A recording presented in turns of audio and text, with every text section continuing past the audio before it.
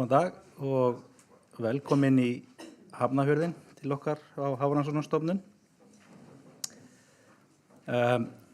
Í dag ætlum við að vera með svona opna málstofu þorskrannsóknir sem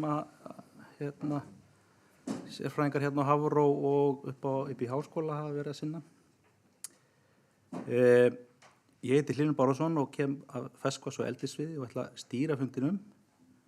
Ætla ekki að vera langorður, en smá svona praktísk atriði. Við erum að tala 15 erindi í dag. Þau eru 12 mínútur og við gefum ykkur inn á milli alltaf 3 mínútur í spurningar. Ég læt þá sem eru með erindin vita þegar 10 mínútur eru liðnar, annars eru þið með klukku í skjánum hjá okkur, þeir sem eru með erindi. Og svo fyrir þá sem eru að spurja, þá eru bara 3 atriði sem ég bið ykkur að fylgja. Og númer 1, að það er að tala í míkrafónin sem ég læt ykkur fá á eftir, svo að þeir sem eru í streymi heyri í ykkur. Og númer 2, ef þið getið kynnt ykkur, svo að fólkið sér ykkur ekki, sem er á streymi. Og svo 3. atriðið, sem að gæti orðið flókið, og það er að vera stuttorður, ef þið getið. In English, það verða erindi sem sagt á íslensku, bæði á íslensku og ensku hérna. In English, briefly, there are 12 minutes per talk, 3 minutes for questions in between the talks. If you have a question, please use the microphone, announce who you are, and be brief. En þá bara ekkert ábúnaði. Við byrjum fyrsta erindi og það er Ingibjörg Jónsdóttir sem ætlar að byrja.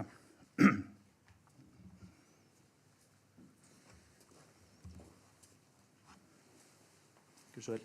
Já, takk. Góðan daginn. Ég ætla semst að byrja þessa málstofu á því að kynna þetta verkefni þorskátak, sem er verkefni sem við höfum verið að vinna síðustu 2 árin. En það var semst fyrir 2 árum, þá settist þessi 5 manna hópur niður sem myndar verkefnastjórn þessa verkefnis og fór yfir stöðu þekkingar og kom með rannsóknarspurningar fyrir verkefnið. En Íslenski þorskstofninn, þetta er einn af stærri þorskstofnum í Norður-Atlantshafi. Hann vex hægar og hann verður kynþroska seinna heldur en suðlægari stofnar og það er helst vegna þess að hitastigið er lægra hérna við Ísland. Á efri myndinni þá sáum við stofnþróunina og græna línan, hún sýnir hrygningarstofninn og hrygningarstofninn minnkaði frá 1955 til sirka ársins 1993. Var í lægð í töluverðan tíma en á þessari öld hefur hrygningarstofninn verið að stækka aftur. Með aukinni stofnstærð þá hefur aldurssamsetningin líka breyst og það eru fleiri stærri og eldri hrygnur í hrygningarstofninum. En þessar hrygnur, þessar eldri og stærri, þær framleiða fleiri egg og þær framleiða líka lífvænlegri egg og lirfur. Þannig að það var búist við því að þegar hrygningarstofninn myndi stækka og aldurssamsetningin breytast, þá myndi nýliðinu líka aukast. Nýliðuna sjáum við svo á neðri myndinni, en hún hefur ekkert verið að aukast alveg í takt við stækkandi hrygningarstofn. Stofnunum honum er stjórnað sem einn einingu, en það er samt ýmislegt hér. Það var hægt fyrir 20 árum að gera rannsókn og það var hægt að greina á milli þorsk sem hringdust fyrir norðan og sunnan og einnig djúpt suður á landinu. Þorskarnir, þeir sýna líka ólíkt far. Við erum með grunnfastþorska sem halda sig á minna en 150 metra dýpi allt árið, djúpfastþorska sem fara á nokkur 100 metra dýpi á fæðutíma og svo eru líka þorskar sem eru með blanda af þessum gerðum.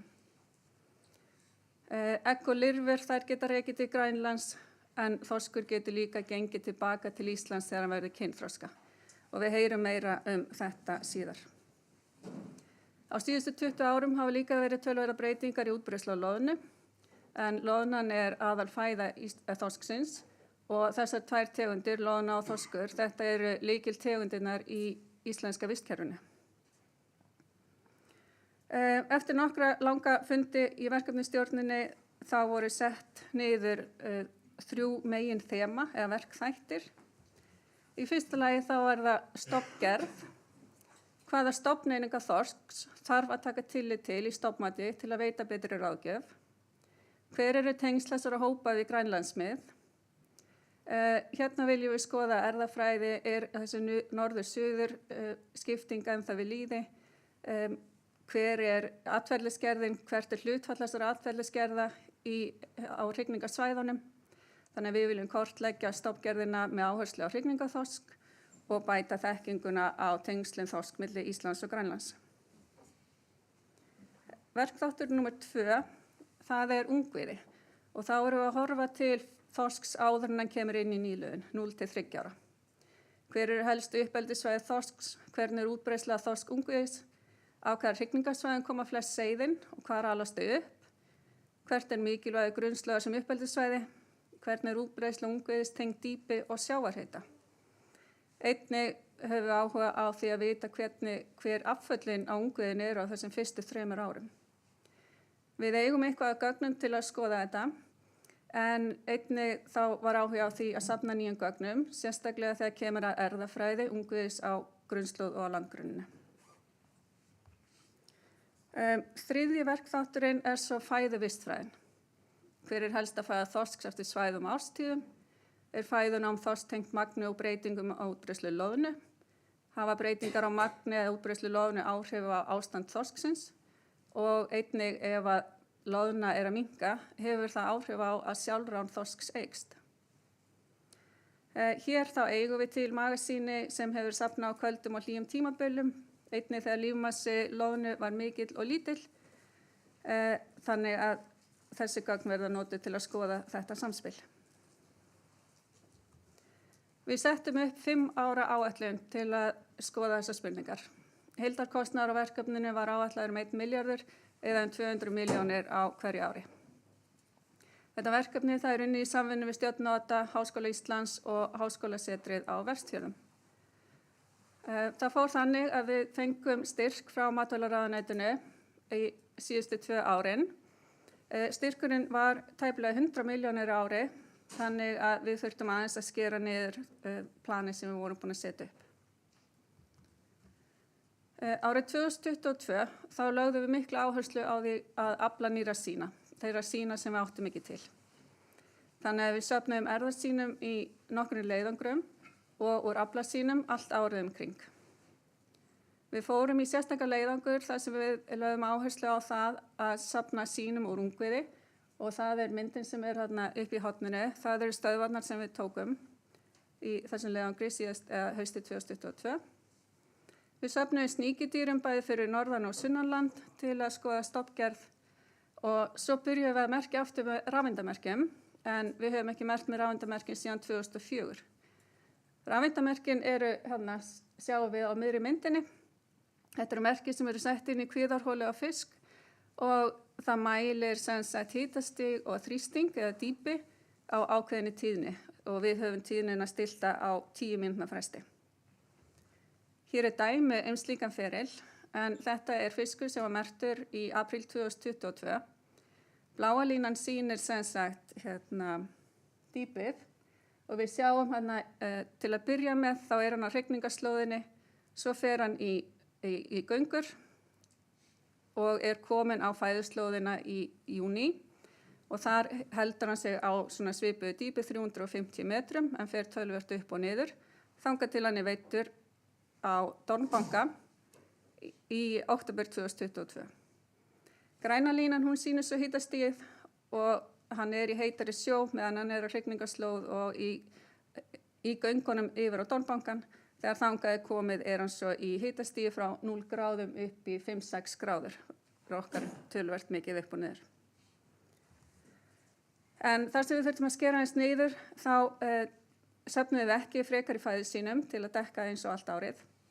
Við fórum ekki það að lesa dægurhringi úr seiðum, en dægurhringir gefa okkur upplýsingar hversu margra daga seiðið og gefa okkur þannig upplýsingar hvenær það klaktist út og þá líklega hrygningarstað.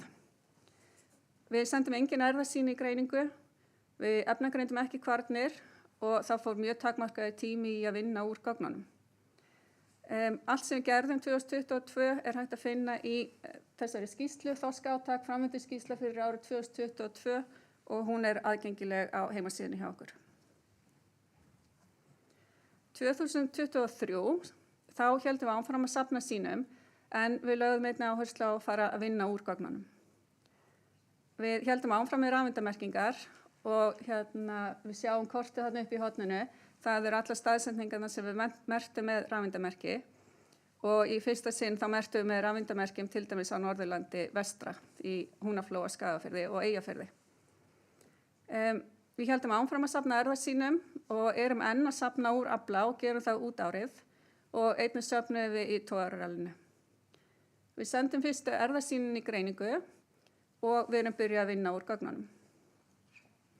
En það var líka forgangsröðin hér, þannig að við merktum ekki með eins mörgum rafeindamerkjum og við hefðum viljað. Við réðum ekki nema eða nýdoktora til að vinna úr gögnunum og við sendum færri erfðasýni í greiningu en við hefðum viljað. Það fjölmargir sem hafa komið að þessu verkefni á síðustu 2 árum. Að undirbúa skipuleggja sýnatöku og leiðangra, taka þátt í leiðangrunum, afla sýnum í landsýnatöku, vinna sýni og ganga frá þeim í landi og vinna úr gögnunum. Og ég tel að við höfum nýtt þessi 2 ár mjög vel. Við búin að safna 9 sýnum sem okkur vantaði og við byrjað að greina þessa sýnin og rafeindamerkin að endurheimtast og ég held að við séum komið með ríflega 40 rafeindamerki tilbaka. Hins vegar þá við bara rétt að byrja úrvinnslu á gögnunum og þessar kynningar í dag hluti af þeirri vinnu, en við bara rétt að byrja að krafsa í spurningarnar og það enn mjög mikið sem við eftir að svara. Því miður þá verður verkefnið ekki styrkt á næsta ári og þetta þykir okkur mjög óheppilegt.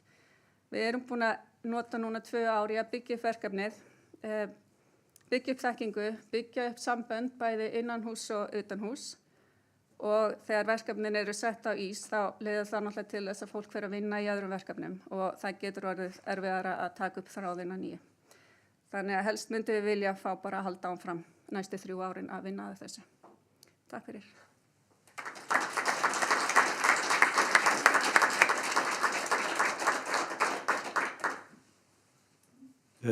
Tími fyrir spurningu eða spurningar ef einhverjar. Þetta var svona almennt yfirlit. Þið eftir að fá frekari upplýsingar allt þetta sem ég nefndi bara í næstu erindum. Þannig að þá bara vindum okkur í erindin. Takk, Ingibjörg.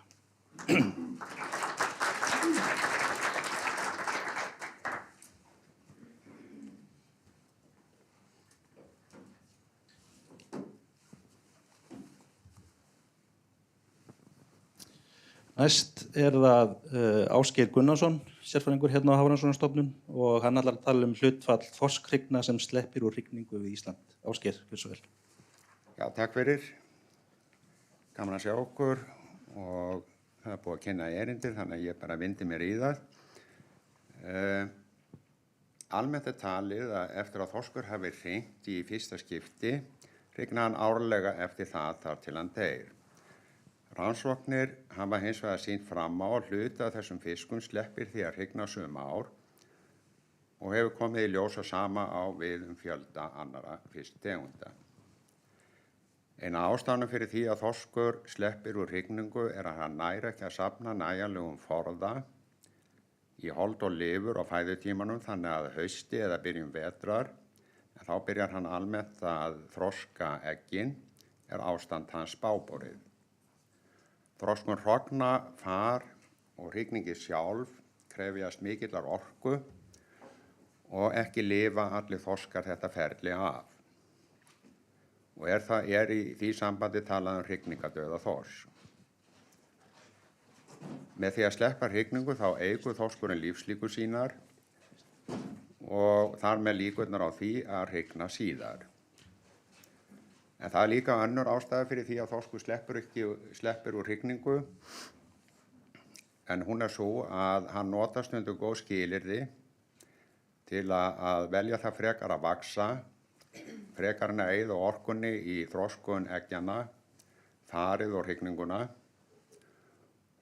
og það eru ýmsir kostir fyrir þorsk að vaxa.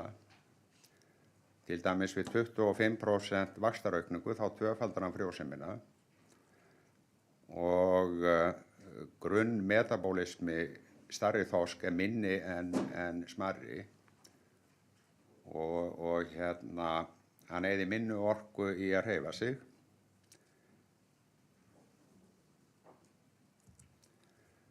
Það eru þekktar 3 aðferðir sem fiskar nota til að sleppa hrygningu. Sú fyrsta er að byrja ekki að þroska hrognin til hrygningar, en þá er átt við kynþroskastigi vítilógenes eða gulumyndunarstig. Önnur er að byrja að þroska hrognin að hætta svo við og eyða hrognunum með svokallaðri atresíu. Þriðja er að fullþroska hrognin en hrygna þeim ekki, en ég hef ekki séð neitt þetta hjá þorski að minnstakosti í náttúrunni. En hvað er þá hlutfallið mikið að kynþroska þorski sem sleppur úr hrygningu? Jaragína mat að 4–21% af þorski í Barentshafi slepptu úr hrygningu á árinu 1984 til 2006, en Skærensen að 50% af 60–100 cm þorski hefðu gert það árið 2008. Á flæmska hatti var metið að 14–51% af kynþroska þorski hefði sleppt því að hrygna á árinu 1978 til 1985. Smith Sound er hrygningarslóð þorsk við Kanada og á árinu 1999 til 2004 var hlutfall þorsk sem sleppti úr hrygningu þar metið 20–50%. Ég ætla þá aðeins að víkja þessari rannsókn sem tengist þessu verkefni. Tilgangur þessara rannsóknar er að meta hlutfall þorskrygna sem sleppa úr hrygningu við Ísland. Bæta almennt kynþroskastigs greiningu á þorski, kanna hvort að samband sé milli hlutfall þorsk sem sleppur úr hrygningu og líffræðilegra eða umhverfislegra breyta, til dæmis ástand fisksins, hitastig og svo framvegis. Árlegt vorral Hafrannsóknastofnunar hefur verið framkvæmt árlega frá árinu 1985 en í því eru teknar 500 stöðvar umhverfis Ísland. Rallið er gott til að meta hlutfall þorskrygna sem sleppa úr hrygningu, meðal annars að því það er framkvæmt rétt fyrir hrygningatíma þorsk. Í þessari rannsókn notum við gögn frá árinu 1996, en það ár var tekið í notkun kynþroskastigi 5 sem þýðir óviss greining og teljum við að flestar ef ekki alla þorskhrygnur sem greinda voru þessi stigi hafa verið að sleppa hrygningu. Árið 2017 var síðan tekið í notkun kynþroskastigi 5.2 sem þýðir þorskur sem sleppur úr hrygningu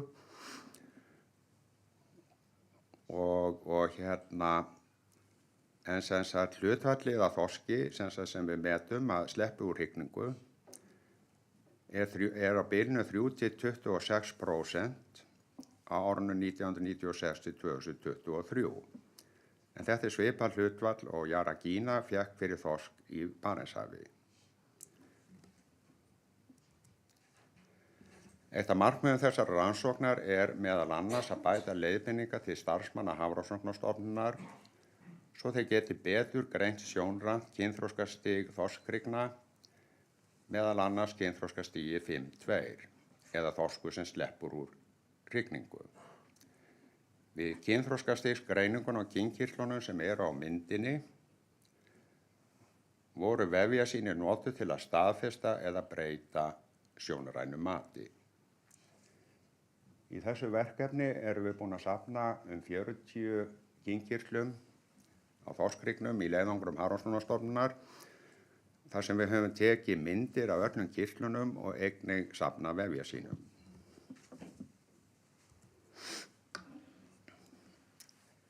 Til að athuga hvaða breytur hefðu áhrif á hlutfall þorsk sem slepptu úr hrygningu voru eftirtaldar breytur notaðar sem spábreytur í línulegri akvarsgreiningu. Ástand og lifrarstöður, fiskveiðidauði botnirni, heildarmaga innihald í þorski, heildarmaga innihald loðnu og heildarmaga annarra fiska en loðnu. Þess skal getið að þessar breytur eru árleg meðaldöl sem voru metin á haustin fiskveiðidauðinn og voru gildin fram 1 ár svo þau pössuðu við það ár sem hlutfall þorsk sem sleppti úr hrygningu var metið.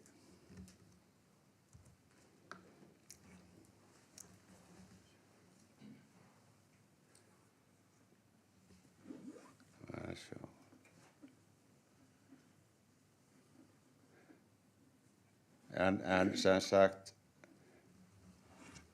við gerðum sem sagt línulega akvarsgreiningu á þessum breytum og síðan notuðum við hérna akvarsgreiningu til að athuga hvaða breytur höfðu áhrif á hlutfall þorsk sem sleppti úr hrygningu og það kom í ljós að það voru öllum breytunum hent út nema ástand. En ástandsstöðu skýrði 44% af breytileika í hlutfalli þorsk sem sleppur úr hrygningu og var jákvætt samband milli ástandsstöðuls og hlutfallsins. Samkvæmt þessu þá þorskur sem í góðu ástandi líklegri til að sleppa hrygningu en sá sem í lakari ástandi.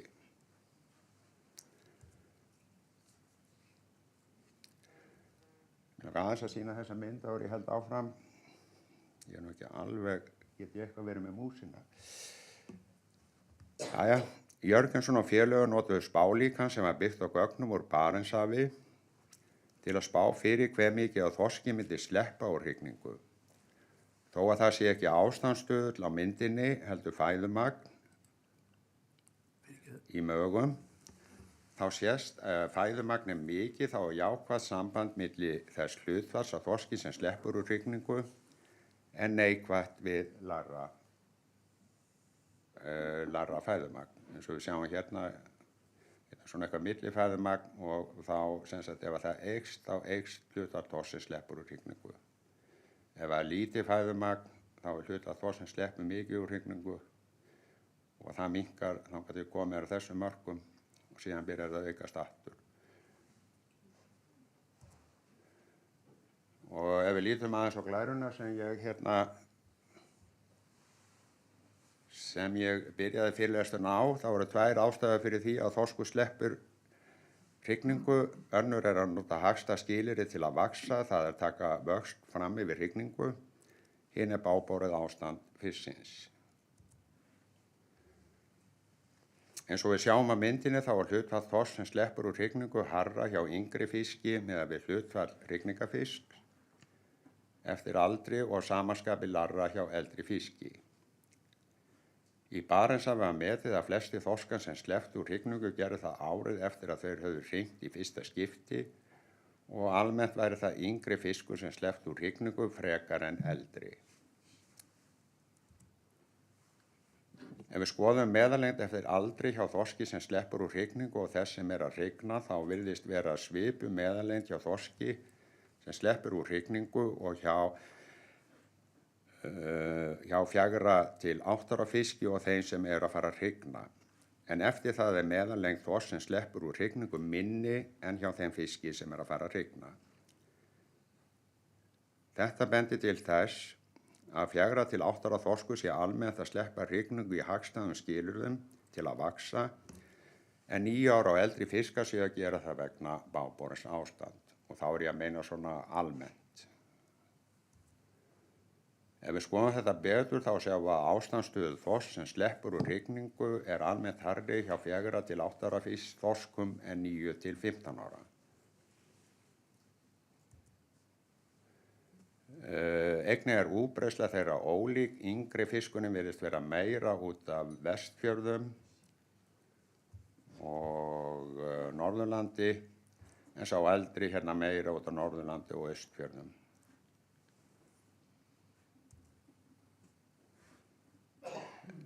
Niðurstöður þessa verkefnis hingað til hlutfall þorsks sem sleppur úr hrygningu við Íslandi á bilinu 3 til 26%.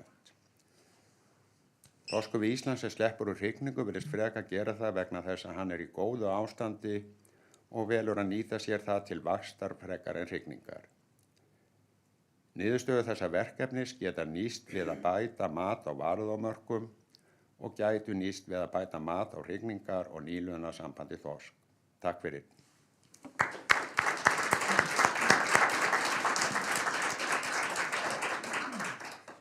Takk fyrir það, Ásgeir. Til að byrja á því að byggjast velvirðingar fyrir þá sem á streymi. Það var einhver tæknileg mistök í upphafi, en þetta ætti að vera komið í lag núna. Spurningar fyrir Ásgeir.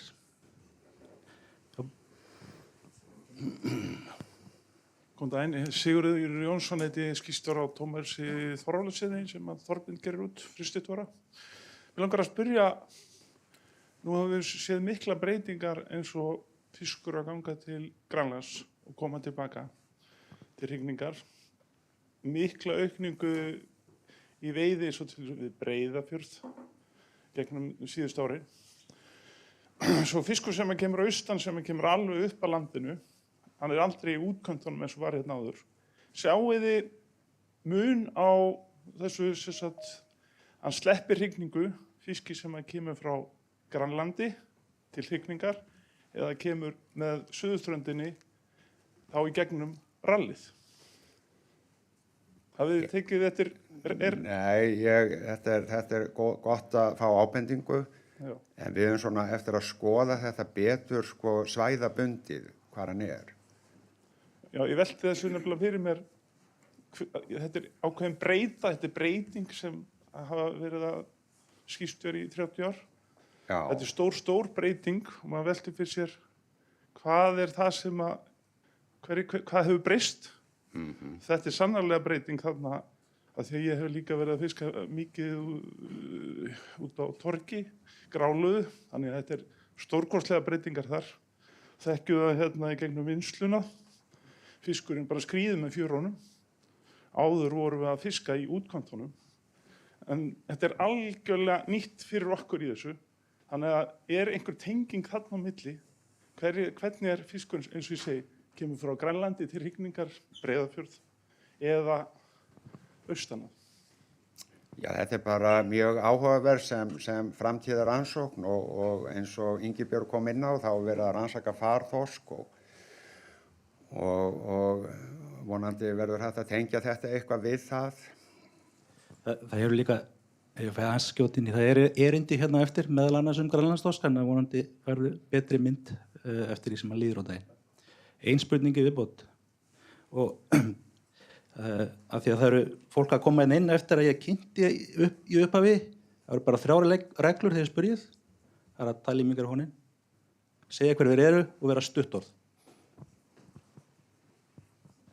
Já, góðan daginn, Artúr Bogason heiti ég. Bara ein lauflétt, eitthvað samhengi á milli fjölda þessara fiska sem að sleppa því að hrygna og stærð, annars vegar hrygningarstofnsins og hins vegar stofnsins í heild? Menn hafa talað að menn hafi séð eitthvað þetta, að hann sleppti jafnvel meira úr hrygningu þegar stofninn væri stór. Ég prófaði aðeins að skoða hrygningarstofn og fékk nú ekki samband, en ég held að við höfum bara eftir að skoða þetta miklu betur. Þannig að það gæti nú komið í ljós þegar við förum svona betur í gögnin. En allavega ekki, ég sá þetta ekki núna allavega. Ok, takk fyrir það, Ásgeir.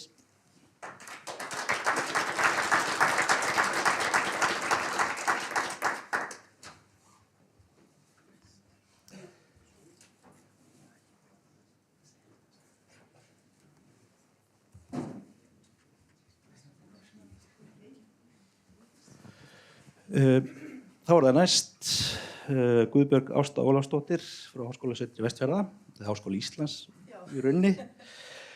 Hún ætlar að fjalla uppeldisstöðvar þorskseiða á Vestfjörðum. Gjörðu svo vel. Takk, Hlynur. Ég kannski bara leiðrétta það, ég hef aldrei unnið hjá Háskólasetri Vestfjarða. Ég starfa sem sagt hjá Háskóli Íslands sem vísindamaður og forstöðumaður Rannsóknaseturs Háskólans á Vestfjörðum. Just a quick note to the non-Icelandic speaking audience. I was sort of planning to give this talk in English, but I see that there are more people in the room that are going to benefit from the Icelandic. My slides are in English, but often what I'm going to be saying doesn't really align well to what's on the slides, so I hope you forgive me and just please ask me afterwards. Já, góðan daginn. Ég ætla sem sagt að vera að tala rannsóknir á þorskseiðum á Vestfjörðum. Ég hluti af þorskáttakinu sem Inga talaði áðan. Mörg ekki að vita að ég var svona frekar upptekin í september í fyrra og í raun og veru þá þetta eina sem ég gerði inn í þetta verkefni.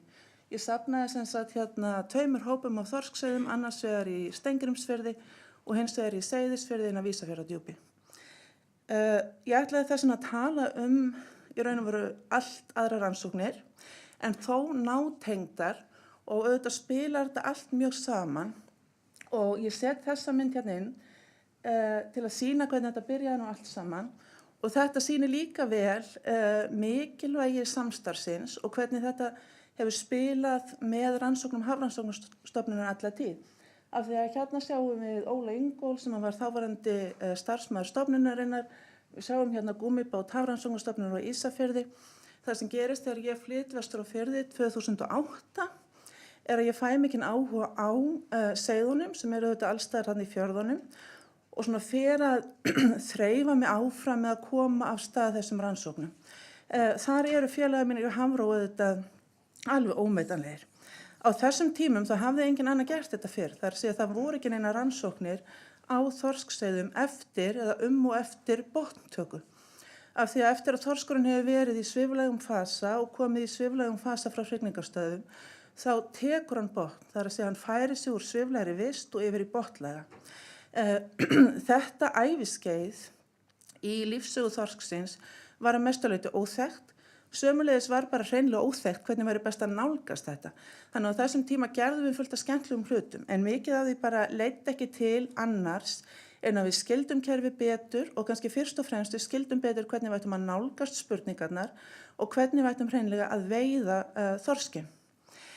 Eftir þetta nokkur ára af þessum tilraunum þá færði ég áhersluna töluvert yfir það bara að vera með meira tilrauna tengda rannsóknir. Það að segja við byggðum upp rannsókna aðstöðu þar sem við getum gert tilraunir á litlum fiskum og öðrum sjáadýrum og við höfum birt töluvert af þessu. En var þetta bara of erfitt? Ég vil nú ekki meina það, þú veist maður græðir alltaf á tilraununum og ef maður prófar ekki neitt nýtt þá lærir maður heldur ekki neitt nýtt. Þannig að það sem gerðist hérna í kjölfarið það sem ég ætla að fókusa kannski hérna mest á í dag, að árið 2015 þá verður ákveðin grundvallarbreyting á þessum rannsóknum. Og kannski frá mínu sjónarhorni það sem að breytist að það kemur inn doktorsnemi, Anja Nikkel, sem var eins og ég til að keyrum alla Vestfirði með gúmmíbát og bara reyna að veiða, þangað til að við svona loksins fundum út úr þessu. Og það sem við gerðum á þessum árum var að fara frá Breiðafirði í suðri firðina, þá við fókusuðum reyndar á Arnarfjörð og Ísafjarðardjúp og síðan yfir í Húnaflóa, þar sem við veitum yfirleitt á 2 stöðum. Á sama tíma þá var þetta rækjuleiðangur Hafrannsóknastofnunar sem að fór alla jafna fram í Arnarfjörð og Ísafjarðardjúpi og þar kemur náttúrulega gífurlegt magn eða gífurlegt magn kannski orðum ekki, þar kemur þó nokkuð af þorskseiðum inn sem meðafli. Og í gegnum samstarf við stofnunina þá fengum við oft sýni úr þessum leiðangrum. Hvað gerðum við þessi seiði? Nú við auðvitað mældum þau og vigtuðum þau. Við tókum úr þeim magan til að skoða hvað þau voru að héta. Við tókum líka vefjasýni og beittum á það stöðugum efnasamsettum. En það eru efnamörk sem geta sagt okkur hvað fiskurinn var að héta svona síðustu 4 til 6 vikurnar. Á sama tíma þá tókum við sýni til að taka hérna erðasýni og þá vorum við þetta fyrst og fremst að hugsa þessa stofngerð sem aftur Inga minntist á áðan. Það að segja við vitum þá öll að þorskurinn ekki alveg einsleitur í kringum Ísland. Það eru mismunandi hópar, mismunandi fargerðir og svo framvegis. Og við vildum nota erðafræðina til að reyna að fá þennan metil á það varðandi seiðin okkar. Og góðir hluti gerast hægt og fyrsta greinin úr þessum rannsóknum sem hófust 2015 var rétt að birtast núna. Þar erum við að sýna á þorskseiði sem við vorum að veiða nálægt landi. Það er að segja mjög grunnt og þorskseiði sem komu úr rækjuleiðangri Hafrannsóknastofnunar. Þar var dýpið frá 30 til rúmlega 100 metrar. Og þetta Arnarfjörður og Ísafjarðardjúp sem hér undir, þau eru gjörólík. Það er að segja að þorskseiðin sem Hafró var að veiða, þau eru nær eingöngu með erfðafræðilega gerð eða arfgerð sem að tengist á þessum farþorski eða úthafsþorski. Meðan að seiðin sem við vorum að veiða mjög grunnt, þau voru eiginlega eingöngu af þessum meira staðbundna þorski eða þorski sem þú býst við, það sem Hafró kallar grunnfarsþorsk. Og þetta eru auðvitað alveg gífurlega merkilegar og mikilvægar niðurstöður. Við getum ekki sagt til það beint af hverju þetta svona. Sambærilega niðurstöður hafa komið fram í Noregi og þar leitu menn líkur að því að þetta verður út af seltubreytileika. Seltubreytileiki í íslenskum fjörðum eru þetta ekki sambærilegur við það sem gerist í Noregi, þannig að persónulega finnst mér það ólíklegt, en það þó mögulegt. Og það var meistarinn minn Sjón Turnbull sem vann erfðafræðina þarna fyrst og fremst. Þetta eru niðurstöður sem ég er að kynna hér. Það er að segja að þetta eru bara seiði frá Ísafjarðardjúpi. Við erum með svona í kringum 3000 fiska sem við erum að vinna með og þetta þá hlut síni af þessu. Þar þá veitum við seiðin ekki bara einu sinni tvisvar yfir haustið, heldur við byrjum í júlí og við veitum á svona viku 10 daga fresti bara eins lengi eins og þau voru þarna. Þau færa sig þetta utar og dýpra þegar líður á veturinn, en við sem veitum bara seiðin eins og þau kom inn. Og það sem þið sjáu hér eru sem sagt niðurstöður úr Generalized Additive Models, ég bara hreinlega veit ekki hvað heitir á íslensku. En þetta allavega líkan sem að gefur okkur þessar kurvur sem þið eru að sjá hérna og þið sjáuð hérna árgangana 15, 16, 17, 18 og 19. Og svona stóra myndin, ef þið horfðu á grafið hérna efst til vinstri, þetta sýnir sem sagt hvernig seiðin hækka í fæðuvist yfir þetta tímabil frá júlí og fram í byrjun desember sem var síðasta sýnatökudagurinn. Og þið sjáuð að þetta getur verið mismunandi á milli árganga en í öllum tilfellum þá gerist það auðvitað og þau eru að fara ofar í fæðuvist. Það er auðvitað mjög eðlilegt, þau eru að éta hvort annað. Þau eru að éta líka krabbaflær og annað og þetta leiðir allt til þessari hækkandi fæðuvistar í hérna sem við erum að sjá með stöðugum efnasamsætum. Neðri myndin þarna hins vegar, hún sýnir hve mikið þau eru að færast yfir í vistgerð sem að tengist á Grynnravatni og það er svona alla vegana. Ef við skoðum þessa sömu fiska, vöxt þessara sömu fiska yfir sama tímabil sem er grafið hérna til hægri neðarlega, þá sjáum við líka vöxtur þeirra er mjög mismunandi á milli ára. Og það sem að mér finnst kannski áhugaverðast við þetta graf er að við skoðum þá stærðina á þessum árgöngum. Þetta er mjög lélegur upplausn, ég bara klippti þetta út úr skýrslum Hafró. Lituðu börin hérna til hægri, sýna metnastærð á árgöngunum 3 ára, nokkuð áræðanlegt mat og þá sjáum við að 15 og 18 svona eru aðeins herri. Gráu gröfin sýna þetta byggt á hérna niðurstöðum úr rækjuleiðangrunum í Ísafjarðardjúpi.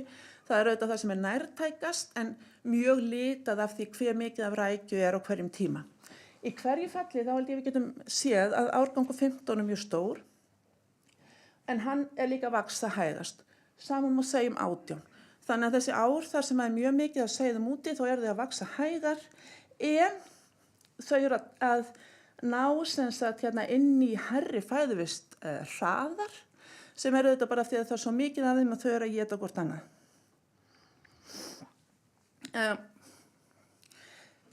2020 þá var þetta svona, já við vorum komin inn með þessi 5 ár og vissum ekki alveg hvað þetta að gera eða langaði að gera eitthvað nýtt. Fyrirgefðu Jónas. Þetta er skjáskot hérna af fundi sem var haldinn hérna þetta leyti þar sem var verið að fara yfir, getum við notað svona nýja mælitækni, svona fjarmælingar til að vita eitthvað ferðir og hérna vistfræði dýra. Og hún er hérna Lucy Hawks að segja rosa fyndin brandara sem er það að margar rannsóknirnar okkar snúast í grunninn bara what are the fish even doing out there. Það er að segja að við erum bara að gera þetta forvitni af því við viljum vita hvað er í gangi að út í sjó. Okkur hérna, mér og Freydís sem fannst þetta greinlega rosa fyndi, Jónas ekki svo mjög. En eftir þetta þá hérna fórum við að stað með stór verkefni sem voru mjög heppin að fengu styrkt úr Annars að nota hérna hlustunamerki til að fylgjast beinlínis með ferðum fiskana. Og hvað eru hlustunamerki? Það eru örsmá merki líka rafeindamerki en þó ólík merkjunum sem að Inga lýsti áðan. Þau eru grædd í kviðarholið á fiskinum. Við þurfum að nota þau með svona hlustunardublum eins og þau sjáðu hérna til hægri. Þegar að merktur fiskur syndir fram hjá hlustunardubli, þá er hann pikkaður upp. Þá vitum við nákvæmlega hvað hann er. Og fyrsta verkefni sem við fórum á stað með þessari aðferðafræði var í Seyðisfirði inn á Ísafjarðardjúpi. Og hér eru niðurstöðurnar úr þessu verkefni. Við gerðum þetta í 2 ár, 2020, 2021. En svo ég sagði þetta tekur mann alltaf smá tíma að fatta hvernig það var að gera eitthvað nýtt. Rauðu hringirnir hérna sýnir raun og veru bara hvar við vorum oftast að sjá fiskana og hver rauður hringur táknar eitt hlustunardöfl sem er út í firðinu. Myndin hér til hægri sýnir síðan hvernig þessi fiskar eru að færast í dýpi og tengja það við hitastig. Og þetta eru líka hérna niðurstöður úr líkonum sem eru sem sagt plottaðar upp þarna. Þarna vorum við ennþá mikið að hugsa bara allra minnstu seiðinu. Við vildum skilja lifun þeirra, við vildum skilja hvað þau voru að gera. Það kom í ljós að pingulítil seiði, undir 20 cm, þau eru náttúrulega fyrst og fremst bara í mjög grunnu vatni og hitastigið virðist hafa óveruleg áhrif á dýpisval þeirra. Þessi seiði, þó nokkur hluti af þeim, valdi sér líka, þetta er spurning hvað velur fiskurinn meðvita, eða hverju falli var í firðinum allan veturinn og það getur verið tengt ástandi. Það er að segja, seiði í lélegra ástandi takað svona það besta og velja sér að vera inn í fjörðunum yfir veturinn. Stærri fiskarnir, hreyfing þeirra var mjög tengt hitastig eins og þið sjáið og þeir komu bara inn í grynnra vatn á sínu svona besta hita, kjörhita í kringum 8 gráður. Stór hluti af þessum seiðum var merktur með merkjum sem að breyta merki ef að fiskarnir eru étnir. Það er að segja, við getum notað þessi merki til að meta beinlínis afránið, hvað er verið að éta mörg seiði. Og á þessu tímabili sem kerfið var úti, júlí fram í nóvember, það voru 6,7% þorskseiðanna étin og það eru 0,03% á dag sem er alveg slatti. Og ég tek það fram að þetta er bara afrán.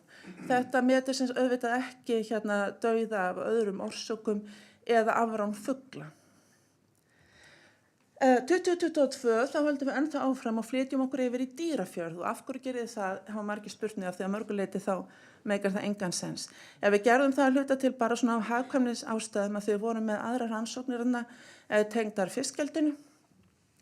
Og það eru þetta í sjálfu sér áhugavert að því að ef þú ber saman Seyðisfjörð og Dýrafjörð þá eru þetta mörguleiti gjörólíkir firðir og Dýrafjörður það eru þetta miklu meira álag ef svo má segja.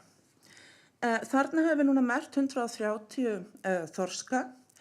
Við fókusum á aðeins stærri þorsk, það er að segja við erum ennþá með eins og fiskareyndar en líka með 2 ára og jafnvel 3 ára. Sömuleiðis að því við viljum ju skilja munin á þessum fargerðum þá höfum við sérstaklega reynt að veiða þorska þá dýpra úti, gert það í samstarfi við Ingu og rækjuleiðangurinn.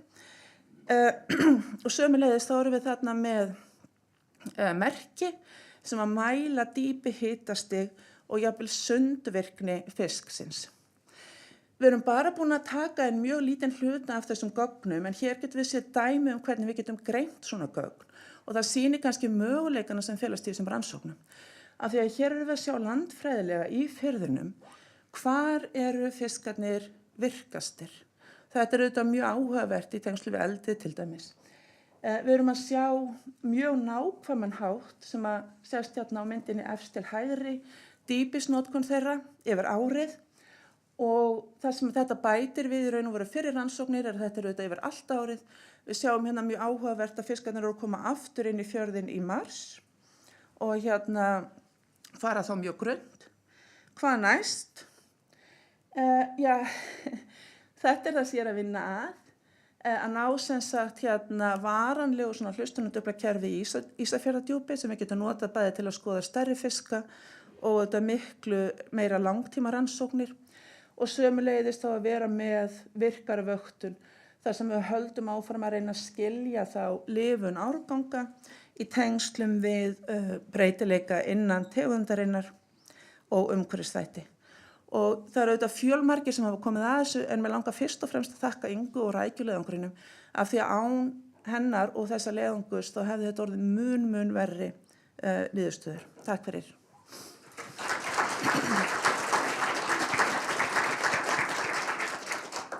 Takk hérlega. Einhver spurning?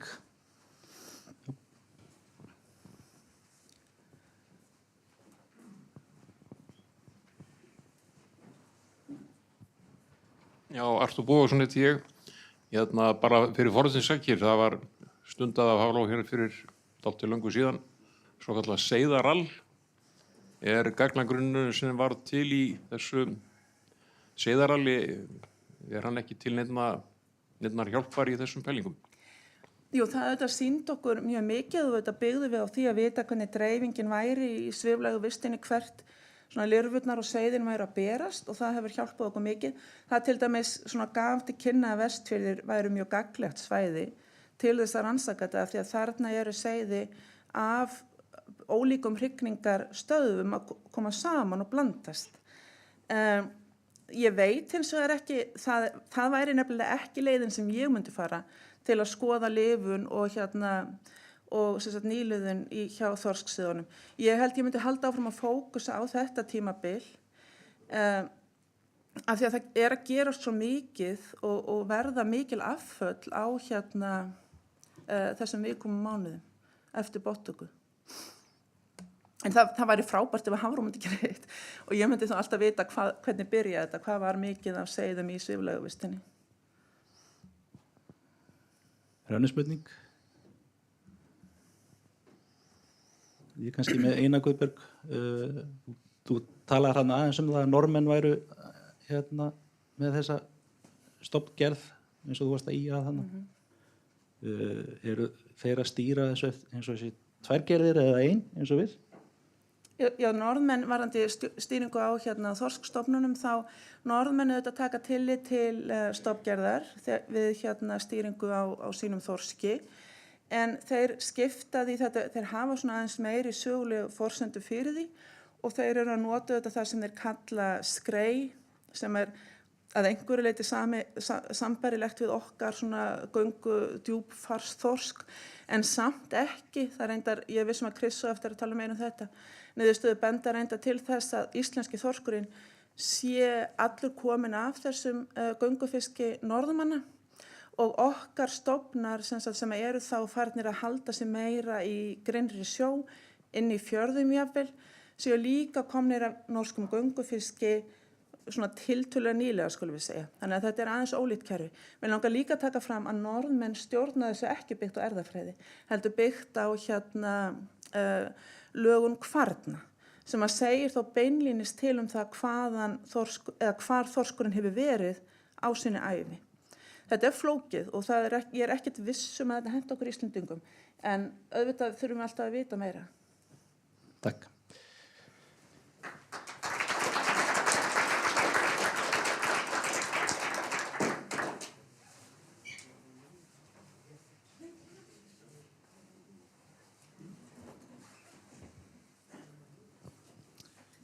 Já, þá það næst Petrum, já það ertu, fann ekki. Hún er sérfræðingur á Hafrannsóknastofnunum, hún ætlar að fjalla ástand og fæðuval þorskseiða víðs vegar umhverfis landið. Gjörðu vel, Petrum. Já, komið sæl. Það segja ykkur aðeins frá þessu. Eins og Ingibjörg var að minnast á áðan, þá hefur þorskstofninn verið í aukningu og verið stöðugur undanfarin ár, en nýliðunin hefur verið heldur sveiflukennd. Og þá vekur það upp spurninguna með hvað er að gerast hjá ungviðunum meðal annars. Og við höfum líka litlar upplýsingar fyrsta veturinn eftir bottöku eins og Guðbjörg var að tala núna áðan. Og í þessu verkefni þá erum við að skoða líkamsástand seiða og fæðuval þeirra, hvað við erum að éta. Og við höfum tekið stöðvar alveg frá Vestfjörðum til Austfjarða og þetta er tekið í hauströllum og rækjuleiðangrum sem að fara í september og október. Og þessi sýni höfum við tekið frá árinu 2019 til 2022 og dagar ársins sem að þessi sýni eru tekin eru frá degi 256 til 290. Við reyndum að skipta upp þessum svæðum aðeins, eða skipta þessum stöðum upp aðeins í svæði, að við viljum bera saman seiði inn á fjörðum og út fyrir firðina eða aðeins lengra út. Og líka með Ísafjarðardjúpið þá vildum við skoða innri fjörðin á móti ytri partinum af firðinum. Og við viljum gera það sama við Arnarfjörð, en við erum eins og bara með seiði úr innri partinum á Arnarfirði, en ég held að það hafi verið safnað seiðum í ár úr ytri partinum af firðinum, þannig að það á eftir að skoða það. Hingað til erum við komið með 781 seiði og 528 af þeim hafa verið fæðugreind og það voru einmitt söfnuð seiði í ár líka, þannig að það munur bætast aðeins við þessu tölu. Og þegar við vinnum seiðin þá höfum við verið að lengdamæla þau, vigta þau, greina magainnihaldið í tegundir og vigta það og tekið kvarnir úr seiðunum. Og til að reikna líkamsástand á þeim þá notum við Fulton K-gildið sem að tekur mið að bæði þyngd og lengd fiskana. Og stærð seiðana sem við höfum verið að fá er á bilinu 4,7 til 14,9 cm. Og myndin sem er þarna neðan, hún sýnir lengdina á fiskunum eftir svæðunum og þetta eru svæðin sem frá vestri til austurs, frá vinstri til hægri. Og það hefur áður komið, aðrar rannsóknir hafa séð að það er svona stærðagradient frá vestri til austurs og við sjáum alveg smá dæmi það hér, eða svona votta því hér. Og ástand seiðana var á bilinu 0,42 til 1,29 en flest af þeim voru samt undir einum.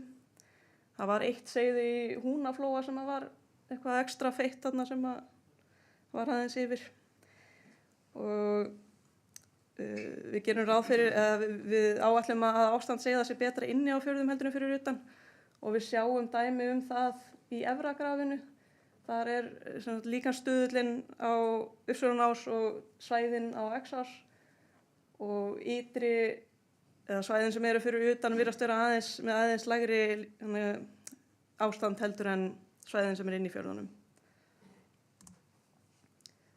Botnhitastig sem við vorum að sjá á þessum stöðum hefur verið á bilinu 0,3 til 9,2 stig og það virðist vera að hitastigið hafi eitthvað smá áhrif á líkamsstuðulinn. Eins og sjáum á Efragrafinu þá fellur aðeins ástandið við viss hitastig hann. En dýpið virðist ekki hafa mikil áhrif á ástandið. Og flesta stöðarnar sem við höfum verið með hafa verið á Vestfjörðum, í Arnarfirði og Ísafjarðardjúpi.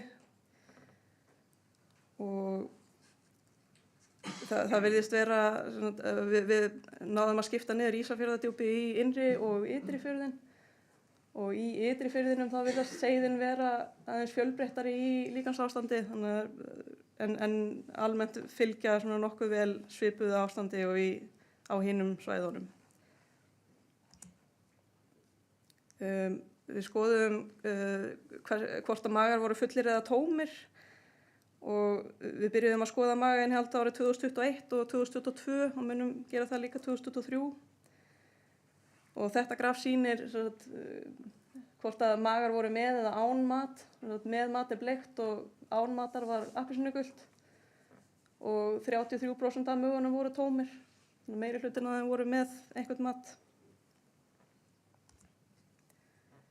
Og svo ef við skoðum fæðuval seiðana þá er ljósáta og rækja mjög mikilvæg fæða miðað við það sem við vorum að sjá. Kortið sýnir staðsetningar eða svæðin sem við skiptum niður í og hvaða fæðu svæðin voru að éta á þeim stöðum. Og almennt er ljósáta og rækja með mikilvæg fæða en það voru 2 svæði þar sem er meira fiski sem er út fyrir norðanverðu og vestfirði og í Skjálfanda. En annars virðist þetta vera nokkuð einsleitt.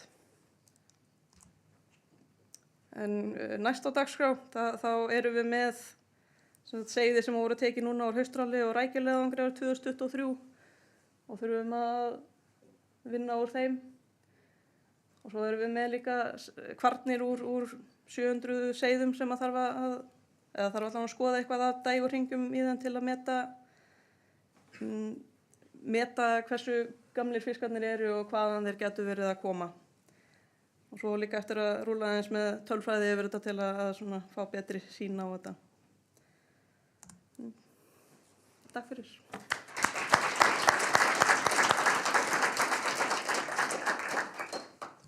Takk Petrún. Spurningar? Ég meina þriðjungur með tóman maga. Hvernig lesum við í það? Nú til dæmis maginn á mér galtómur af því ég borðaði ekkert í morgun. Já, það er erfitt að segja eitthvað mikið til það endilega því að seiðin eru svo ung líka og maginn fæðan fljót að meltast en ég held að sé samt ágætis tölur þannig. Það væri gagnlegt að keyra saman ástand seiða og hvort að tómir og fullir maður séu mjög að vera á. Já, það væri sniðugt að gera það. Já, takk fyrir góðan fyrirlestur. Ég var eiginlega með sömu spurningu og Hlynur með þessi 30% af því að þetta alveg gjörólíkt frá því sem við erum að sjá bara eftir hvernig seiðin eru veidd. Þannig að þegar við veiðum sjálf seiðin og þá erum við að drepum þau samstundis og fristum, þá eru meiri hlutin af þeim með fæði í maga. Sömulegis mjög fjölbreytta og oft mjög smá krabbadýr og miklu fjölbreyttar en það svo það sýndir. Meðan að þetta fjölbreytnin er mun minni í seiðunum sem við erum með úr rækjuleiðangrinu. Og við höfum alltaf bara álykta að það sé fyrst og fremst af þegar út af aðferðafræðinni. Það er að segja að þar eru þau ekki drepin samstundis og það er oft búið að melta eitthvað af fæðinni. Já, það getur liðið smá tími þar til að þau eru fryst. Þannig að það getur haft áhrif, já. Takk fyrir þetta, Guðbjörg. Tími fyrir eina spurningu viðbót. Já.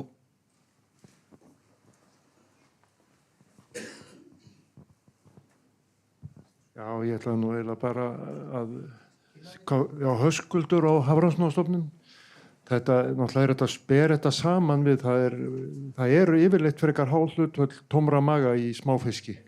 Þannig að þessi 30% alls ekkert mikið kannski með það sem venjulegt. Góður punktur. Takk fyrir þetta, Höskuldur. Herðu, þá bara höldum við áfram. Takk, Petrún. Takk.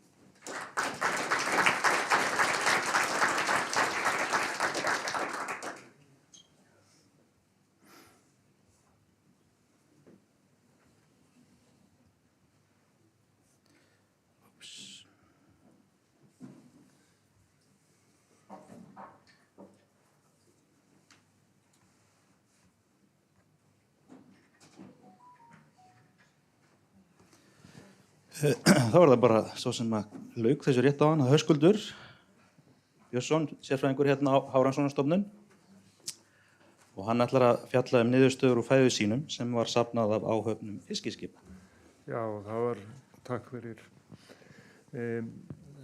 Það hefur alltaf verið svona ákveðin takmörkun á fæðu sínu hjá okkur að við á Hafró eigum ágætis mælingar á fæðu, við tökum magasýni í stofnmælingunum í mars og október og í október tekið úr ansi mörgum tegundum, færri í mars og lengsta var þetta bara þorskur í mars. En hvað fiskurinn að éta aðra á öðrum tímum ársins eins og sumrin sérstaklega. Það er oft talað að sé meira loðna að hafi verið stærstur hluti fæðunar á veturna en hvað fiskurinn að éta á sumrin og við gætum verið með leiðangra allt sumarið en það nú kannski dýrt þannig að við ákváðum að fara á stað með það að safna fæðu sínum fá bara ákveðin fiskiskip til að safna fæðu sínum allt árið og helst að taka bara 1-2 fiska í hverju einustu lögn eða togi.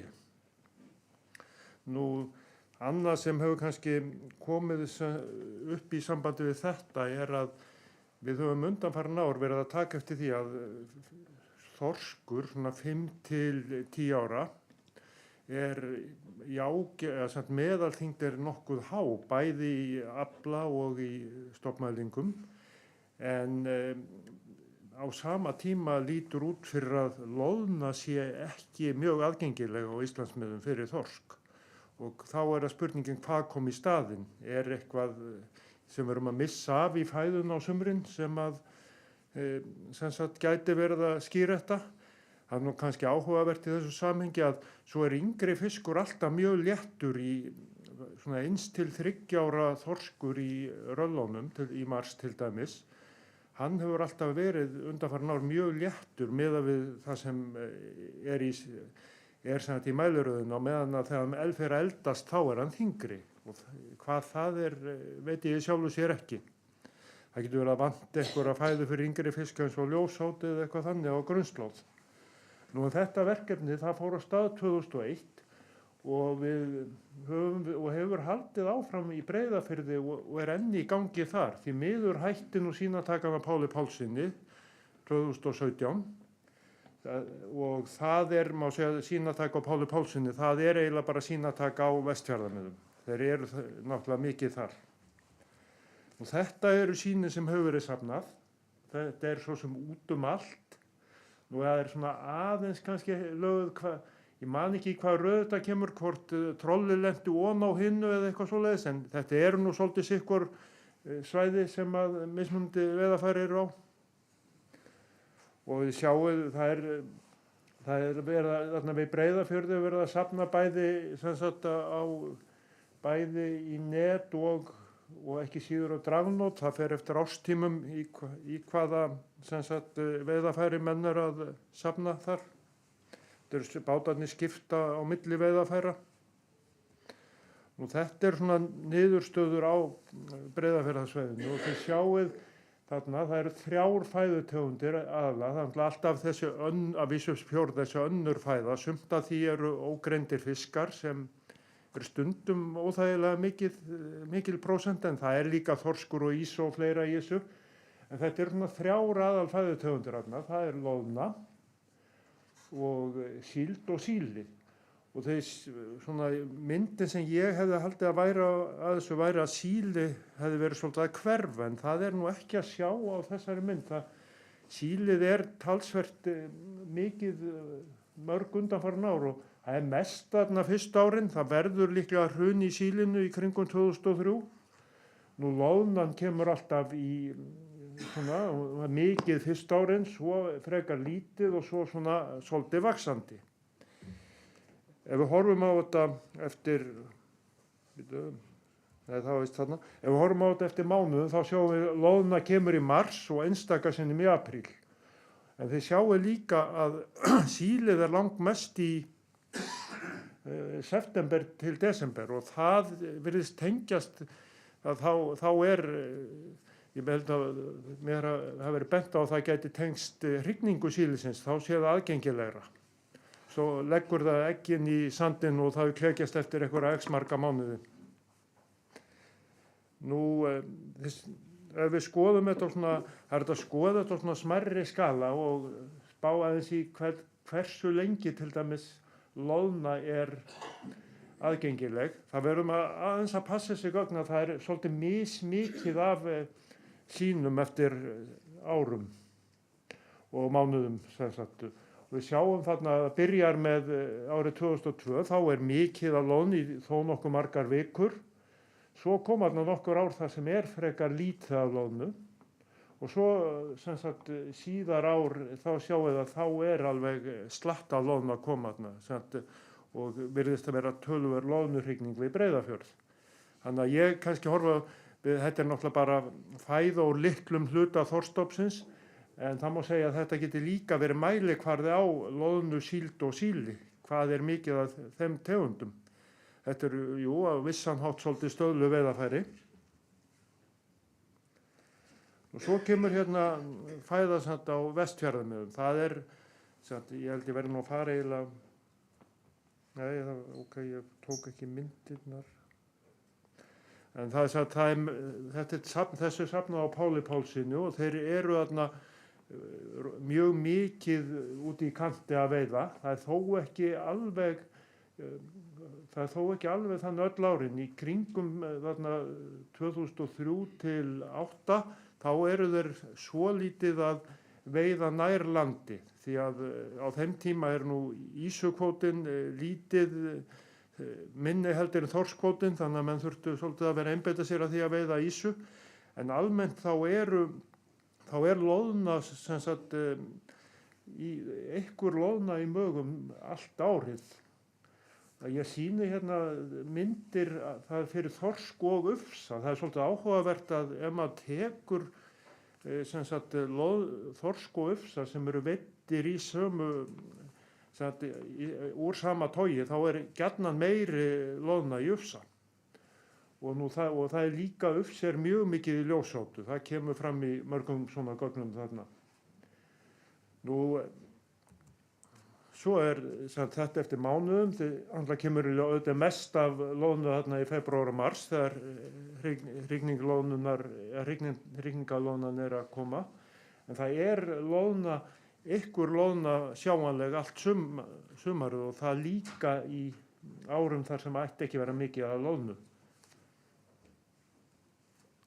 Ef við farum, svo þetta byrjaði nú með stæl og það var safnað á mörgum togurum samt öðrum, sem sagt bara frá Akureyri, Vestmannaeyjum og Austfjörðum í byrjun og þetta bara sýni sem eru út allt en við sjáum að stundum talsvert að kolmunna þarna á sumrin. Þá það sérstaklega á árunum 2002 til 5, 6, 7 þá mjög mikið að kolmunna í fæðu sínum og þá á þeim tíma var líka stór hluti þorskstofnsins fyrir austan land.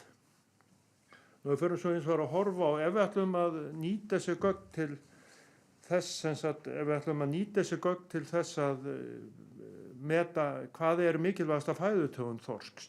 Þá þurfum við að hugsa hvað eru margir þorsk, það ekki nóg að vita þorskur að éta helling af loðnu á Vestfjarðamiðum, en hvað mikið að stór hluti stofnsins á Vestfjarðamiðum. Og maður fer að horfa á það röllin segja ekkert endilega að það sé mjög mikið.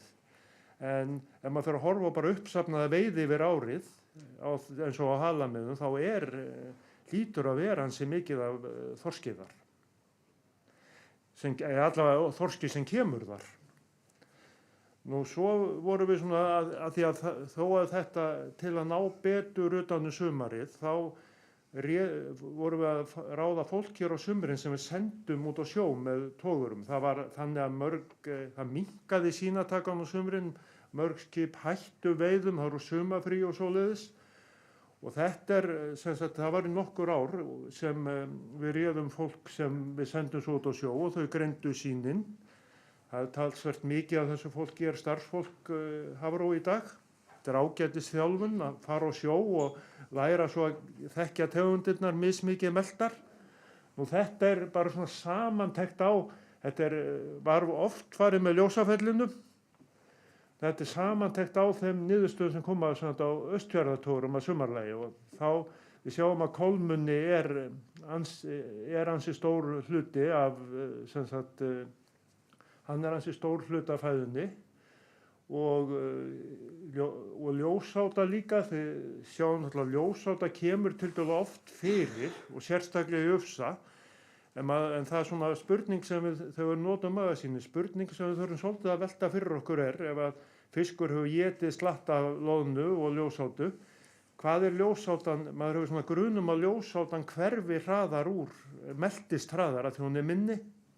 Þannig að við séum kannski að vanmeta hlutdeild hennar í þessum sýnum. Þetta verkefni, því miður datt svolítið botninn úr því 2017 þó það hélt áfram bara við Breiðafjörð og aðeins á grunnslóð Norðurlands en það svona spurning hvort við reynum að halda þessu eitthvað áfram á næstu árum. Það talsverð vinna að halda utan svona söfnun og menn þurfa náttúrulega sem að safna, þeir verða að hafa á tilfinninguna að þeir fái eitthvað svona feedback og gögnin séu notuð.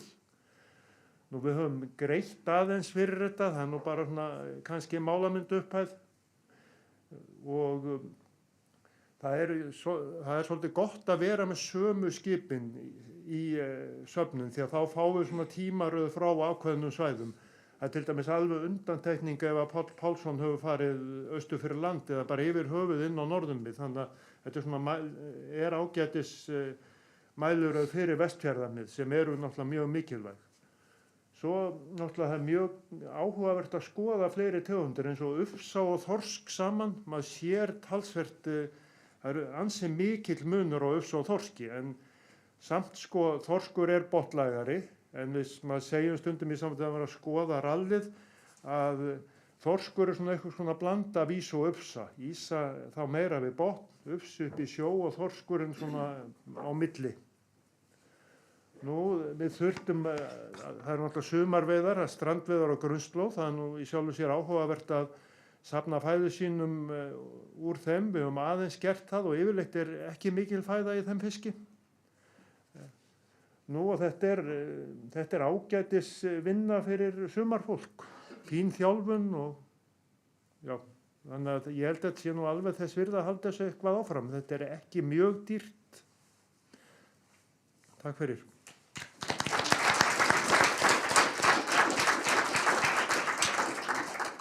Takk Höskuldur. Er þið með spurningu? Takk fyrir góðan fyrirlestur, Höskuldur. Lísa hjá samtökum fyrirtækja í sjávarútvegi. Mér langaði að spyrja bara einu sem þú sagðir hérna. Þú sagðir loðna er að finnast í mögum yfir sumarið. Meira segja á þeim árum þegar á ekki að vera mikið af loðnu. Svona áhugavert. Já, hvað, hérna, bara getur kannski útskýrt aðeins betur hvað þú varst að meina. Sko, mælingar á loðnu, þetta er svo sem þekkt að það mælist engin loðna en það kemur að sést alveg loðna í mögum þorsks til dæmis og þetta er náttúrulega kannski getur tengst í að það er bara einhver dreif af loðnu og að hendar þorski og botnfiskum ágætlega að éta úr svoleiðis dreif. Stundum verða að gæla við þá hugmynd að ef að loðna gengur í rólegheitum inn á landgrunnið einhvern tímann yfir sumarið þá sé hún bara étin jafnóðum upp og þú sjáir aldrei neina loðnum, það myndist aldrei neina alvöru torfa. Sigurður Tómasi Þorvaldssoni, takk fyrir mjög áhugaverða margt þarna sem að kemur. Eins og þú nefndir mikill áhugaverður ufsa, eins og náttúrulega við þekkjum að við ufsa núna en það er þetta með ljósátuna sko, sem er mjög áhugavert og er tenginga því að það er nú þannig eins og hjá okkur út á sjó. Maður spyr oft hásetana hvað er í maganum á fiskinu sko, hvað er hann að borða og ef þessi mikið fiskir í þá spyr út af hver er hann. Og ufsin er hann bara svoleiðis, þá er það bara átan sem er. Og við sjáum hrun í átu eins og við sjáum ufsaveiði við suðurströndina, þar sem var bara hrun. Það þú keyrðir grunninn, sildir grunninn, og það var ekkert að sjá, það náttúrulega þá er engin fiskur. Þannig að þegar átan fór, þá náttúrulega kom ekki og ufsin er þessi flökkufiskur. Svo kemur þetta sem að hún kom inn og þau voru að tala um í sambandi við loðnuna. Það er þetta dreifða sem við erum að sjá núna, hún er bara miklu, miklu dreifðari heldur en var hérna áður. Við erum að fá hana í grálúðu fyrir austanland að sumri til. Það er bara, þá er loðna bæði í grálúðunni, sem að kemur frá Noregi og í þorskinum. Og þetta á við alls þar í kringum land, hún er bara miklu dreifðari og þá kemur það náttúrulega sem við höfum oft talað um að fá mælingu á eitthvað þegar hún er dreifðari sko. Þannig að mér finnst þetta mjög áhugavert ég ætla svo sem ekki að spyrja neitt, þetta er bara svona smá útúrdúr. Mér hefur nú reynda dottið í hug hvort að ef það er ljósáta þá sé verra veiða ufsa í botnvörpu. Hún safnar sig saman, þetta ef að sé til dæmis við. Það er svoleiðis að þetta koma svona flekkir sko. Og ef ljósátan eða kulddeppan sem var, þá vildi hún vera svona í jaðrinum á það sem var. Hún var ekki inn í því kannski. Hún dróst í einhverju svona átu. Svo safnaðist hann á ákveðin blett sko. Með kvarnirnar sem vorum að tala um, við vorum lengi og þá var ég á Hrafni Sveinbjarnarsyni í 29 ár. Þá vorum við í gráluðu kvöldnánum þarna út á torgi og það var mjög gaman, sko. Strákarnir höfðu mjög gaman að þessu, sko, þegar þetta var, já, þannig ég held að hvet ykkur til þess að, ef væri hægt einhvern veginn að halda þessu áfram, sko. Því að við erum alltaf til. Sjálfboðið? Já. Takk fyrir það. Ekki tími fyrir fleiri spurningar. Ég minn ykkur á að reyna að vera stuttorð og nýtmið. Takk, Höskuldur.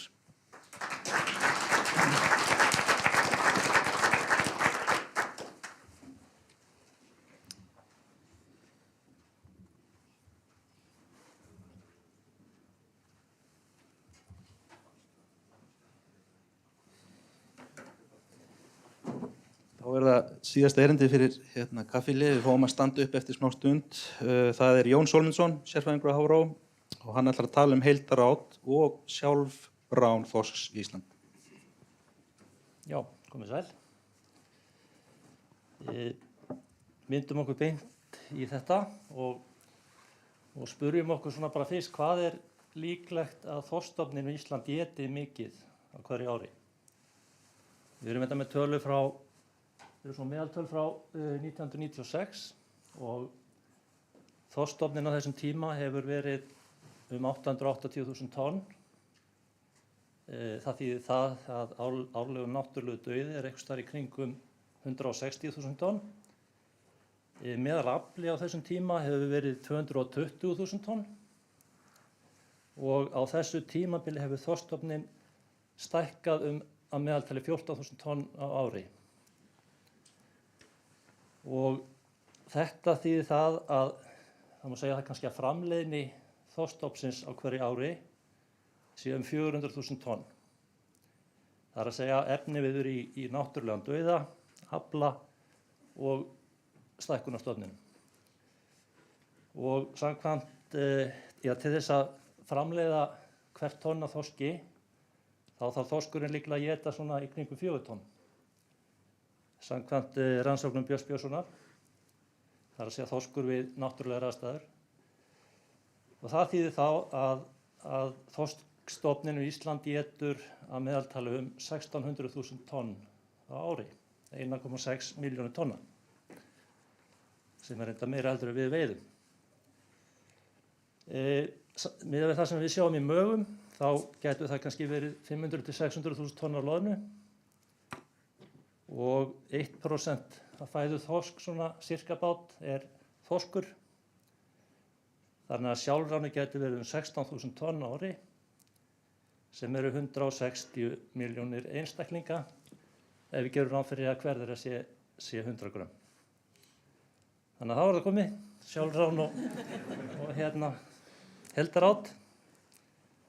En til að flækja málin, þá höfum við Hafró kíkt í 206.859 þorskmaga í massrali og haustrali frá 1996. Og við byrjum á því að skoða magafylli, sem í rauninni bara fæðan sem þyngd fæðuna sem hlutfall af þyngd afræningjans. Nú við reiknum síðan daglegt át einstaklingana og notum þar jöfnu frá Kjartani Magnússoni og Ólafi Karvel Pálssyni, sem tekur inn lengd þorsksins, hitastig sjávar og þyngd bráðar í mögum. Og þá getum við reiknað meðal át hvers einstaklings, til dæmis eftir aldri og árum. Og það getum við síðan margfaldað upp með stofnstærðinni eftir aldur og árum. Og síðan þá fáum við heildar át þorskstofnsins á dag, sem við getum síðan margfaldað yfir eitthvað ákveðið tímabil, eins og við treystum okkur til. Og byrjum þá á magafylli. Þetta bara það sem við finnum í mögunum á þorskinum í massralinu. Loðna þarna sýnd með gráum, dökkgráum lit. Aðrir fiskar eru bláir, ljósáta gul, rækja rauð, ísrækja, appelsínugul og öll önnur fæða ljósgrá. Og þetta eru 3 lengdaflokkar þorsksins. Við sjáum hann hvernig ljósatan fyrir svona minnkandi eftir því sem að þorskur stækkar. Aðrir fiskar kom í staðinn. En svona á rannsóknartímanum hafa í rauninni merkilega litlar breytingar orðið á magafylli þorsksins í massarali, sem á kannski túlkaða þannig að hann sé hreinlega bara að fá nóg æti á þessum ástíma. Og sjáum við þetta að loðna þarna yfirgnæfandi hluti fæðunar. Hér er magafylli á haustin, í haustralinu, og þar hefur magafylli farið minnkandi á rannsóknartímanum frá 1996 og við sjáum að loðnan er ekki lengur í aðalhlutverki hér, heldur ýmsar aðrar fisktegundir. Förum þá aftur í massaralið og hér erum við komin með daglegt át einstaklinga frá 2 ára og upp í 10 ára og við sjáum hérna á skalanum að 2 ára þorskur er kannski að éta svona 1 til 1,5 gramm á dag miðað við það sem við finnum í mögunum og miðað við jöfnu Kjartans og Ólafs. Og kannski má segja að það séu ekki miklar breytingar á daglegu áti á rannsóknartímanum hjá mismunandi aldurshópum. Sjáum þó að hjá elsta fiskinum, 8 ára og eldri, þá er kannski heldur meira af loðnu svona í seinni tíð að sjá í mögum. Og ég tek það fram að það sem ég kalla hér 10 ára er í rauninni 10 ára og eldri fiskur. Og það skiptir málið þegar við förum að margfalda þetta upp með stofnstærð. Og það gerum við hér. Hér erum við rauninni komið með heildarát þorskstofnsins í 60 daga í febrúar og mars. Við teljum að þessi sýni sem við erum að safna frá lokum febrúar og fram yfir miðjan mars séu svona megi heimfæra á þessa 2 mánuði. Af því að þá er loðnan svona að ganga hérna yfir hafsvæði. Og það er ekki mikill munur á heildaráti 2 til 4 ára fisk svona yfir rannsóknartímann. Hjá 5 til 7 ára hefur loðnuátið aukist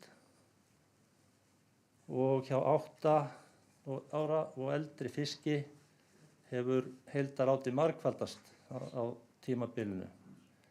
Og það tengist auðvitað því að stofninn hefur stækkað verulega og það gerist þarna upp úr 2010, 2011. Svona fyrst og fremst. Og hér eru sambærilega niðurstöður fyrir haustral. Við sjáum hérna þessa miklu aukningu á heildaráti 8 til 10 ára þorsks sem eru þetta áfram bara vegna þess að stofninn er stærri.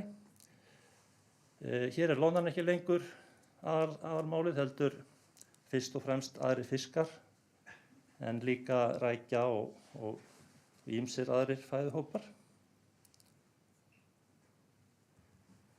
Og ef við tökum alla aldurshópa þorsks bara saman, sem sagt átið í 60 daga í febrúar og mars, hérna vinstra megin, og í september og október hægra megin, að þá sjáum við að svona tímabilinu 1996 til 2010 þá var heildarátið þessa 2 mánuði kannski tæplega 200.000 tonn, 200.000 tonn, en eftir 2010-11 þá var það verið kannski 350.000 tonn, eða þannig bil með meðaltali.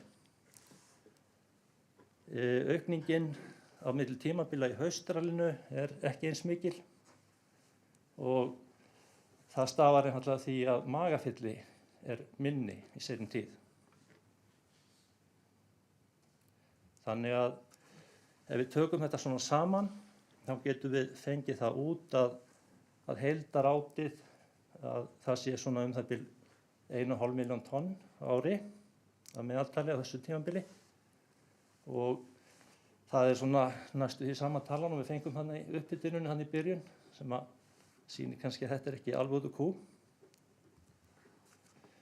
þá erum við komin að sjálfráninu og hér sem sagt áfram heildar át í febrúar, mars annars vegar og í september og október hins vegar. Og þorskurinn étur mun meira þorski á haustin heldur en vorin og það má kannski segja að hann sé einhver leyti bara verndaður á loðnu þarna á vorin. Þorskurinn þá bara í því að éta loðnu. En aftur á móti á haustin hann í ýmsum öðrum fiskum og við sjáum það þarna að heildarát á þorski á haustin þessa 2 mánuði hefur farið kannski úr svona 2000 tonnum í cirka 5-6.000 tonn eftir að stofninn fór að stækka þarna upp úr 2011 og hér þessi sömu tímabil áfram og þetta rauninni bara þyngdir þorskana sem við erum að finna í mögunum. Á vorin þá þetta einsás þorskur fyrst og fremst en líka svolítið að 2 ára og 3 ára. Haustin eru svona svolítið sérstakur tími þegar kemur að sjálfráni því að þá hefur þessi nýjasti árgangur nýlega leitað botns og þorskurinn étur þetta hálfsársungviði í milljónatali þegar á þeim ástíma en áfram eru einsás 2 ára og 3 ára þorskar étnir. Við sjáum hana líka að því stærri sem þorskurinn því stærri þorska étur hann sem nokkuð eðlilegt.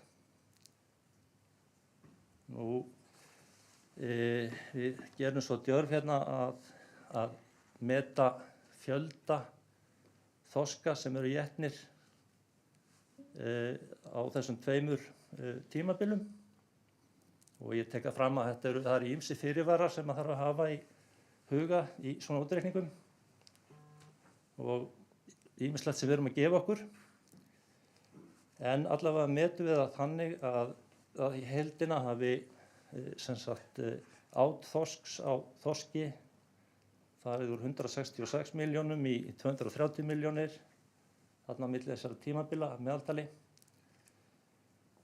Át á einsás hefur tvöfaldast og sama má segja 2 ára og 3 ára.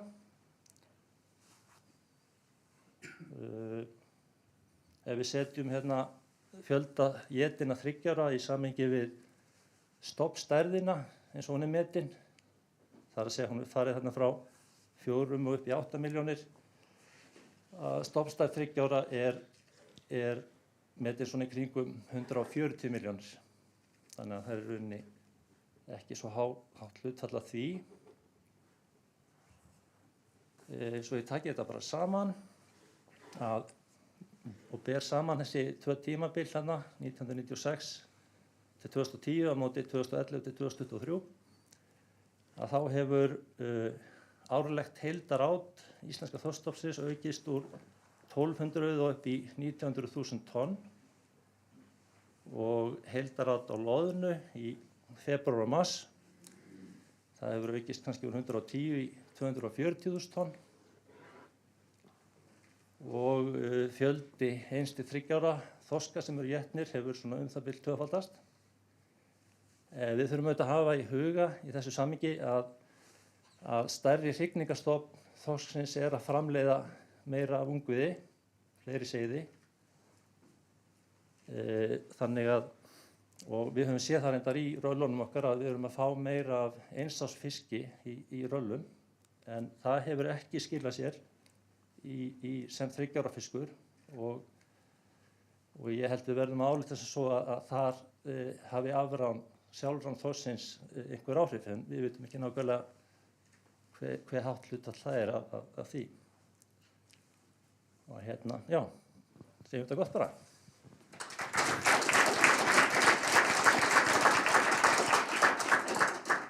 Takk Jón. Spurningar? Lísa, SFS, ég ætlaði bara stutt. Takk fyrir góðan fyrirlestur. Hérna, þú skrifaðar aðrir fiskar.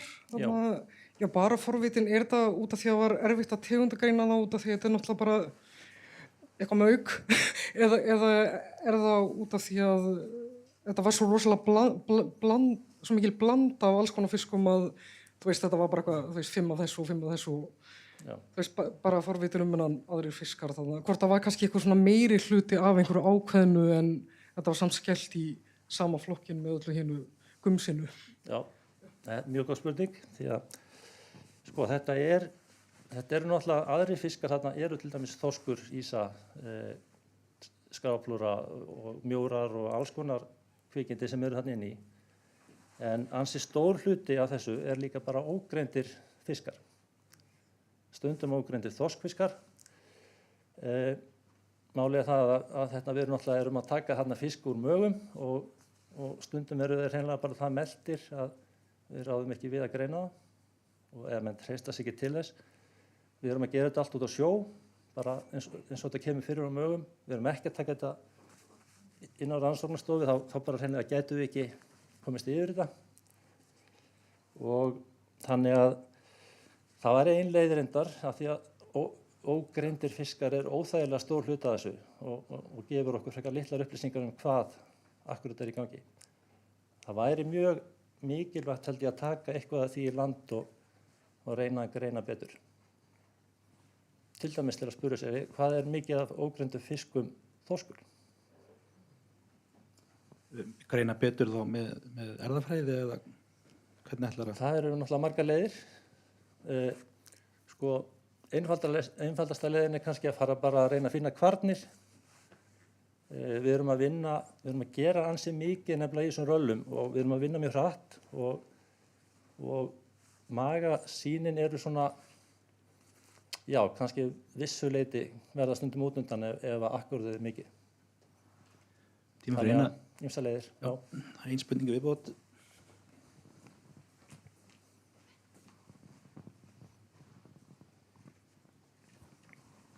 Já, Artúr hérna enn eina ferðina. Þetta er alveg rosalega athyglisvert og ekki síst ef að það er alveg örugglega ekki lægra sjálfránið heldur en þessar tölur sem þú ert með, eins og þú ert þarna með helling af ógreindu. En veltið þið ekkert fyrir ykkur að ástæðan fyrir því að það er aldrei að rætast að þessi stóri hrygningarstofn og stækkandi, hann skilar ekki aukinu nýliðun, að það sé verið að ýta meðalþyngdinni og aldrinum ofar og ofar sem þýðir aukið sjálfrán neðst í stofninum, sem þýðir það að nýliðunin hún skilar sér aldrei. Er þetta einhver pæling hjá ykkur? Já, þetta er í rauninni bara það sem ég var að segja þarna að hérna við erum að sjá sem sagt aukið afrán í fjölda. Við erum að fá meira af einsásfiski í röllum og það virðist alveg klárlega að vera þannig að stærri hrygningarstofn er að framleiða fleiri seiði og það hefur síðan ekki skilað sér í fjölda 3 ára og auðvitað sjáum við það og veltum fyrir okkur ástafanum og ég tel það að þetta sé klárlega ein af þeim. En við erum ekki með nákvæmlega hvað í rauninni mikið sjálfránið skýrir af þeirri sögu að við erum ekki að fá þessa einsásfiska fram sem 3 ára. Já, takk fyrir það Jón. Við nú ætlum við að fá að standa aðeins upp og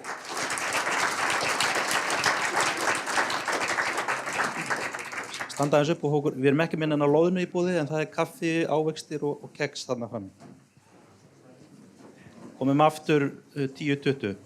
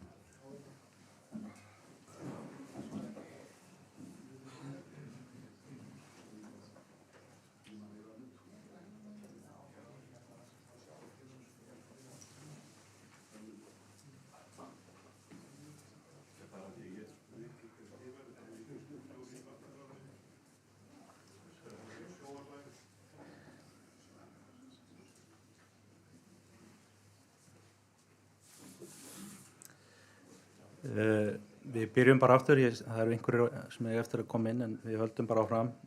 Ég gleymdi nú að kynna áðan að þetta er skipt í þrjár svona þemu. Fyrsta var hrygning, ungviði og fæða sem við vorum að klára núna.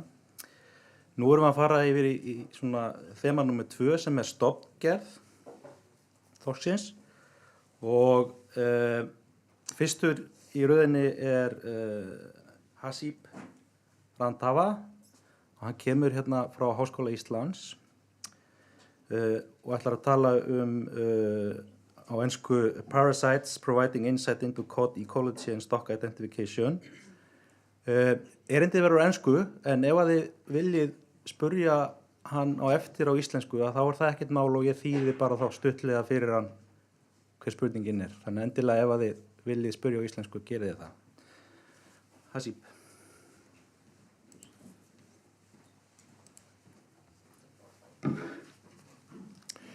Tack fyrir.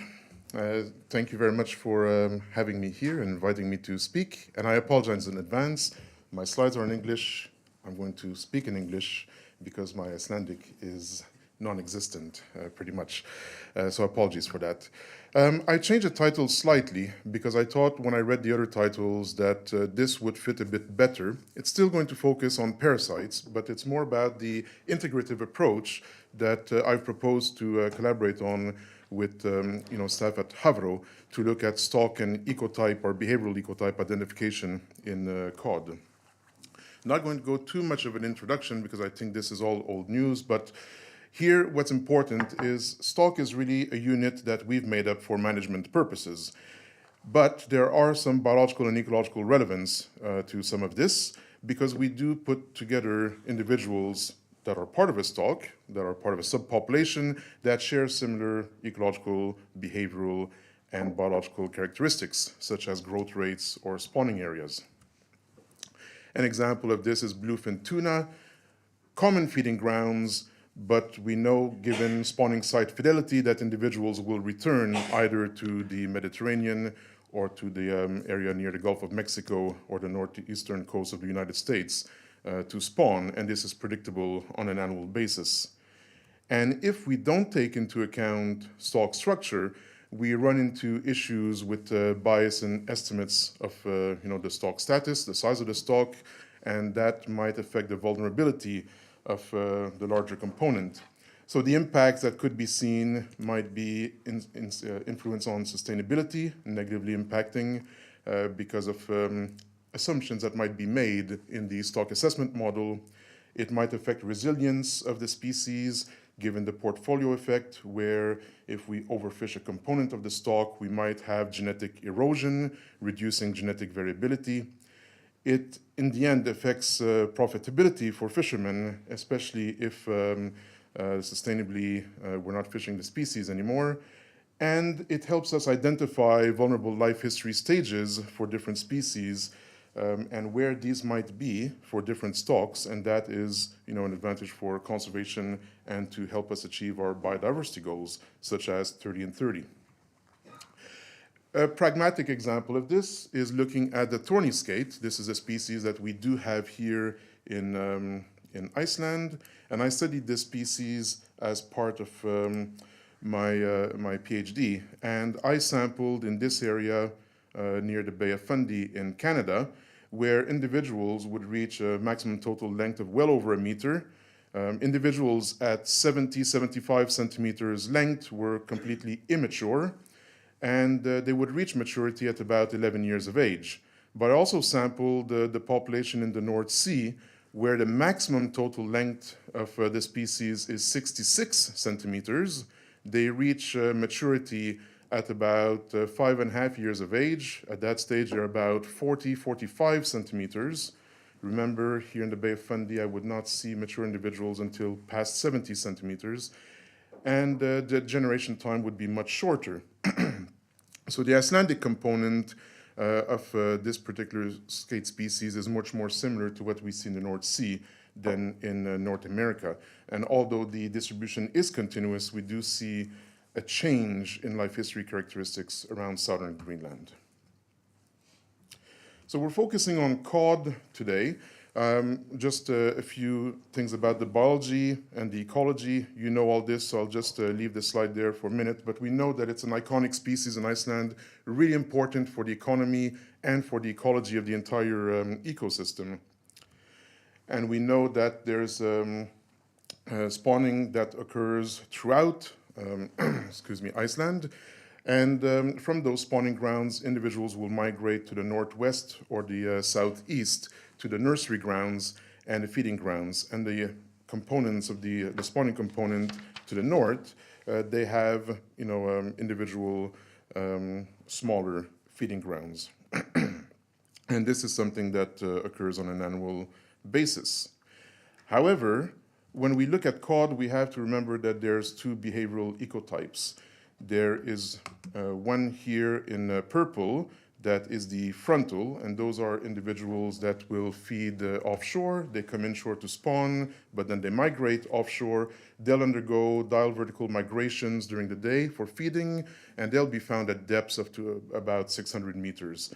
But a lot of variability in the depth they'll experience. Whereas in orange, near the top here, we have this coastal ecotype that spawns and resides in coastal areas in shallow waters up to about 100-150 meters generally, and undergoes very little diel vertical migrations. But we do have intermediate ecotypes that are, genetically partially frontal and coastal. So the aim of this particular project that we've started, there's actually two of them. The first one is we want to see if stock structure, stock I include here more widely ecotypes, can be looked at using contemporary and historical samples. And we want to know specifically if recent technological advances help us gain greater resolution in terms of data. So for this, we're using 240 contemporary samples collected from these dark dots from the two main ecoregions in relatively shallow waters up to about 500 meters around Iceland. And for historic samples, we're using some of Inga's samples that were used for her PhD, so 988 oatlets. And those were collected from around Iceland. The approach we're going to use here is there's two of them. It's using the oatlets, the ear stone of the fish, looking at oatlet shape, and also looking at trace element microchemistry. And this is done, and I put a little picture here that graciously from Brendan, who's sitting here in the room. If you do a transverse section of the oatlet, you can actually see the rings, like a tree, and each ring corresponds to a year of growth. And if you do a laser transect across from the nucleus, which is birth of the fish, to the edge, which is the area of capture, and you can read the elemental signatures with the oatlet microchemistry. And through that transect, you can actually see if certain element concentrations shift with specific life history stages. And that can be mapped, as we see here, relative to different areas on the oatlets. And these are the types of profiles that can be generated. So you can model this for individual fish, combine those individual fish, and see if there are differences in their relative signatures. So this is where the technology has gone today, where this used to be done only on spots. You could only get data from one particular point on the oatlet and then move on to the next one. Now we can do these long transects and obtain a lot more data that not only tell us if the natal signatures are the same, but where do they migrate through their entire life history, if that is consistent or different between individuals. The second aim is to use an integrative approach that is anchored very much on parasites, and I'll explain why, but we are actually looking at 5 different methods for stock identification. And here again, I mentioned, it's to also discriminate between coastal and frontal cod ecotypes in Icelandic waters. Now, parasites can be useful, but we need to compare the efficacy of parasites, given that it's a novel tool here in Iceland, relative to other tools that are more traditionally used, like genomics and oatlet shape for our Icelandic cod. So what we propose on doing here is taking our 240 cod, that is our sample of contemporary samples for the previous aim, and for 2 separate years, 2021 and 2023, we're getting 30 cod from shallow waters in the north, over here, deep waters in the north, and then we do repeat the same design in the south. So hopefully then, given the behavioral ecotypes, we should get representatives of both. So when I say shallow waters, we're aiming to get cod in less than 120 meters of water. When I say deep, we're aiming to get cod ideally at 400 meters or deeper, but some of our samples we haven't been able to get, it's only from 300 meters, but still it should hopefully show a difference. So these ecotypes, we know that they can be differentiated using genomics, looking at these linkage groups on chromosome 1 that I've highlighted here in red. And essentially, this is the method against which we need to compare. So this is the method that would be used to assign the ecotype to our samples. So we will be hopefully doing the genomics on each 240 individuals. Next, we are going to use outlet shape, and Hlynur, who's in the room here, has demonstrated that you can differentiate between frontal and coastal cod using outlet shape, but only in the pure individuals.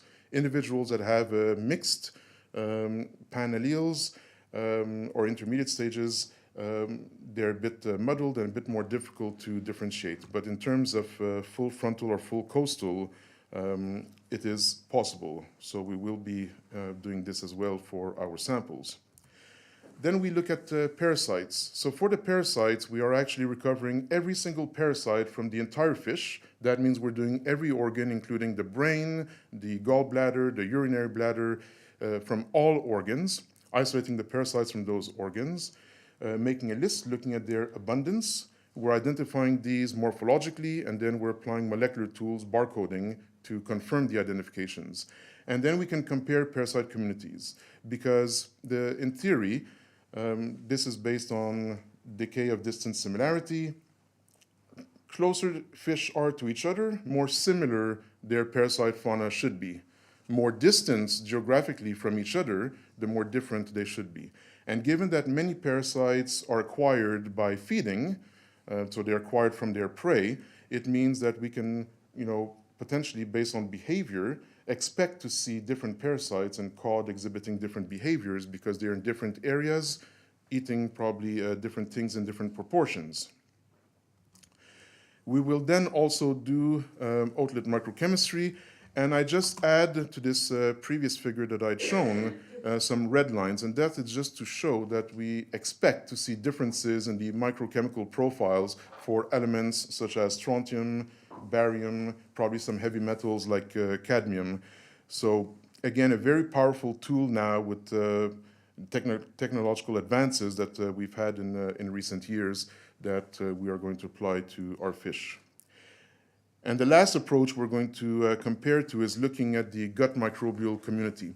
So we know that the bacterial fauna of the gut of a fish is dependent very much on the ecology of that fish, where it's been, and also its environment, but its diet as well. So by looking at the gut microbiome, we can relate that potentially to the parasites, and hopefully together with those 5 approaches, we would get a very clear picture of how can we differentiate between these different ecotypes. Now, the reason why we're focusing very much on parasites is I believe that parasites is the cheapest way and the most efficient way to distinguishing between different fish, different ecotypes, especially if we can identify some barcodes through this study. Some biological tags. So a biological tag would be a parasite that can be easily found by anyone without spending too much effort. So particularly useful for parasites that are on the gill or just lying in the stomach or somewhere easy to access for someone. But we are looking at the, all parasites just to see if we can identify some clear biological tags. Now, the novelty of what I'm proposing to do here is we're using an integrative approach, but the strength is that every single sample, otolith, genetic, parasites, gut microbiome, comes from the same individual fish. So rather than taking fish different times or different places and trying to put all that information together using different fish, which is often what is used or done in many studies due to logistical limitations, here we're actually taking all the samples for all of our analyses from the same 240 fish. So for this, the plan was to get a PhD student. So we've had an individual that gave up 6 months of his time as a volunteer to get this project started, worked in my lab from October 2021 to April 2022 with the hope of turning this into a PhD. Unfortunately, there was no funding last year, and now unfortunately we find out that there's no funding for this COD initiative for next year. So it's unfortunate because we have a really good student that has already been accepted at the University of Iceland pending funding. And this would be a PhD student that will be co-supervised with Havro. Now, the responsibilities for this PhD student would be to collect all the parasites. I mean, to do a dissection of a cod only takes about 30 minutes, but then to look through each individual organ takes about 7 hours per fish. So it's quite time-consuming. So they would do that PhD student would do the identification of parasites, both morphological and barcoding, perform the analyses on otolith shape and element analyses for aims 1 and 2, and then compare the efficacy of these different methods and do the comparison with the historic samples. So that would be the PhD project. So where are we at now? What have we done? We have all the samples. Funding to obtain the samples was provided by the University of Iceland. We don't have a PhD student. That was hopefully going to be done in collaboration with Havro. We have started identifying some parasites, but we've done some of the identifications morphologically, but the barcoding is still to do. So with the help of the University of Iceland, we've purchased all the kits and we've prepaid for some sequencing, but we have no one to process the actual samples. For otolith trace elements, we have no one to process the samples, but we have the funding from the University of Iceland to actually do the analyses. And then for the genomics, that was going to be done by Havro, for which we didn't have money, and we were hoping that Havro would for these 240 fish. But for the gut microbial communities, this is done by the University of Bologna. They're providing a PhD student for 6 months to come here, process the samples, and they're doing all the sequencing at no charge to help us address some of these questions that we have in this project. So that's where we're at. Unfortunately, we have the samples, but we have no one to process the material to bring it to a place where we can use the funds we have to do the analyses. So on that note, I'll accept questions in Icelandic with the help of my translator, or in English, and I'm happy to chat outside of this if anybody has any further questions. Takk fyrir.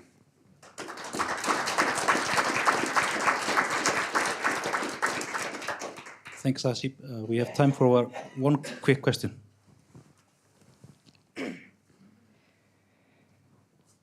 Lisa, SFS. Thank you for the really nice talk. I was just wondering with regards to the otolith shape analysis, who did the analysis of the shape? The initial analysis, so that was thinner in your paper in 2017. The transects. No, so sorry for so if I go back, you mean for this year? Yeah. No, so there's no otolith shape analysis done on these. Oh, okay. Yeah, so the shapes is this, so it's the whole otolith. Okay. So similar to what you've done with your package shape. Yeah, R. then I don't have any question. Okay. Okay, thank you, Hasip. No problem. Thank you.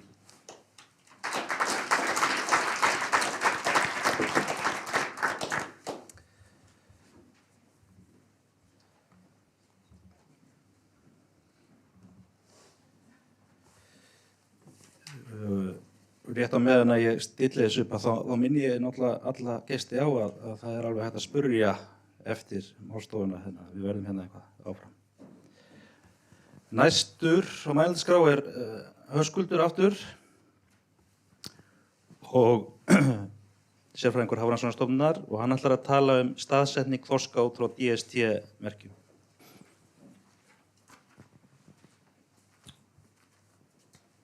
Já, góðan daginn aftur. Ég fjallaði síðast svona magasýni og hvernig þau geta gefið okkur hugmynd fæðu. En okkur vantar náttúrulega að vita hvar fiskurinn líka og við getum haft hérna magasýni frá okkur og það sem sáralítið af fiski og þannig að við þurfum svona að vita aðeins meira útbreiðslu fiska í gegnum yfir árið. Og nú, til þess eru allskyns merki til. Ég sýni mynd hérna merki sem stjörnóti að þróa. Það svona merki sem losnar af fiskinum eftir tiltekinn tíma og kemur upp á yfirborð og gefur þá hvað það gerðist og þetta í rauninni gagnasöfnunarmerki líka, svo sendir gögnunum gervihnött. Við fengum styrk frá Annars til að kaupa 40 eða 50 svona merki. Stjörnóti sem sagt að þróa þau en það var aðrir svo sem komið með svona merki. Og styrkurinn var þá þetta í rauninni bara þróunarstyrkur fyrir stjörnóta sem voru tilbúinu með merki. Og þetta en þessi merki gefa þá eina staðsetningu, óháði afla eða svoleiðis, en auðvitað þetta rándýrt, þetta kannski 400.000 kall fyrir eina staðsetningu. Og það náttúrulega til fleiri merki.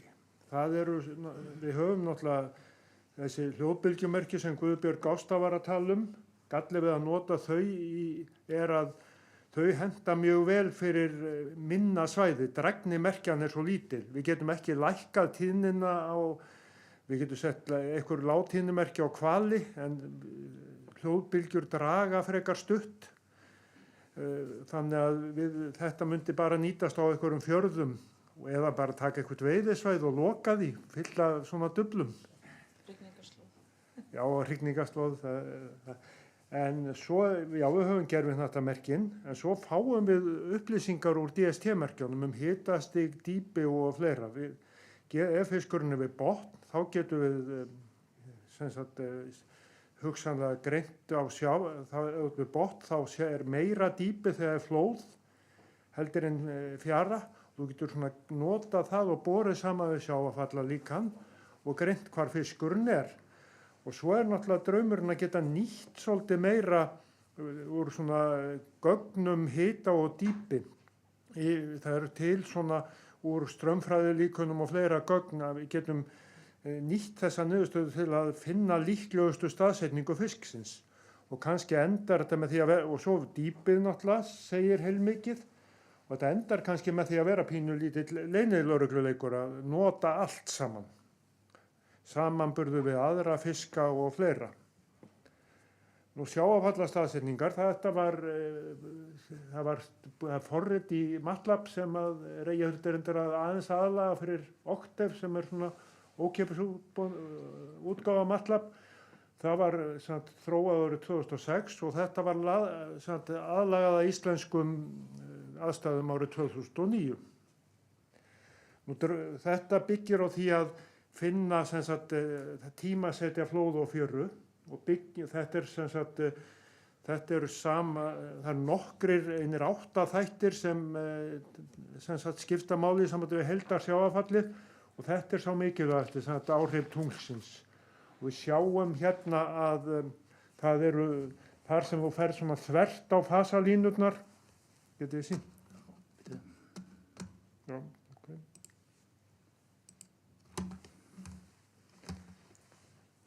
Á svona svæðum þar sem fasinn breytist ört, þar nákvæmnin frekar mikil, svo koma svona vandræðapunktar eins og hér sem gef ekkert og þetta náttúrulega, og svo þetta misgott, við þyrftum að gera meira af því að ef þetta væri að fá að setja merki á ákveðna staði til að sjá hvert raunverulega sjávarfallið þarna. Og ég kem að öðrum annmarka sem líkanið hefur sem þyrfti að endurbæta og þá fá kannski þá sem hönnuðu þetta sjávarfallalíkan upphaflega að laga það. Nú svo kemur draumategundin, það steinbítur. Steinbítur bara, hann hrygnir djúpt og svo ferðast hann á milli og hann svona fæðusvæði hans eru grynnra. Og það alltaf, hann bara liggur kjur við botn, það ómáld og við fáum bara fullt af sjávarfallastaðsetningur og bara þær eru nokkuð góðar. Við höfum aðeins verið að spá í klukkun á merkinu, 15 mínútna senkun getur verið töluvert nefnilega á svæðum þar sem þetta breytist mikið, en 15 mínútur á klukku í merki sem liggur 3 ár í sjóð, það bara djöfull gott. Og við erum aðeins að vinna í því, en almennt þetta mjög auðvelt að staðsetja steinbít svona. Og þorskurinn hann allmiklu verri. Hérna sjáum við sem sagt dýpu og hita hjá fiski sem var merktur á dormbanka. Og þetta nú, þið sjáu að þessi fiskur í mjög breytilegum hita yfir fæðutíman. Og ég á nú eftir að skoða hvort að þessi hiti hvort þetta sé bara, hann fer líka upp og niður í dýpi, hvernig þessi hitaskil liggja sem hann að fara í, hvort þau séu meira lárétt eða lóðrétt. Við getum skoðað það á gögnunum, en áhugaverði punkturinn hérna, af hverju hann fer hérna niður á 700 metra dýpi. Og ef við skoðum hvað að gerast, þá sjáum við merkingu og endurheimtu. Bláa merkingastaður, græna endurheimtustaður og þetta mánuður. Hérna í desember hann rétt handan álsins, svo í janúar hann hér og það akkúrat hérna sem að 700 metrarnir koma. Hann fer, og menn hafa séð þetta í gráluðu, þetta bara staðfestir það sem kom úr gráluðuvöðunum, sem var til dæmis, við höfum mikið af gögnum frá 2009, fiskurinn fer niður á botnvarna á leiðin yfir, hann syndir ekki og svo kemur hann hérna og nást ekkur sjávarföll hérna í janúar, en svo á hrygningatímanum virðast hann aftur fara í það að tolla aldrei kjör við botn. Hann þarf að vera kjör við botn í svona helst sólarhring, en það sleppur kannski með hálfan til þess að við getum séð sjávarfallið.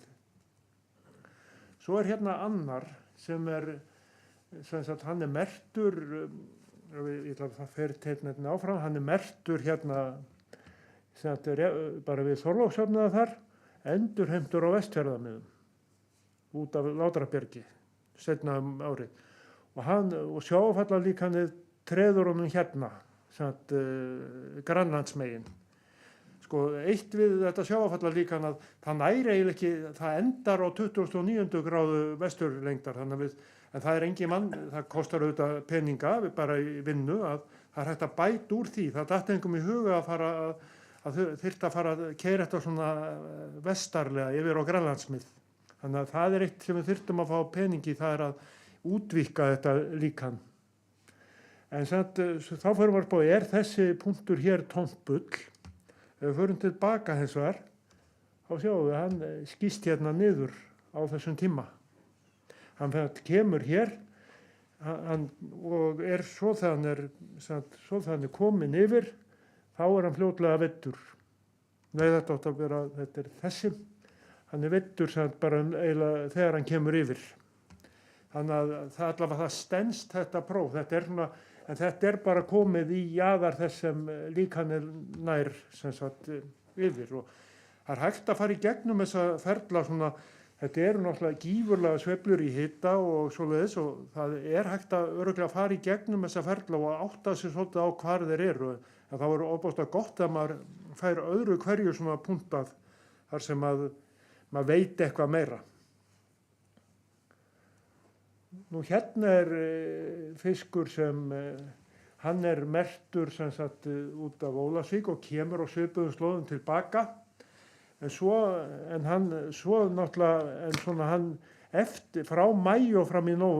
júní og fram í nóvember þá hverfur hann. Þá hann hegðar hann sér þannig að það næst ekkert sjávarfall, og þið sjáu náttúrulega að það ansi mikið rokk á hitanum. En þessi 2 punktar hér sem koma fyrst, þeir staðsetja hann hérna í júní og hérna í nóvember. En maður hefði svona haldið að þessi fiskur með við margt, hann gæti alveg eins hafa verið eitthvað staðar út á Vestfjörðum. Svo þetta svona dæmi, þið sjáum fisk sem lendir í því, hann er yfirleitt í heitum sjó hérna, svo allt í einu fer hann í kaldan sjó og þá eitthvað staðar í hitaskilum og þá er hann tekinn. En það svona, en sko hvernig en það sem þeir þarf að gera sko að sjá, getum við svona formlega skoðað hitastigs- og dýpisgögnin til að svona áætla hvar fiskurinn gæti hafa verið. Við þurfum ekki kannski neinar hárnákvæmar staðsetningar, en og svo náttúrulega höfum við líka að það er svona ákveðin, það er hámarksvegalengd sem hann getur ferðast innan viku og milli daga og svoleiðis. Nú hér sjáum við svo, það margir fiskarnir sem eru merktir sem halda sig bara á landgrunninu sunnanlands. Hérna sjáum við eitt dæmi það, fiskur sem merktur hérna, og þið sjáum hérna að fyrstu dagana eftir merkinguna þá hegðar hann sér eins og steinbítur bara. Alveg sjáum við bara svona fallega sveiflu, en svo á ákveðnum tíma, hann fer nú ekki að fara neitt langt hérna, en hérna fer hann að hegða sér svona meira eins og margir fiskar gera á allavega fæðutíma, að koma svona engin beinlínis merki að hann sé kjörfi botn nema eitthvað stutt. Nú framtíðarvinna, við erum náttúrulega að fara að setja vonandi út þessi 50 merki. Við ætluðum að byrja á því í ár, en þróunin á merkjunum gekk sem sagt ekki alveg upp. Það lag prótótýpa sem var prófuð þarna undir 200 bara þrýstingi. Það er svona það sem en það vonandi verður komið í lag núna undir áramótin, og þá setjum við svona gögn. Setjum við þessi merki í netar, svona 15 svona merki í netar alveg á næsta ári, og þetta gefur okkur svona staðsetningar svolítið sem alveg óháðar einhverjum endurheimtum. Nú og það bara reyna að skilja, getum við nýtt okkur gögnin dýpi og hita betur. Getum við komist í gögn sem gefa okkur svolítið ágiskun hvar þessir fiskar gætu verið út frá hita og dýpi. Nú svo þarf að endurbæta sjávarfallalíkanið, ná að stækka svæðið, því að það er greinilega margt að gerast þarna, ferðir milli Íslands og Austur-Grænlands. Þetta er ekkert, ég held að þetta sé bara, það er bara eðlileg, þetta er bara fara á íslenskum fiski. Hann getur alveg eins farið þarna yfir til Austur-Grænlands eins og norður fyrir land. Það er jafn langt. Þetta er ekki neitt svona fiskur sem alast upp í Grænland eða eitthvað þannig. Og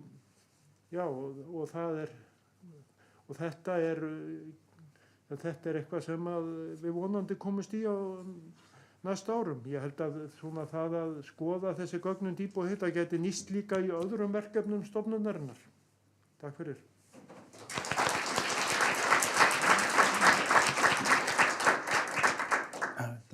Takk hérlega, Höskuldur. Eru spurningar?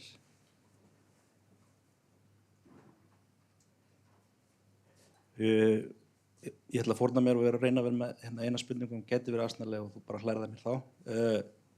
Kortlagning hafsbotnsins, er eitthvað hægt að nota það inn í þetta líka? Já, það gefur nákvæmara dýpi. Sjávarfallalíkanið byggir á til dæmis 10x10 mílna gryddi, og nálægt köntunum getur það verið að gefa staðsetningu sem er augljóslega röng, þannig að fiskurinn fer á dýpi sem er meira en metna staðsetninga meiri heldur en botndýpið á staðnum. Og þetta nota þessi leiðrétta í rauninni? Já, þetta einn af þeim þáttum sem þú hefur. Þú getur áttað á, út frá ferlunum getur áttað á botndýpinu stundum, án þess að hann sé nokkuð tíma kjur lengi við botn. Það er bara mesta dýpi sem hann fer í á staðnum. Takk fyrir og takk Höskuldur. Guðbjörg heiti ég hjá Háskóla Íslands. Frábær fyrirlestur, mér finnst ótrúlega magnað og bara að sjá steinbítsgögnin. Það bara virkilega gaman. En það sem ég langaði að spurja með varðandi þetta Grænland-Ísland göngur og ég alveg sammála, auðvitað eru þorskurinn ekkert að átt að sjá þessum landamærum og gengur bara þannig yfir eins og honum eðlilegt tengt hitastig. En hvernig væri best að nálgast þetta? Því að nú með þessum merkjum þá svo sem er þetta að svara þessari spurningum með því að halda fram að merkja með þessum data storage tags? Það náttúrulega hægt að sjá, það svolítið skrítið að þessir fiskar sem að ég var að sýna þarna, þeir komu báðir, þú tókst ekki eftir því að færu svona djúpt á leiðinni vestur, en þeir fóru svona djúpt á leiðinni tilbaka.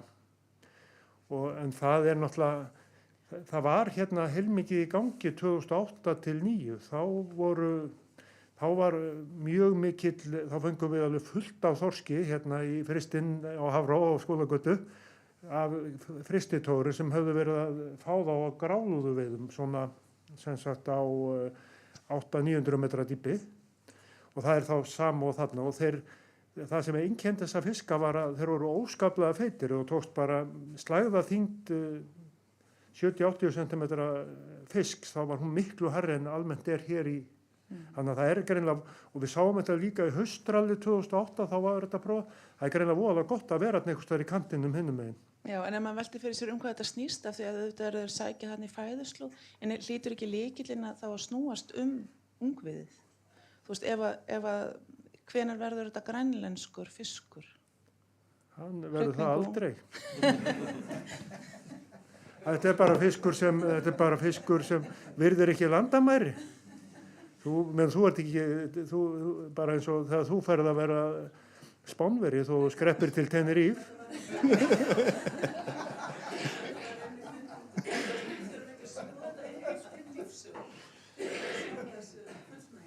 Jú, en hann örugglega breytir það verður náttúrulega áhugavert að vita að fer hann eitthvað enn norðar. Ég var að vona með þessum gerfinhattamerkjum við myndum fá einhverjar endurheimtur eitthvað starf lengst norður í Raskati. Fínt að enda þetta árinu Raskat. Takk fyrir Höskuldur.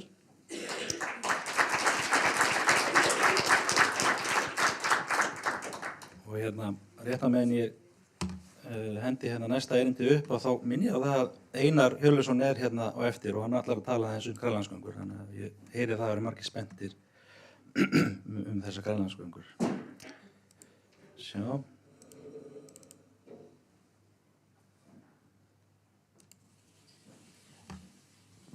Þá er það næst sérfræðingur hérna á Hafrannsóknastofnun, Pambúli, og hann ætlar að tala erfðafræði, eða semst á ensku, Genetics of Atlantic Cod in Iceland, Past, Present and Future. Chris. Yes, thank you very much, Linus. And yes, that will be the second talk in English today. I'm sorry. My Icelandic is not good enough to present those results. Yes. And then I would like to thank Asip because his presentation was really good and I don't have to do anything during mine. I just have to press the button and show you the slides because he has already introduced everything about stock structure and that's cool. But everything I'm going to talk today about is a summary of what we have published last year in Evolutionary Application, and it's basically trying to summarize 60 years of genetic studies in Iceland. So that's quite of a challenge.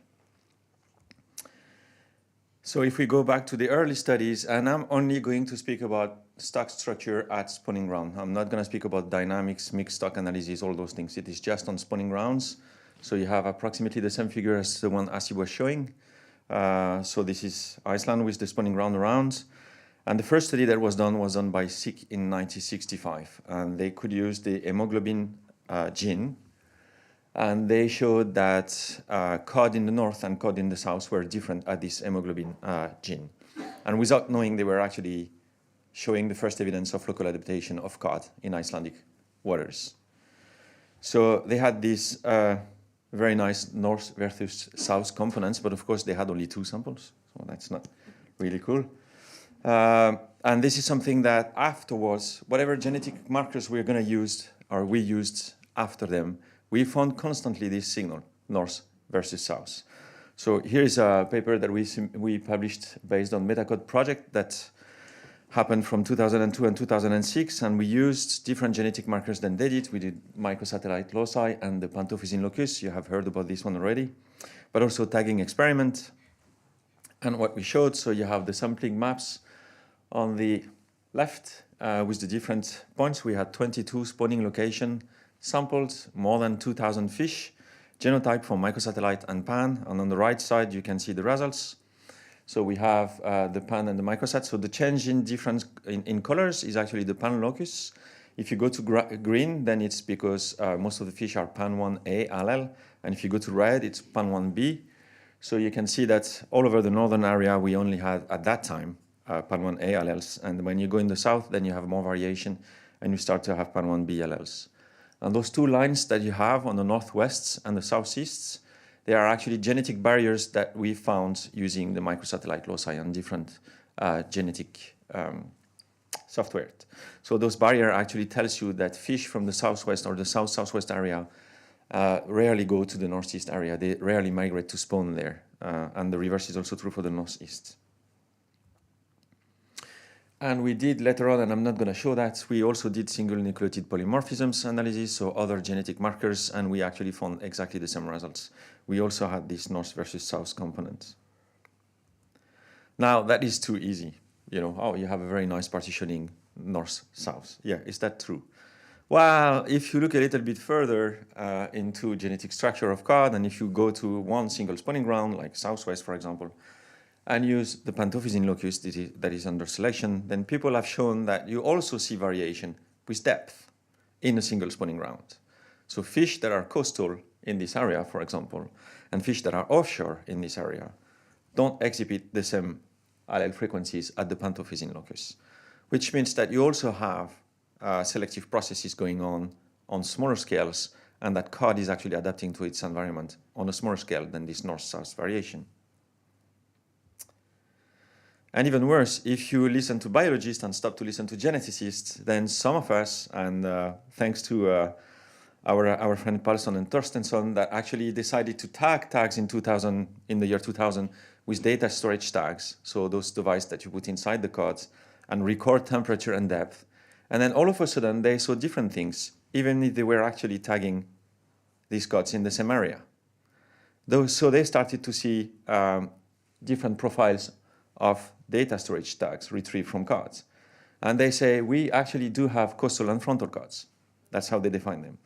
So you have this small cod there that is spawning there during the spawning season in the coastal area. Then during the winter, she decides to go along the shelves and feeds, and then she will come back at the same depth and same temperature the next year to actually spawn again. And rarely those fish are actually crossing 150 meters, really rarely, for the feeding time. But you also have the frontal, and yeah, I hope you're not going to be dizzy. They are actually breeding at slightly different depth, but still in coastal area. But during the winter, they go in deeper area, and they do this up and down, up and down, up and down, up and down constantly. And that's why you see those variation in the temperature. That is the gray line here in this graph, and the dark line is actually the depth. And these guys, they are actually going very deep during the feeding migrations. They can go to 400 meters in average, and some of them go even deeper than that. So they don't stay on the continental shelf. And of course, we were working on the same European project at this time, and when we published separately our paper, they were just like, hey, Chris, we should be looking at this. So we started to do that together a long time ago. And yes, we actually found correlation between genetics and mainly genes, the Pantophysine locus, and the different behavioral ecotypes, the coastal and the frontal. So we showed at that time, and I think this is the most used paper so far here in Iceland, that pan1b allele was more associated with migratory cod, or with the frontal type, and the coastal one was more associated with the pan1 allele. And we continued, we tried to invest more and more genetics in there, and we did the rhodopsin genes, and the reason why we did this is that the rhodopsin genes is linked to the way you're seeing in the darkness. So if you have one allele, you see better than the other one. And we also found correlation there. So there was a link between the genetic polymorphisms at those locus and the coastal and frontal ecotype. But of course, we went further. We tried to do whole genome sequences. The whole genome of the cod was actually available in 2011, so which means that we could actually assess the differences of those coastal and frontal types on the genome level. And we found that across the North Atlantic, you have what we call 4 chromosomal inversion. So a very small drawing to explain what it is. So if you have a chromosome that is this nice bar, and the orange bar you see, then from one chromosome to another one, it's inverted. So it's the same chromosome, but then the part of the genes is inverted. And this is quite a conserved area. When this happens, then this is very conserved. There is no mutation there. There is no changes in the distribution. And you have seen that. Thank you very much, Asib. So here you have the Norwegian case and the Icelandic case. The Iceland case is on the right side, because in Norway they also have those coastal and frontal, but they don't call them coastal and frontal. They call them Northeast Arctic cod and Norwegian coastal cod. And they are much more different than our coastal and frontal. And the reason for that is that they are older. Our system is younger, so they are less differentiated here. But you can see for the Norwegian, it's really clear. You have 4 regions of the genomes that are actually different. So this is chromosome 1, 2, 7, and 12. That's the colors you have there. And I will show it on the Icelandic cod. Then for the Icelandic cod, you can say 3 of them. One of the main one is the chromosome 1, the linkage group 1, where you actually do have the pantophysin locus and the rhodopsin locus, and also several genes that are related to migration. But you also have the chromosome 7 and the chromosome 22, where we have signals in Iceland. So, but the problem so far that we had, and this is why we started to put more genomics into this new cod project, is that this has been done only on the behavioral ecotype. There is absolutely no information on the genomic structure of cod in Iceland. There is nothing. Because it takes time to already investigate it on the behavior. So this was the plan that we had for these projects. We had the plan to sample lots of samples and get them genome sequence with our colleagues in Norway. So you can see that Fjoldi is actually all the samples that we were supposed to collect. And this is actually all the samples that we collected last year for genomic analysis. And we decided the first year to actually focus on the spawning ground, because we really need to characterize cod with genome sequences on the spawning grounds before going further. And we started to do these things, and hopefully beginning of December, we will get the analysis of the first 120 individuals. We know that they are coming back from the genome facility now. We are getting the data, and we need to analyze them. But there are many more samples that we send there, and that should be analyzed. And the problem is that now we need to allocate time to do the analysis. And since this project is not funded, it's going to be very difficult. But yeah, so just to show you, these are the samples that we have been sending. So we've been sending samples from northeast, northwest, southwest, southeast, and also the area of Breiðafjörður, just to have an information on how the genomics characteristics of those populations are. And the plan is also, when we will have characterized that, then we will design a smaller panel of SNPs or other genetic markers that people will be able to use to characterize those behavior types and those genomic populations, if they are. So hopefully we will have more information on December in this, and we will have more samples analyzed. Yeah, that's all for me. Thank you very much.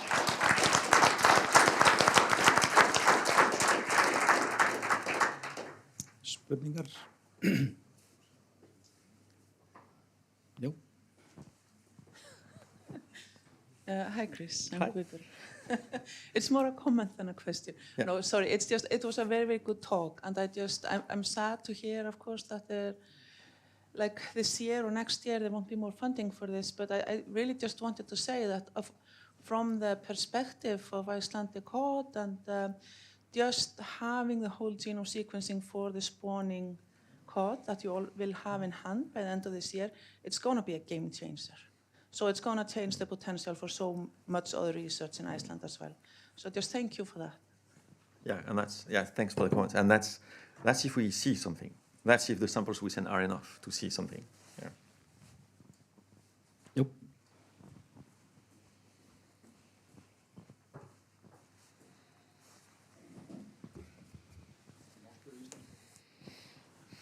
Thank you for your talk. I don't really have a question. I just want to say that I am quite disappointed in the fact that one after the other at this meeting is talking about the lack of funds. When I was under the influence when I came here that we were talking about something called þorsk átak in research, but that doesn't seem to be the case. Do you have any explanation for this? Ingibjörg, viltu svara?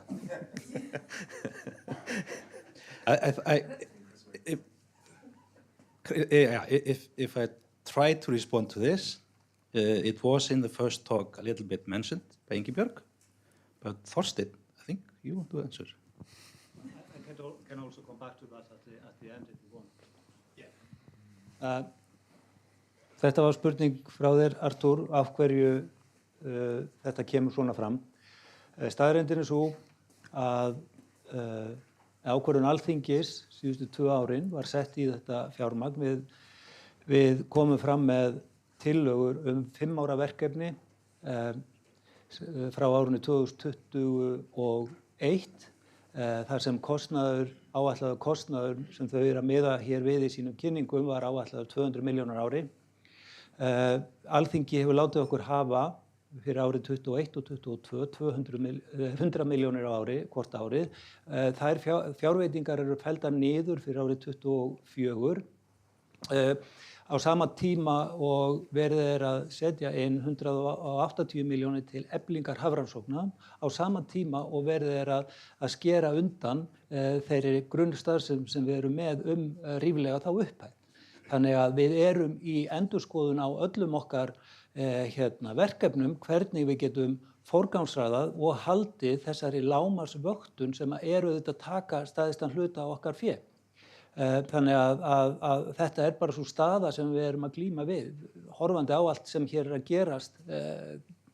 Maður sér alveg nauðsynina fyrir þessu en þegar að fjármagnið skorið niður, þá verða óhjákvæmilega viðbrögð við því. Við getum ekki annað. Já, ég ætla að leyfa nefnilega þessa umræðu að gerast í lokin. Þannig að ef þú heldur henni bara í huganum þangað til að við... Ég ætla nefnilega að gefa ykkur tækifæri hérna eftir þegar síðasta erindið búið til þess að fá smá svona umræðu einmitt á þessum nótum. Þannig að ætlum að vinda okkur í næsta erindi. Einar Hjörleifsson, sérfræðingur á Hafró, heldur það erindi. Titillinn stuttur, sá gulgræni. Og það er undirtitill, Þorskur við Grænland og Ísland. Já, góðan daginn. Já, ég ætla svona að fara að víkka aðeins út tíman og rúmið hérna. Fyrst og fremst höfum við verið að horfa hérna á þorskrannsóknir við Ísland. Ég ætla svona aðeins að minna það að það nú til líka gulgrænn þorskur sem hefur ákveðna sögu hér. Og ég held við ættum ekki að missa sjónar af því. Við ætlum að byrja hérna á mjög merkri rannsókn frá Hansen. Hann birti þetta 1935 og þessi grein hans nokkur í 20 blaðsíðna. Ég man ekki hvort að jafnvel yfir 100. Og hún merkileg út af því að það ekki verið að vitna endalaust í einhverja aðra höfunda í rannsóknunum.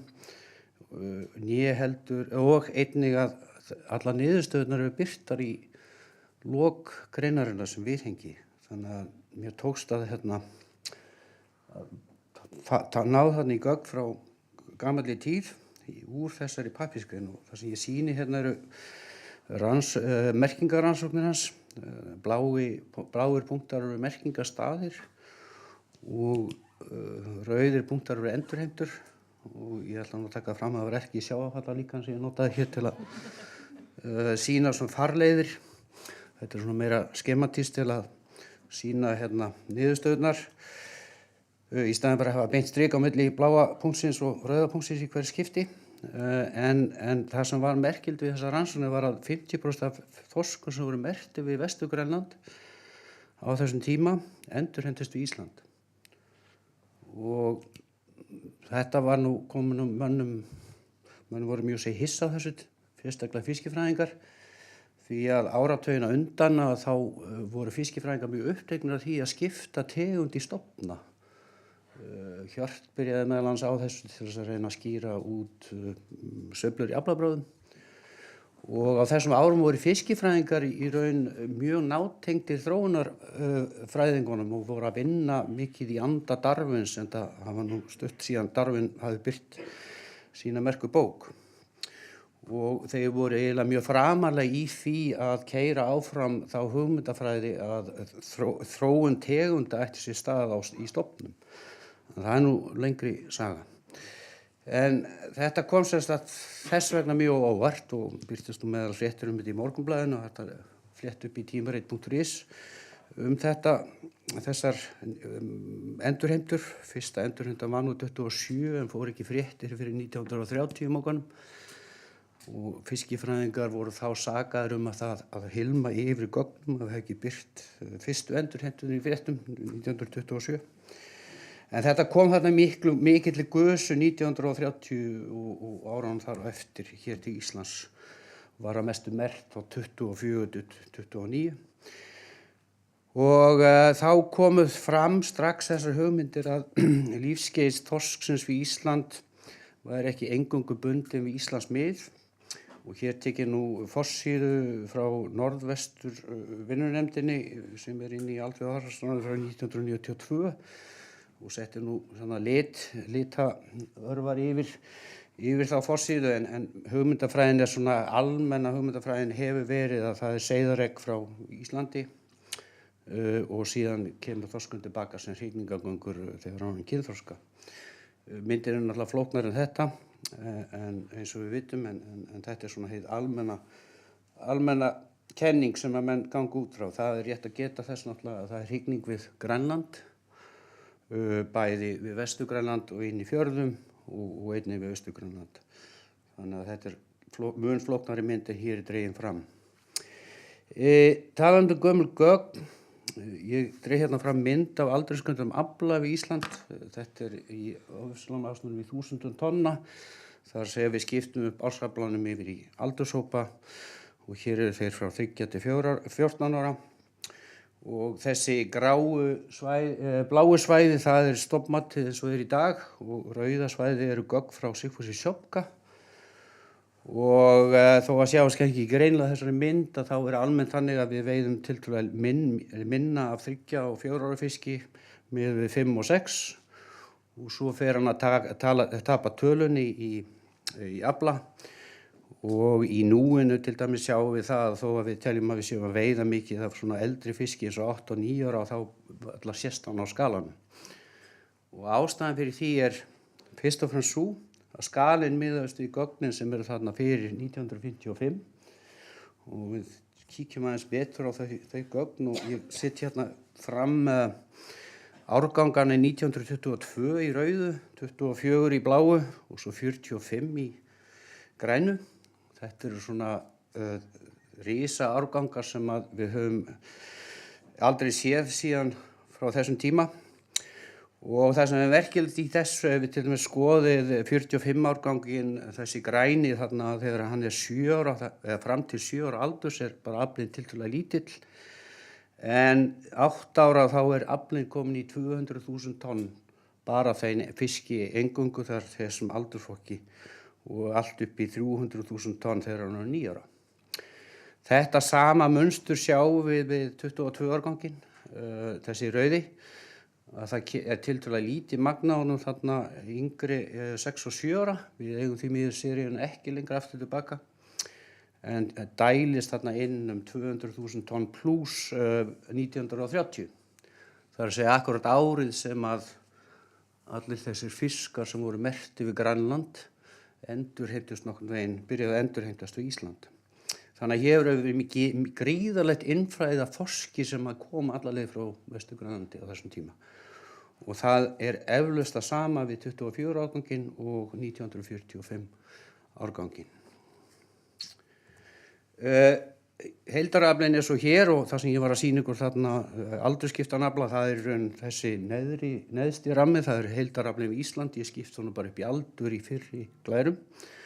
Og við sjáum þarna að þessi aflatoppur við Íslandi þarna kringu 1930, þar var að veiða 500.000 tonna af fiski. Og það fyrst og fremst úr þessum 22 og 24 árgangum og þeir komu hér fyrst og fremst frá Grænlandi.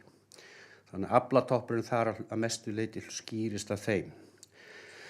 Svo var nú talað aflahrun hérna upp úr 1935 og mikla ördeið ef við kíkið á tímarit.is og aflinn fór eiginlega rétt fyrir stríð var komin undir 200.000 tonn. Það annað sem að þessi mynd dregur fram að það Vestur-Grænlands veiðarnar sjálfar að þær voru nú ekki miklar á þessum tímum. Það var tiltölulega rólegt á þessum miðum og mikill friður, þannig að þessi fiskur fékk nú að alast þar uppi í friði fram til kynþroska og það kannski skýrir að hluta til þetta mikla magn sem við fengum þarna með það sem gerist síðar. Aflatoppurinn við Grænland, hann náði þarna 400.000 tonnum rétt fyrir 1970 og svo þetta hrun og allt þekkt. En sem sagt á einhverjum tímapunkti var aflið við Vestur-Grænland á sama stærðargráðu og aflið við Ísland. Það annað sem ég ætla að vekja athygli á því að menn svolítið umhugað Austur-Grænlands, þorsk við Austur-Grænland og núna sérstaklega í síðari tíma dormbankaveiðar, að þær hafa aldrei verið fuglifiskur í sögulegu samhengi, hvorki með hvað hefur gerst á Íslandi né það sem hefur gerst við Vestur-Grænland.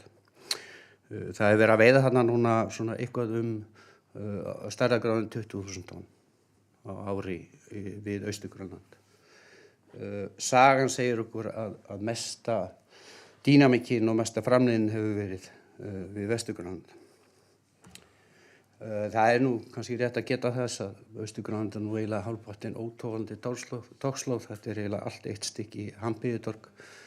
Það mikið af kórall þarna sem hefur ekki tekist ennþá að slétta úr og eigum við það þá kannski sem banka til þess að huga að þegar við ætlum að skoða lokun svæða og varðveislu fjölbreytileika. Merkingar á síðari tímum, þetta eru merkingar síðan eftir 1990 og það eru þarna merkingar grænlendinga bæði við Vestur-Grænland og Austur-Grænland, bláu punktar tákna merkingarstað og hér í efri myndinni það fiskar sem eru merktir við Grænland. Þá sjáum við þá að af þeim 1200 endurheimtum af fiskum sem merkt hafa verið við Grænland þá skiptingi svona nokkurn veginn 40-60.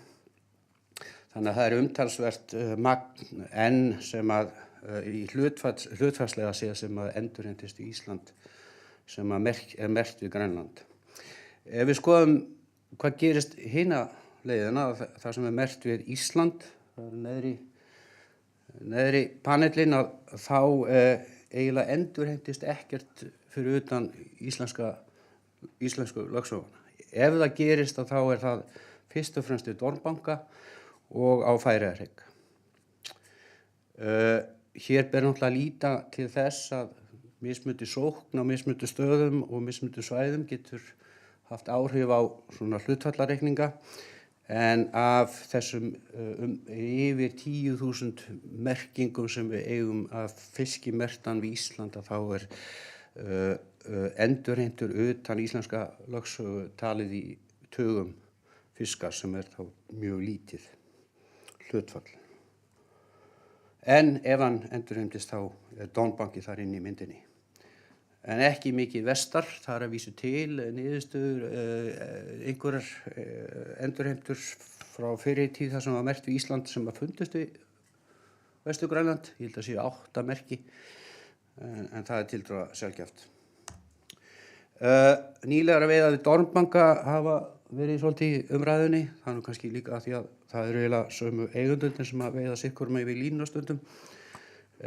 Ég búinn að nefna það að stærðargráðan hér á þessum veiðum þó ekki meiri heldur en 10 til 20.000 tonn á síðari árum. Það virðist vera samkvæmt mínum upplýsingum að dormbanki hefur aldrei verið mikil veiði á þorski. Þegar var veiði við Austur-Grænland einhverju marki þá var mun sunnar. En eins og ég nefni áðan þá eiginlega aflið með Austur-Grænland í skala séð í sögunni tiltölulega lítill í sjálfu sér. Nú komandi að þessum erfðarannsóknum að Grænlendingar hafa verið mjög duglegir á undanförnum árum að beita nútíma tækni í erfðarannsóknum og hér meðal annars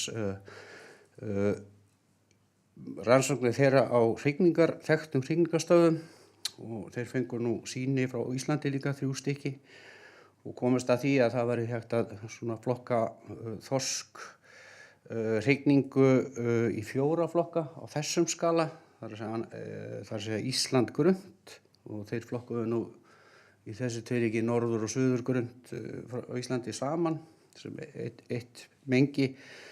Síðan væri það Austur-Grænland Ísland djúpt og síðan Vestur-Grænland landgrunnið og svo fjarðaþorskurinn.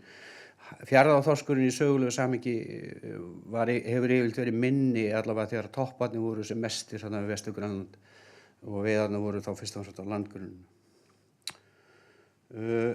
Þannig að tengsl þorsk milli Grænlands og Íslands það er löngu þekkt og það er að lesa þetta meira í tímarit.is á þessum tíma og þar virðist vera að göngur úr íslenskri lögsögu séu ákaflega takmarkaðar að undanskilju hugsanlega Dormbanka og svo Færeyjabanka en ég var nú fókusera aðeins á Grænlandhlutann Færeyjahryggfylgið og göngurnar frá Grænlandi eru eiginlega sjáanlegar í aldursskemmtum afla, það er að segja þessi innistæða fyrir fiski sem veitur 8-9 ára gömlum eins og 22 og 45 ára gömlum. Það var engin innistæða fyrir því á fiski þegar var í veiðum yngri fisks á Íslandi og það þarf eiginlega ekkert líkan til þess að sjá það.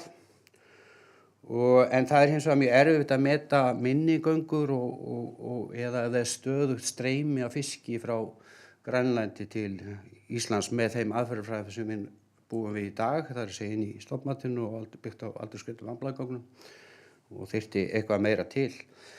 Þetta hefur náttúrulega skipt litlu máli, kannski þessi grænlandsfiskur síðan 1970 þegar þorskurinn eiginlega meira og minna hrundi þarna við Grænland, en þetta gæti breyst í framtíðinni. Og þessar nýlegu veiðar við Dormbanka, ég veit ekki eiginlega spurningu hvað er að gera í stofnmati og þó Höskuldur sagði að þessi þorskur sem færir á Dormbanka væri samt sem áður ennþá íslenskur að þá þarf hins vegar kannski að huga því hvernig við möðum við þetta í stofnmati. Núna er þetta ekki tekið með hjá okkur og þetta verður í sjálfum sér hugsanlega milliríkjamál sem að hefur náttúrulega stóra pólitíska þýðingu ef að það verður gert af því að þá er stjórnun veiðanna sameiginleg milli 2 ríkja og því held ég að sé nú algjörlega lykilatriði að menn haldi nú áfram þar sem að menn ætluðu sér að stefna hér fyrir 2 ára síðan og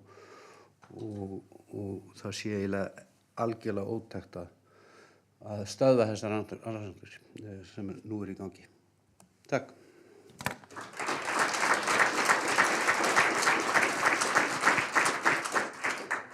Takk heilega Einar. Eruð þið með spurningu fyrir Einar? Já. Lísa SFS. Takk fyrir mjög góðan fyrirlestur.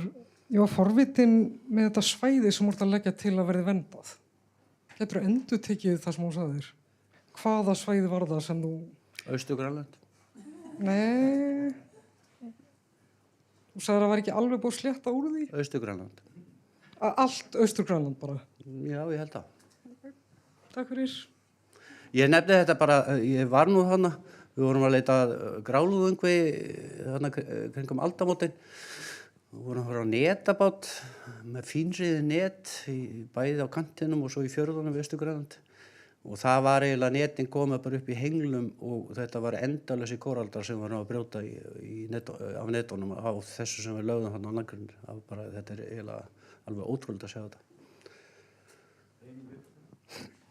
Já, takk Einar fyrir, Guðmundur heiti ég í matvælaráðuneytinu.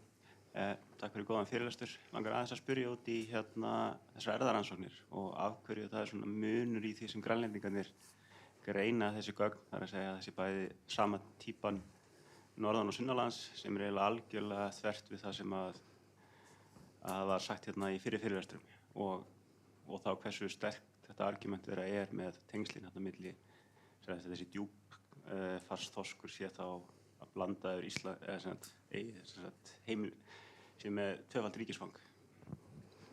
Já, ég ekki erfðafræðingur þannig að ég ætla að vísa þessu á aðra. Þetta eiginlega niðurstöðurnar sem eru í grein þessara aðila. Ég held að Kristján og hann bara maður til að svara akkur þessu. Ég svona sem gamall stofnmaðsfræðingur þá bara móttangandi á erfðafræði upplýsingum.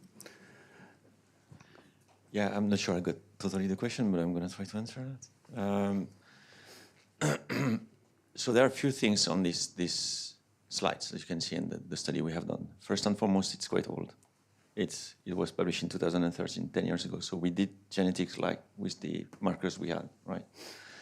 And you can see that they're like Annars said, Iceland, North and South are together, and that's because the panel we used at that time was not capable of making them different or finding the differences between them. Let's say that like this.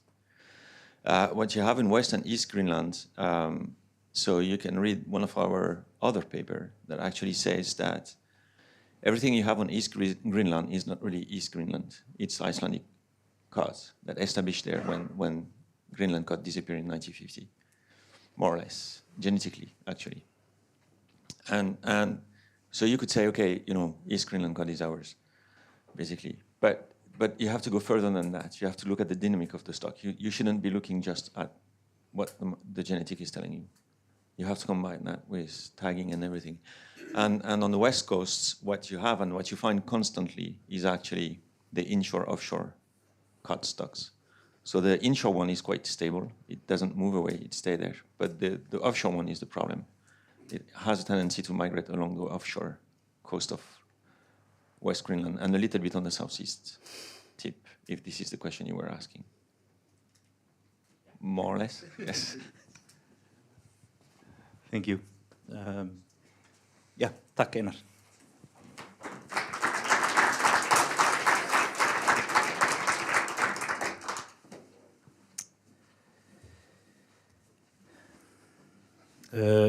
Nú komið að þáttaskilum, komið annað þema í gang.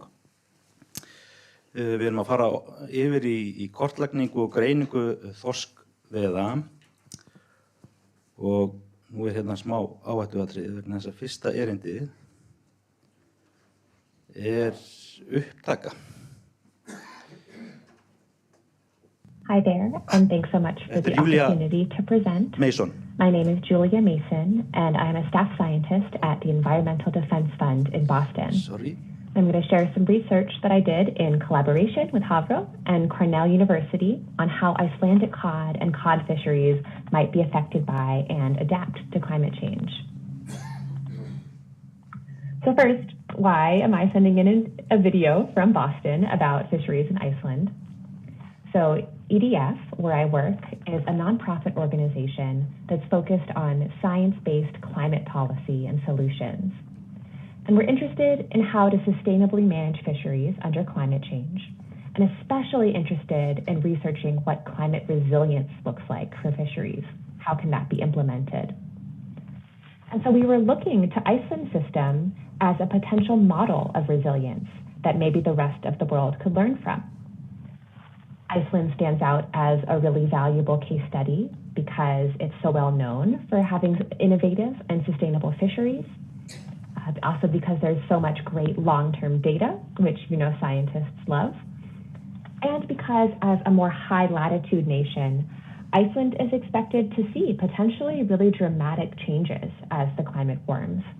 And some of those could even be positive because we might see fish moving into Iceland's waters.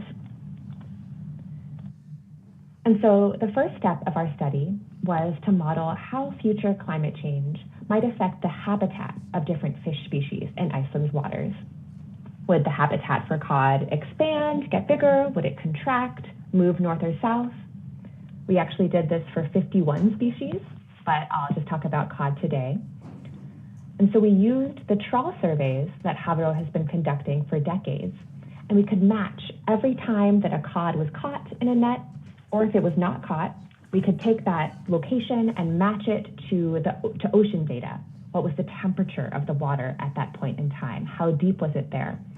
And use that to understand the general preferred habitat for that species.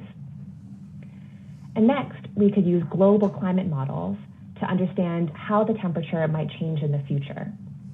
So I've plotted here the temperature change on the ocean surface under two policy scenarios. So there's a more optimistic scenario here in blue, where the world drastically cuts its carbon emissions, and a more pessimistic scenario up in red, and this is where the world doubles down on fossil fuels. So of course, likely the reality might be somewhere in the middle. And so then we can ask, given these projected changes of ocean temperature, how will that habitat for each fish that we were able to model based on the past data, how will that change? And for cod, our model showed potential habitat increases in the northern shelf area here in green, and maybe some decreases more inshore and in the south, shown here in brown. Then we wanted to understand how fishermen and the fishing industry would be affected by these shifts or changes in habitat. And what can we learn from that about climate resilience? So I conducted interviews with people all in different parts of the fishery system, managers, fishermen, big boats, small boats, processors, marketers, scientists. And I asked them about the features of Iceland's fishery system that might help them adapt, and also any risks or concerns that they had about climate change. And so from all of these interviews, I synthesized 4 big takeaways. The first is that there's a lot of flexibility in Iceland's fisheries management system. And this is really important because it allows for rapid responses to change. So Iceland's governance has tremendous scientific capacity with all of these surveys. This allows for frequent updates to management. So for example, by setting catch limits every year, this helps managers respond to environmental changes. And for fishermen, the flexibility measures within the quota system, like the catch quota balancing mechanism, they allow fishermen to make fast and really finely tuned decisions as species might change their abundance and distribution. Second, there are really strong connections throughout the fishery and the supply chain. And these refer both to social connections and to more logistical connections. And that this tight connection allows learning and innovation. So interviewees talked about how the industry is really cooperative, that firms share information, and this allows innovation to spread. And then there are features like the centralized landings database, and this provides transparency where everyone has access to this information and can use it as the basis for decision-making and innovation. Third, having access to capital, and particularly reserve capital or wealth, can help companies or fishermen weather a year of poor catch. And it can also provide more flexibility options, like buying quota from a different species, or investing in bigger boats that can follow shifting stocks wherever they go. And finally, interviewees really emphasized that the mindsets and the attitudes of Icelanders as being really comfortable with change and uncertainty, of being optimistic. Quite a few people discussed þetta, and they said that these mindsets are major contributors to the resilience and the adaptability of Iceland's fishermen and the fisheries. However, the interviewees did bring up some concerns and some potential risks.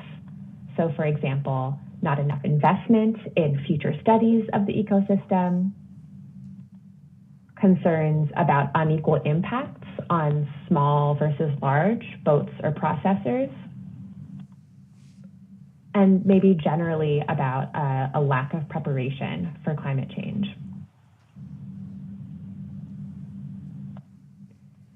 And collectively, the interviewees painted a picture for me of how some of these features that I just talked about before that make the fisheries system so successful and so adaptable, in some ways can actually conspire to prevent preparation for the future. One person called this a catch-22, kind of a trap. And so one example of this that I'd like to try to illustrate for you is about this concern that I brought up about the lack of future studies about future ecosystem and climate science, because the fishery system works so well now that there's no incentive to change. So right now, there's really effective management, fisheries management, and this has helped restore healthy stocks that makes for a profitable industry. And so that has resulted in trust among fishermen, scientists, and managers. And this helps management be even more precautionary and more effective. It's a virtuous cycle. And so the incentive is to continue science as usual that's focused on commercial stock assessments that can directly inform management. But maybe this comes directly at the expense of investment in more integrated ecosystem studies, some more basic research that doesn't have as much of a direct management application, and studies like the one that we were doing, where we're looking forward at what changes might come with climate. And under current conditions, this is maybe okay, because the stock assessment focused science, the studies of commercial species, this is much more important for informing management. It's more efficient. But interviewees brought up that under climate change, as these species might be shifting their habitat, changing their abundance, maybe losing critical prey items, the importance of these two types of information might switch, because there could be critical ecosystem or climate factors that affect commercial stocks that haven't been studied. And so the management isn't as well informed or prepared. And so that could mean that it's not as effective at protecting these stocks. And then knock-on effects, this could threaten some of those other great aspects of the system that help make it so strong and so resilient. So of course, this is just a completely hypothetical scenario, just meant to illustrate a potential risk that the interviewees that I talked to were worried about. So in summary, my collaborators and I used decades of cod survey data from Havro to model how cod might be affected by future climate change. We found that cod, as well as some other species in Iceland's waters, they might shift their habitats within Iceland's waters. In the case of cod, they might be moving a little more north and maybe decreasing their habitat inshore. But overall, the change is relatively small for most species. We also learned about many strong adaptive features in Iceland's fisheries system: science-based flexibility, these tight connections that promote learning, access to capital, and importantly, these resilience mindsets. And finally, to avoid some of the potential risks, the interviewees that I talked to in this study recommended investing in climate and ecosystem science, and also making sure that smaller boats and processors are still supported and can continue to innovate and bring novelty into the system as the climate changes. That's all I have for you today. Thank you very much for your time. And if you have any questions or wish to follow up with me, you can get in touch with Pamela Woods and she can help coordinate. Takk fyrir.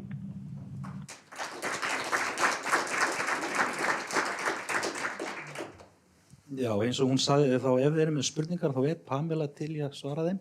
Þannig að eru einhverjar spurningar? Pamela, hvað ertu?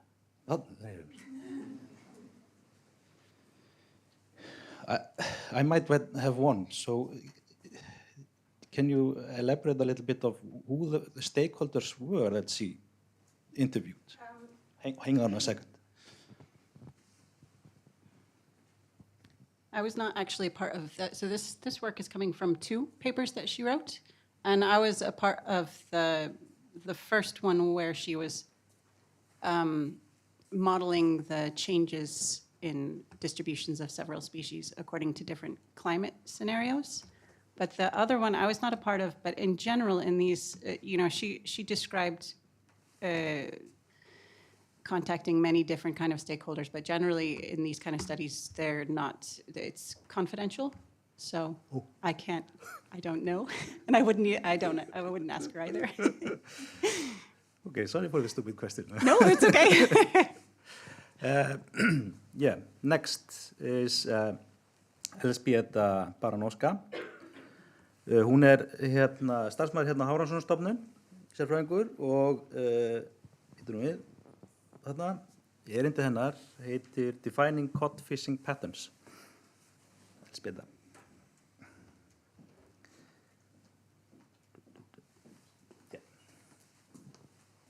Góðan daginn allir, takk fyrir Linur. Sem sagt erindi verða á ensku en ég get svara íslensku spurningunum auðvitað. So I'm going to tell you a little bit about my study. So my study is part of a larger project called Fishing into the Future, which is funded by Icelandic Research Fund, Grant of Excellence, and supports a case study from how management strategy evaluation can be implemented while considering stochasticity within the entire social ecological system. My work package is...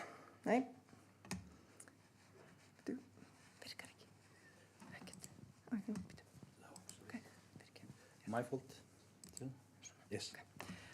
So my work package was focused on defining fishing activities, also called métier, within Icelandic demersal fisheries. The purpose of this is to gain a better understanding on how fisher behavior and fleet dynamics affect resource sustainability in Iceland. Results from my work package contribute to different models used in other packages within this project. So before we go on, I'm going to tell you about what actually métier is. So European Data Collection Framework defines métier as a group of fishing operation targeting a specific assemblage of species using a specific gear during a precise period of the year and or within a specific area. So the broad objective of my task is to analyze demersal fishing patterns from Icelandic logbook data in order to define métiers. And those fleet activities are useful for parameterizing ecosystem model Atlantis and stock assessment model Gadget. And at the same time, we're going to be linking métiers to temporal and spatial data. Métier definition is widely done in Europe, as the same fish stocks are often utilized by many different countries and are commonly connected to work done around mixed fisheries policies and implementation of ecosystem-based fisheries management. So how are we going to do this? Of course, by looking at already existing logbook data. And registration of logbook data is mandatory, and it's collected by fishers themselves. So each fishing vessel is obligated to fill out information regarding each fishing activity and send it in. It reflects ecological conditions and discloses fishing patterns and behavior. So this is what we wanted to look at, and we wanted to start big. So here we have logbook entries from Icelandic fishing fleets, and which happened in 2016 to 2019. And as you can see, there is a lot of dots. We have trolls here, we have nets, lines, pelagic trolls, just scientific holes, you name it. Everything is here. So we wanted to aggregate it a little bit. We started with doing, here you can see a flowchart with data preparation, and we started with almost 500,000 logbook entries. So we needed to do some cleaning. We selected logbook entries within Icelandic exclusive economic zone. We took out entries that were geographically impossible, or just completely impossible with like super large tonnage that never could ever haul in or take in or whatever. We also looked at registered species and decided to focus on those that have advice or have been landed and are economically usable to some extent. Then we decided to focus on demersal trolls, and especially bottom outer troll, because when we think about métiers, we think about vessels fishing, And those vessels are equipped with particular gear. And when we think about gears like nephrops and shrimp, so we have a vessel with nephrops trawl, and they are going to target nephrops, or they are about to target nephrops, or we have a vessel with shrimp trawl, and they are hopefully going to target shrimp. So their métier is already defined quite nicely. So at the end, we ended up with 155,000 entries. Or now we can talk about holes, because those are actually holes. And we ended up with 25 species. And so later on, we generated catch composition matrix, added time and space variables, normalized the data, and calculated Euclidean distance matrix. A lot of mathy stuff we did. So now we are going to do some clustering. And we decided on using hierarchical agglomerative clustering algorithm with words linkage. And today I'm gonna show you results where cod is actually presented in. So this is what we ended up with. We ended up with holes from vessels using bottom motor trawl. And now we have a little more structure into holes. And the colors show different cluster that we got out of our clustering analysis. And here we can see a clustering tree to the left and bar plot to the right. And I'm going to focus today, tell you a little bit about, so we ended up with 7 clusters that define the bottom trawling fisheries quite nicely. And the 7 clusters we decided on were based on algorithms that we used for what's the optimal clustering number. So I'm going to talk about cluster 1, 2, and 5, which is here, 1, 2, and 5. And as you can see, cod is taking a quite large part of those holes within. And cluster 1, I'm going to call cod métier. This one here is shallow mixed métier, and this one here is deep mixed métier. So here we have métier, the first cluster called cod métier. And in this cluster we have an average depth of holes 143 meters. Numbers of vessels are 78 that are participating in fisheries in this particular métier. Mean vessel length is around 51 meters, and mean catch per hole is around 8 tons. And as you can see, cod is blue, and it's a lot of blue here on this plot. And on y-axis, we have proportion of the species caught within each hole. Sem sagt hlutfall tegunda sem eru veiddir í hverju togi. And on x-axis, we have 43,000 holes, separated holes, arranged from less diverse catch composition within each hole to more mixed. Það er sem sagt hrein tog, þorsktog, og svo förum við í meira það sem blandað. Tog sem eru meira blönduð. And here we have a lot of clean cod holes, a little bit of cod, holes with cod and saithe, haddock, redfish, golden redfish, Greenland halibut, etc. And here we have holes with more mixture. But cod is quite distinct species within this métier. Here on the maps, we can see spatial and seasonal distribution of this métier, or holes within this métier. And we can see that there is a shift from the south to the north, from the south in the first two quarters of the year to the north, or at least we cannot see this métier being fished in 2 later quarters of the year. And now to the shallow mixed, and this is the same. Here's the proportion of y-axis, and on x-axis we have 33,000 separate holes, and we can still see some holes that have clean cods in them, but now we can see more haddock and more species mixture. So here we have holes with cod and haddock, a little bit of place in between, golden redfish, lemon sole, halibut in between, etc. And we can see here on spatial and temporal overview that there is also a shift from the south in the first 2 quarters, or at least this material is not fished here as may be expected from the spawning grounds, so the fish is moving to the feeding grounds in the northwest, or northeast.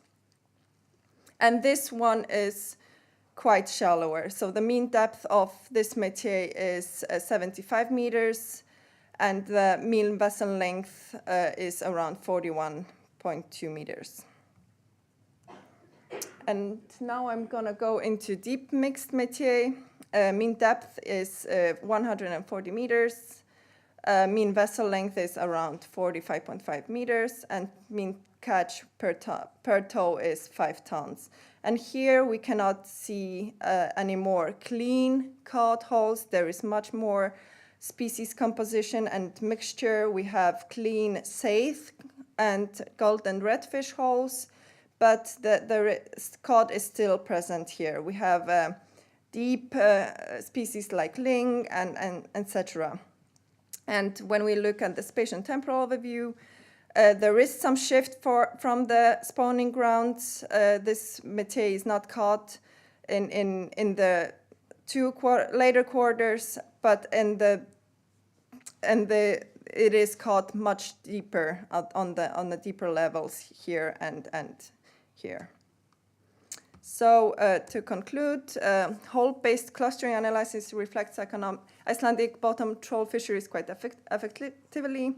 We have a distinct cod métier with seasonal and spatial shifts, mixed shallow métier with cod and haddock as dominant species, also with spatial and temporal transfer, and we have mixed deep métier with cod, saithe, redfish, and haddock as important species with some seasonal and spatial elements. Thank you.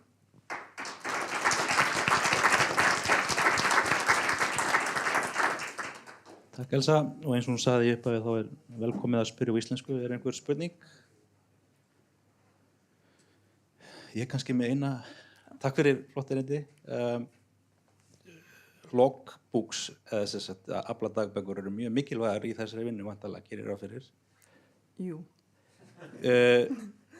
Og ég veit að þetta métier hugtak mikið notað, þetta náttúrulega evrópskt dæmi.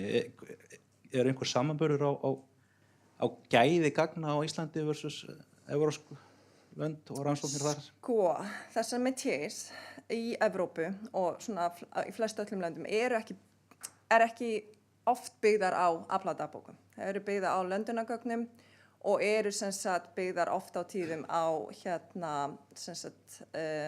kvittunum upp á hvað er landað. Þannig það er erfitt að fylgja eftir hver einstu togi að hali eða svoleiðis. Þú veist, eins og með okkar analýsu þá getum við sem sagt ein veiðiferð getur farið í margar af þessum sem sagt métiers. Þannig að þú ferð að veiða þorskinn, svo ferðu og kíkir aðeins í ísu og þorskinn og svo endar einhvers staðar annar staðar. Þannig að þú ferð í gegnum mörg svona veiðimunstur í einni veiðiferð. Þannig að við megum vera nokkuð stolt af afladagbókunum okkar og gæði þeirra gagna. Já og nei. Þetta gæti alltaf verið betra, Hlynur. Við getum gert betur. Já, takk fyrir góðan fyrirlestur. Þú ert þarna með, það sýndur okkur þarna nokkrar gerðir af métierum. Hversu stöðugir eru þeir? Eru bátar að flokka mikið á milli? Eða þú veist, eða er þetta alltaf bara þetta fyrirtæki með þetta útgerðarmynstur og er það alltaf í sama métierunum? Eða það tók veiðiskip? Mjög góð spurning. Já, eftir að skoða það aðeins betur. En það eru sem sagt, eins og ég nefndi þarna, það eru 80-78 skip inn í þessu métier, en þetta eru sömu skipin sem eru þá, þú veist, sem ég finn í báðum, eða þessum þrem hérna. En það þú veist, sum sem eru til dæmis minni, þau halda sér frekar í þessum þessari métier frekar en þeir fara ekki lengra eins og skipin til dæmis sem fara á hreina svona þorskveiðar eða ufsaveiða, eitthvað svoleiðis. Það einhver svona stoppmerki sem situr að þeir fara ekki langt á milli.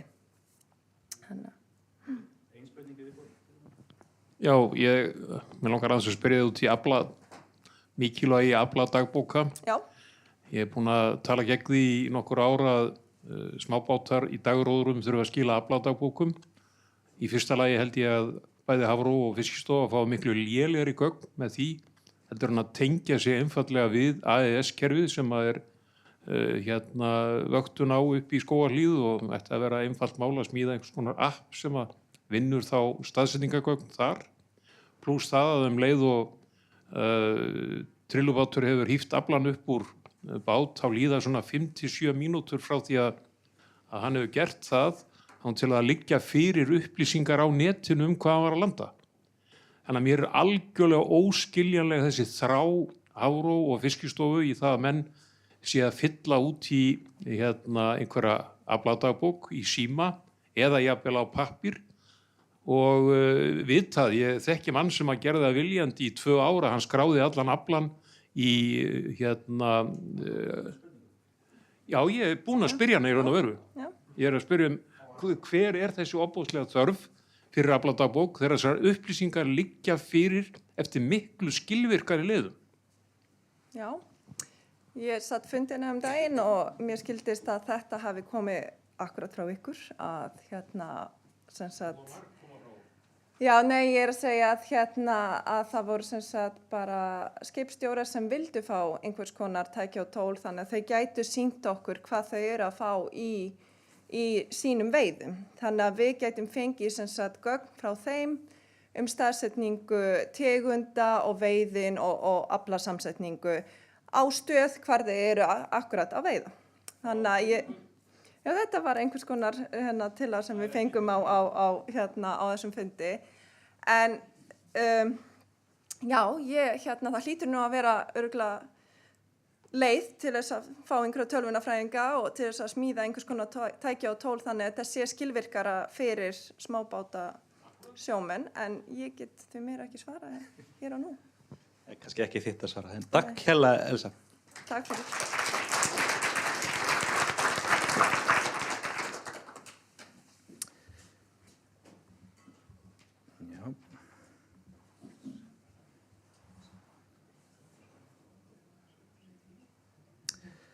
Næsta erindi er sem sagt frá Hafrannsóknadeild Háskóla Íslands, Daði Már Kristófersson, ætlar að fjalla erindið er þorskur, verðlagning eiginleika þorsks á fiskmörkuðum.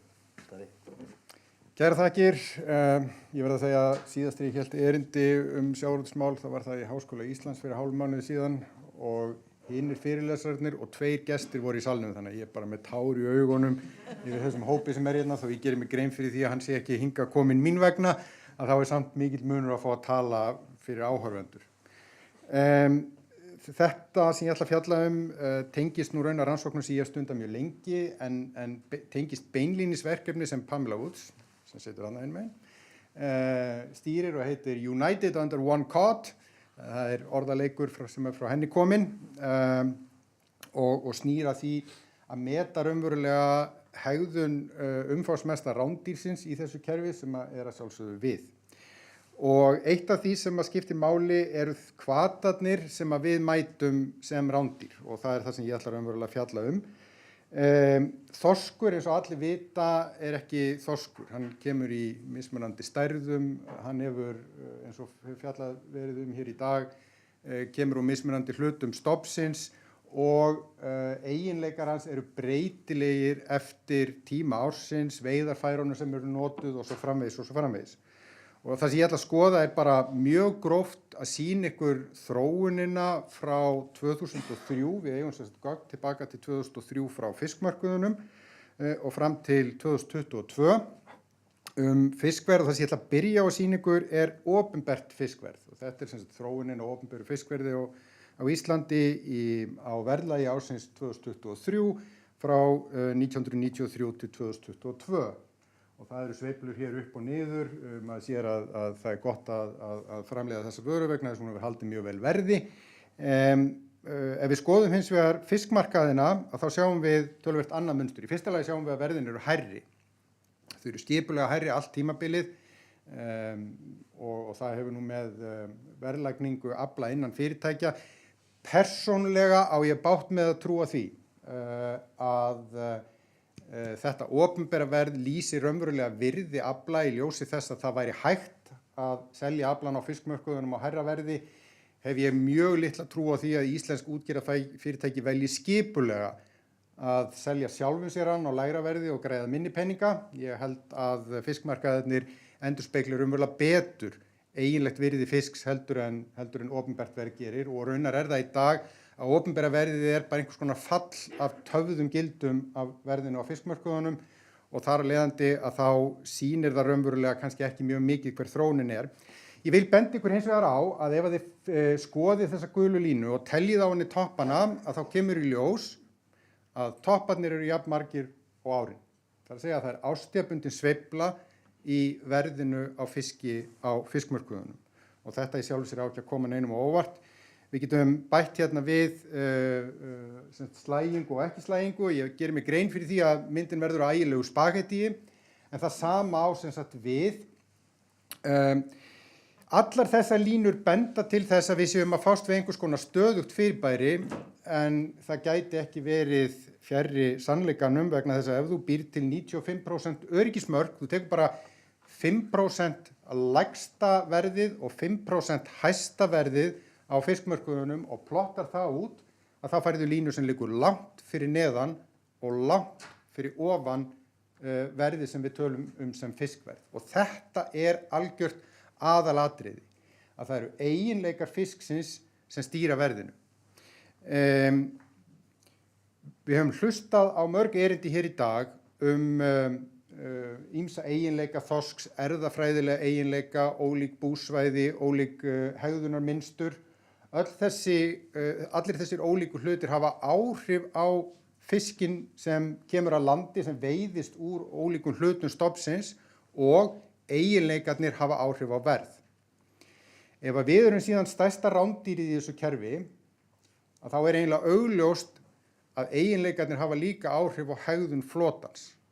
Og það raunar það sem ég hef mestan áhuga á inn í framtíðina og parturinn á ástæðan fyrir því að ég þáttakandi í þessu verkefni að reyna að skoða hvernig togar verðið sem raunverulega það sem að útgerðirnar á endanum hafa mestan áhuga á, virði þess afla sem þær veiða, hvernig togar það á útgerðina og breytir hegðun hennar, sem að við síðan þurfum að snúa okkur við og spyrja líffræðingana hvaða áhrif hefur það síðan á eiginleika þorskstofnsins inn í framtíðina.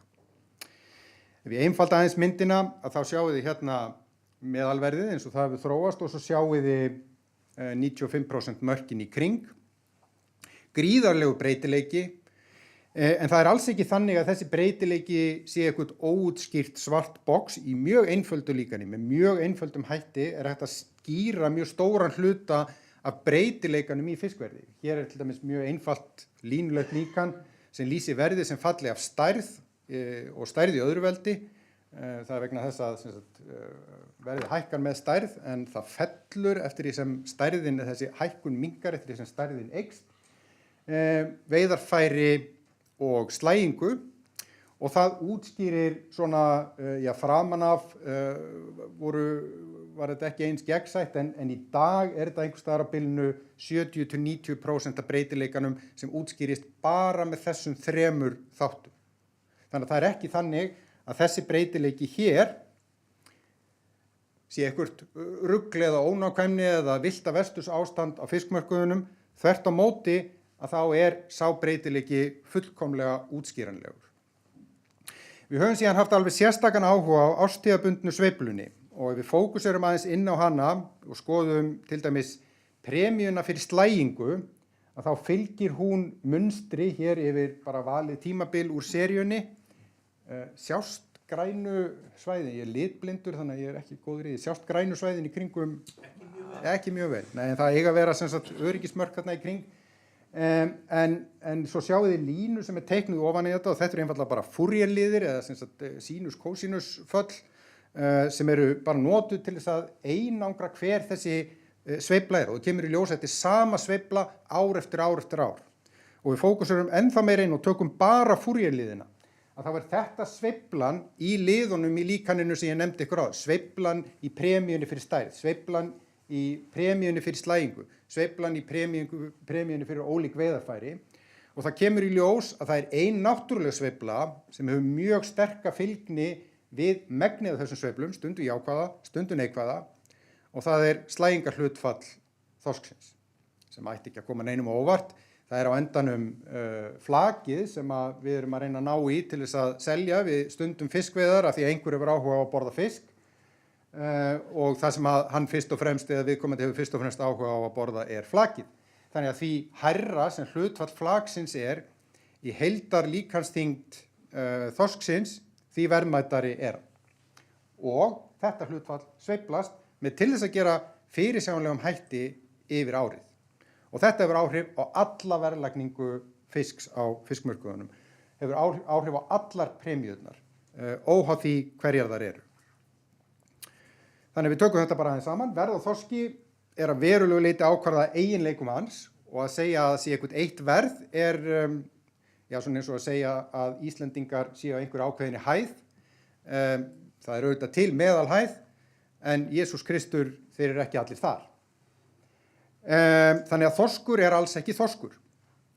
Það eru gríðarlegar árstíðabundnar sveiflur í samhengi verðs og eiginleika og að þessar sveiflur stýrast fyrst og fremst af sveiflum í holdsamsetningu þorsksins. Það sem við síðan viljum reyna að greina, og það kemur nú erindi hér á eftir sem fjallar sérstaklega það, hvernig togar þetta síðan á útgerðina að breyta sinni hegðun. Við höfum verið að sjá hér til dæmis eins og þessar medíargreiningar, hefur þessi hvati áhrif á hegðun og hvers konar feedback þýðir það til dæmis fyrir sókn í ólíka hluta stofnsins eins og þeim hefur verið lýst hér fyrir í dag. Takk fyrir.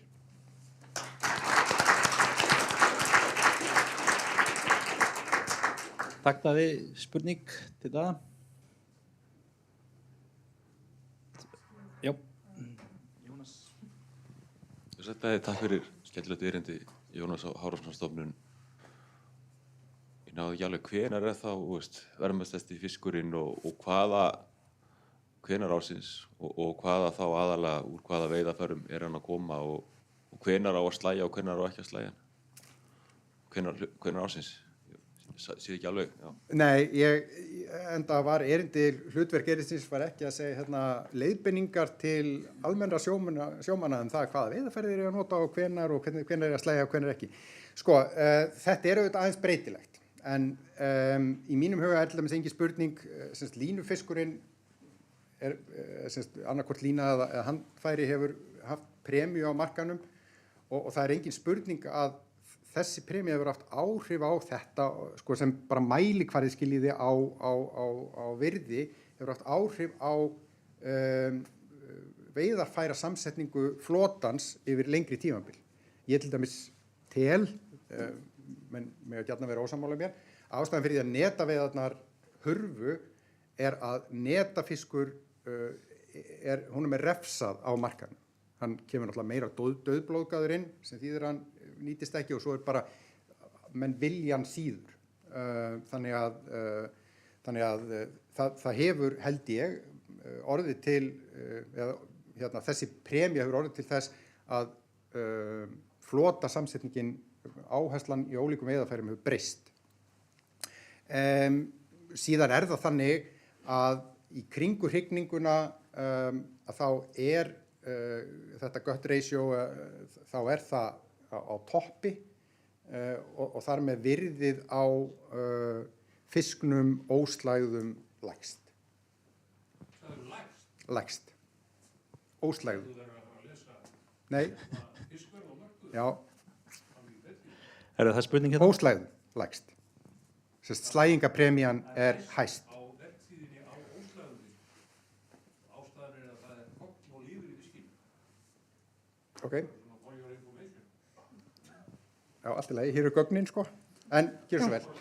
Það spurning hérna, Artur. Já, Lísa SFS, takk fyrir góðan fyrirlestur. Ég var bara forvitin, hægt að nota þegar kemur úr marsrallinu og haustrallinu upplýsingar svona holdafar og slíkt áður en stofnmatið gefið út. Ég var bara að velta fyrir mér, væri kannski hægt að nota svona líkan og upplýsingar þá holdafar sem kemur úr rallinu til að spá fyrir gott gengi á mörkuðum.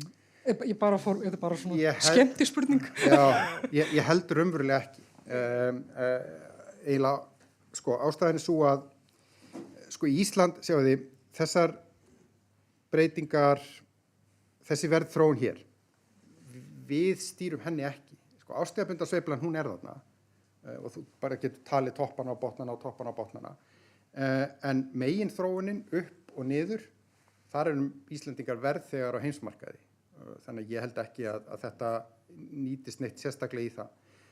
Ég myndi miklu frekar, eins og ég sagði áðan, hafa áhyggjur af því hvernig breytingar á eiginleikum þorsksins toga útgerðina í einhver ákveðna átt sem getur orðið til þess að við sjáum þróun á gentíðni breytingum eða samsetningu þorskstofnsins til lengri tíma. Við höfum heyrt mörg erindi hérna í dag, það sem verið að lýsa því hvernig stofnin samsettur úr mörgum undirstofnum með ólíka eiginleika, eða ekki undirstofnum, því kunnið hérna, það þetta flokkan upp eftir hrygningasvæðum allt þetta og tíðinni gena í honum. Og hérna, það samspil gæti verið eitthvað sem við þyrftum að skoða og ein af ástæðinu fyrir því að við fórum út í verkefni á sín tíma var einmitt til þess að reyna að sjá hætta á því að þessi breytileiki valdi neikvæðum afleiðingum á stærð stofnsins eða stærð veiðistofnsins til lengri tíma eða eitthvað slíkt sem algjörlega ósvaraða spurningar, við erum bara að reyna að leggja þarna eitt spil svona niður á borðið. Ok, takk Daði.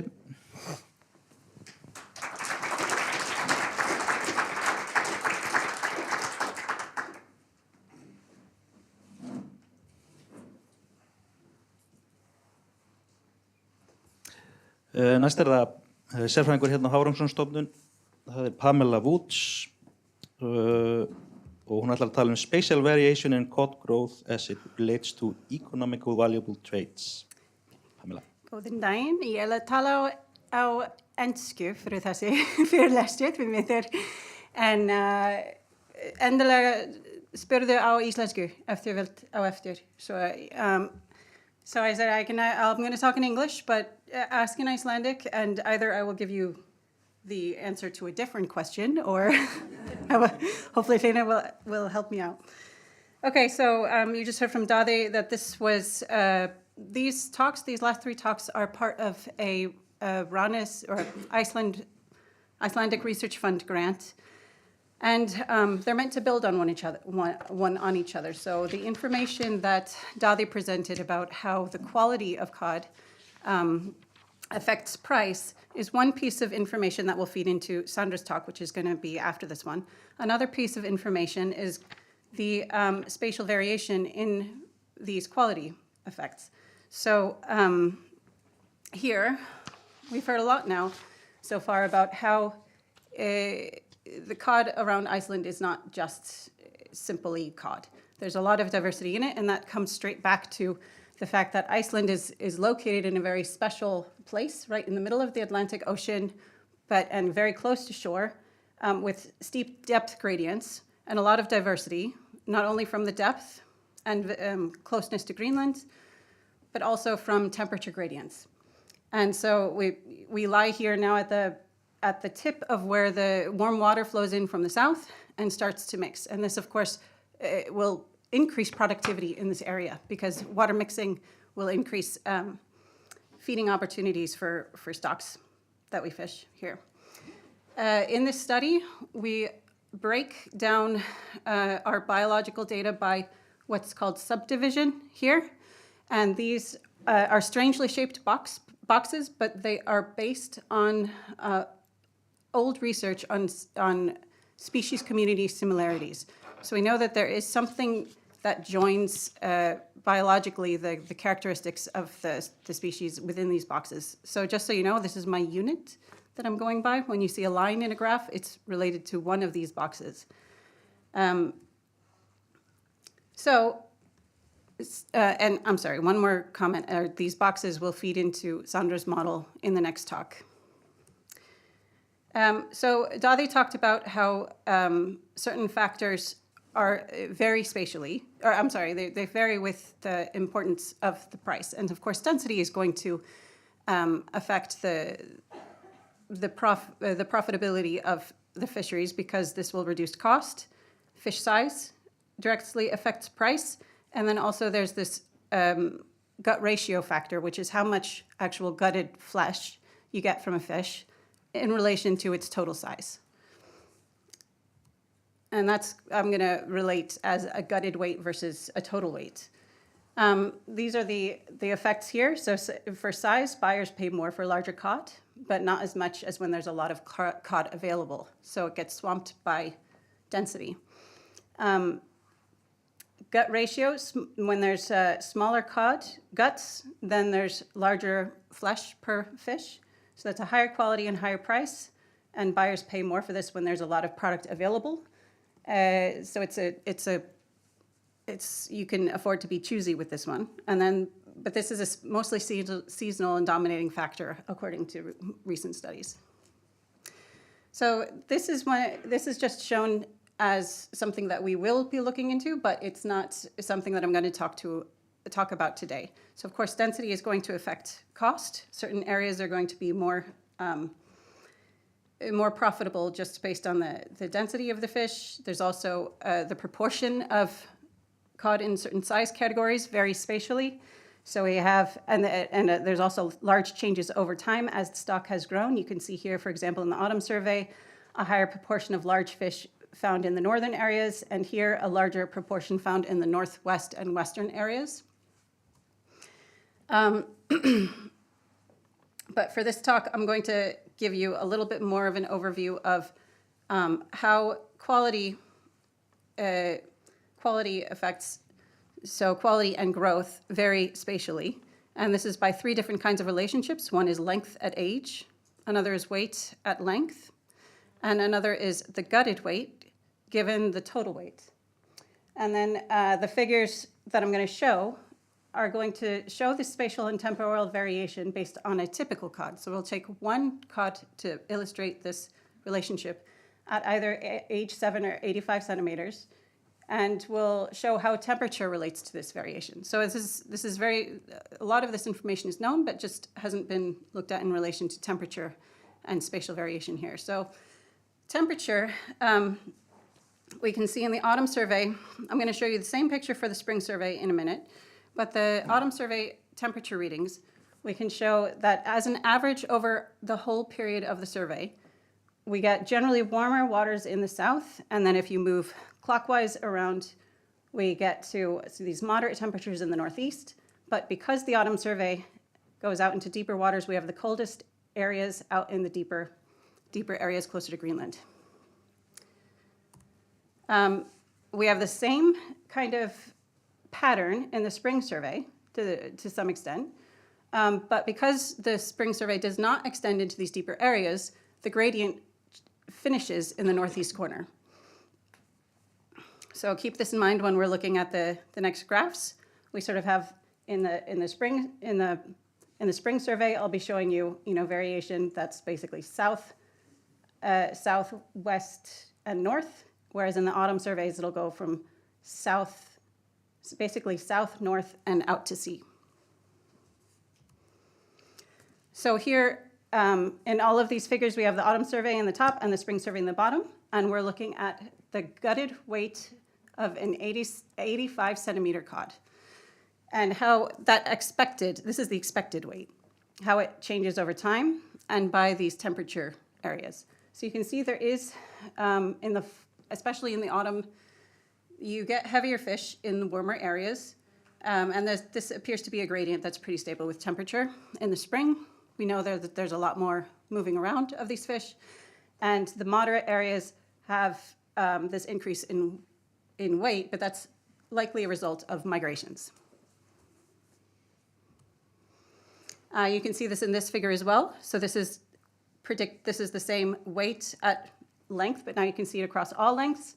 And in general, the fish in warmer areas are heavier at length, but I just wanted to point out here that, and you can see this much better in the autumn, when, of course, the fish are more limited by food and gone back to feeding areas.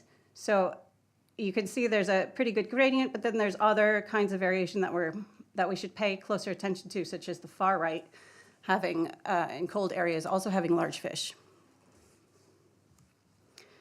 Now for the relationship between gutted weight and total weight. So this is the quality that we're looking at. We see a kind of similar relationship in the autumn survey. In the spring survey, it's almost opposite, but as you can see from these figures, there's a lot of variation here. There's a lot of variation over time, and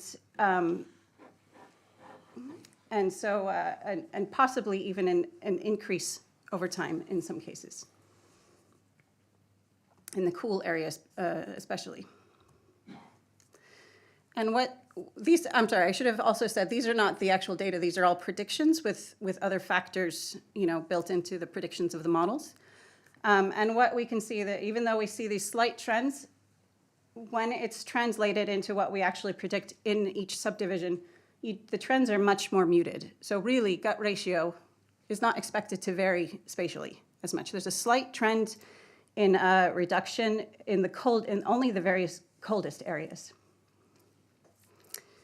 And so in the end, we think there's a little bit of a counteraction here in that in warmer areas, there could be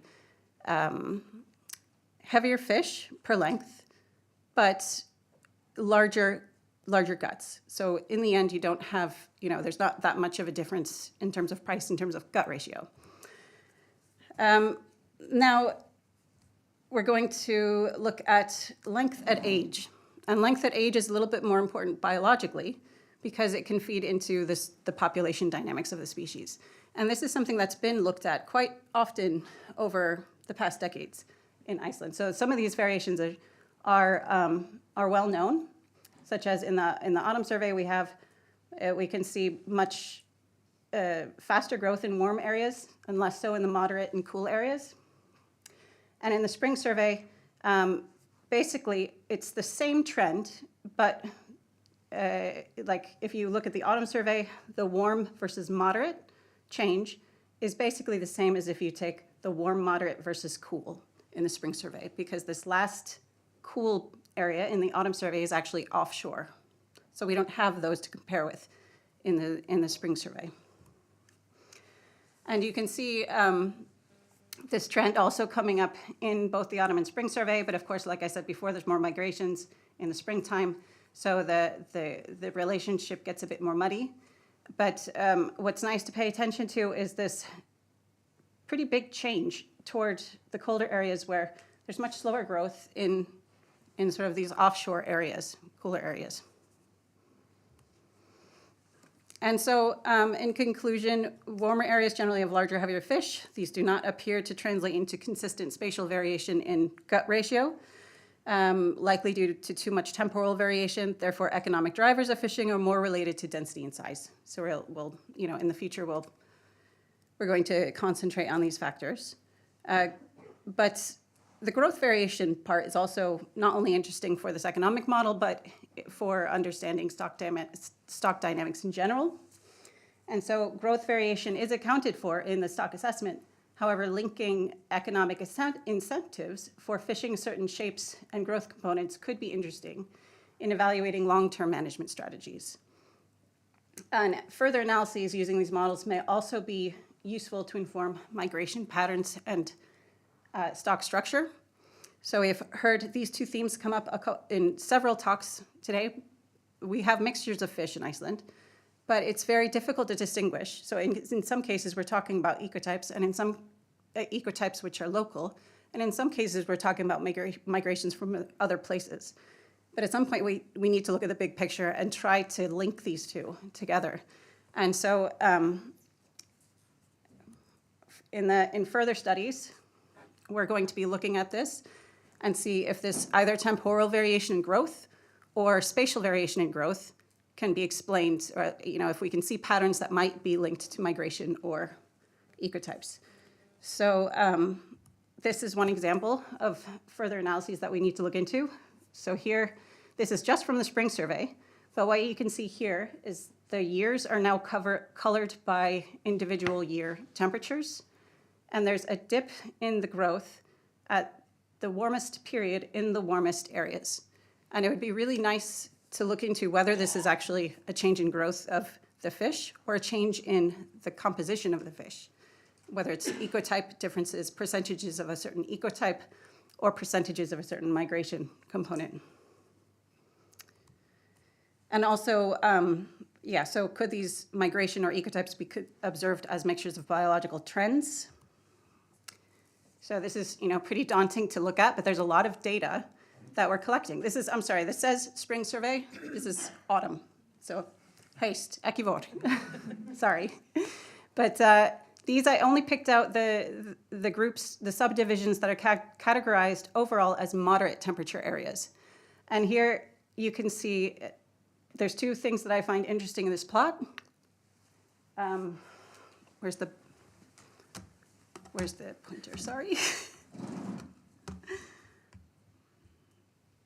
Awesome. Thank you. So here, for example, there. Battery might be off here, so use the. Oh, okay.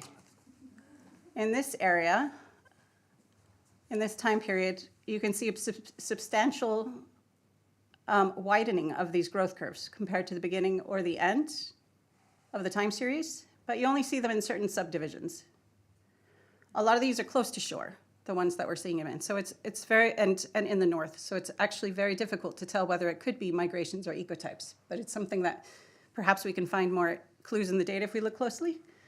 And here's a second interesting one. This is the one that's actually not categorized as moderate. This is an offshore area. And although you don't see a widening of the curve at this point, the widening of the curve could mean a mixture of different kinds of fish that have grown at different rates. And if this is related to temperature, then you would expect them to come from different temperature regimes where they were growing up. Down here, this is a cold area, and you don't see that widening like you do in the other area. But what you do see is a big shift. So here, suddenly, there's a lot of large fish, which is surprising because although we do expect large fish to increase as the fishing mortality has decreased, it's surprising how abrupt it is at this point in time. So that's also worth looking into. So those are future studies. Thank you, and I'll take any questions.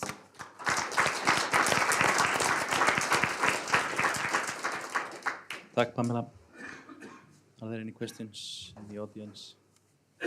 Yep.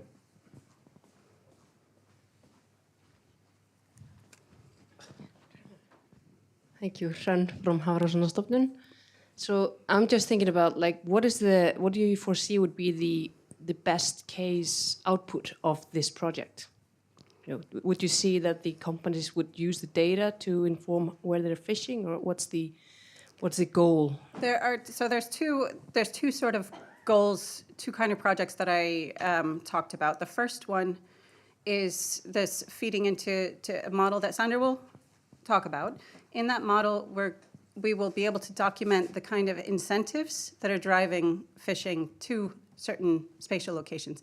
And the idea with that is that if we can understand why, not only understand, but have it quantitatively written down in mathematical models, how fishing can be predicted based on characteristics of the stock and spatial areas, then we can use that in a management strategy evaluation to either make the stock more profitable or sustainable in the long term. The other case was simply this problem of stock structure. We need a better handle on that. Yeah. Takk Pam. I think we have no more time. Þá það síðasta erindi dagsins. Við erum aðeins og eftir áætlun, þannig þakka kærlega fyrir þolinmæðina. You need the one pointer? Yeah, okay.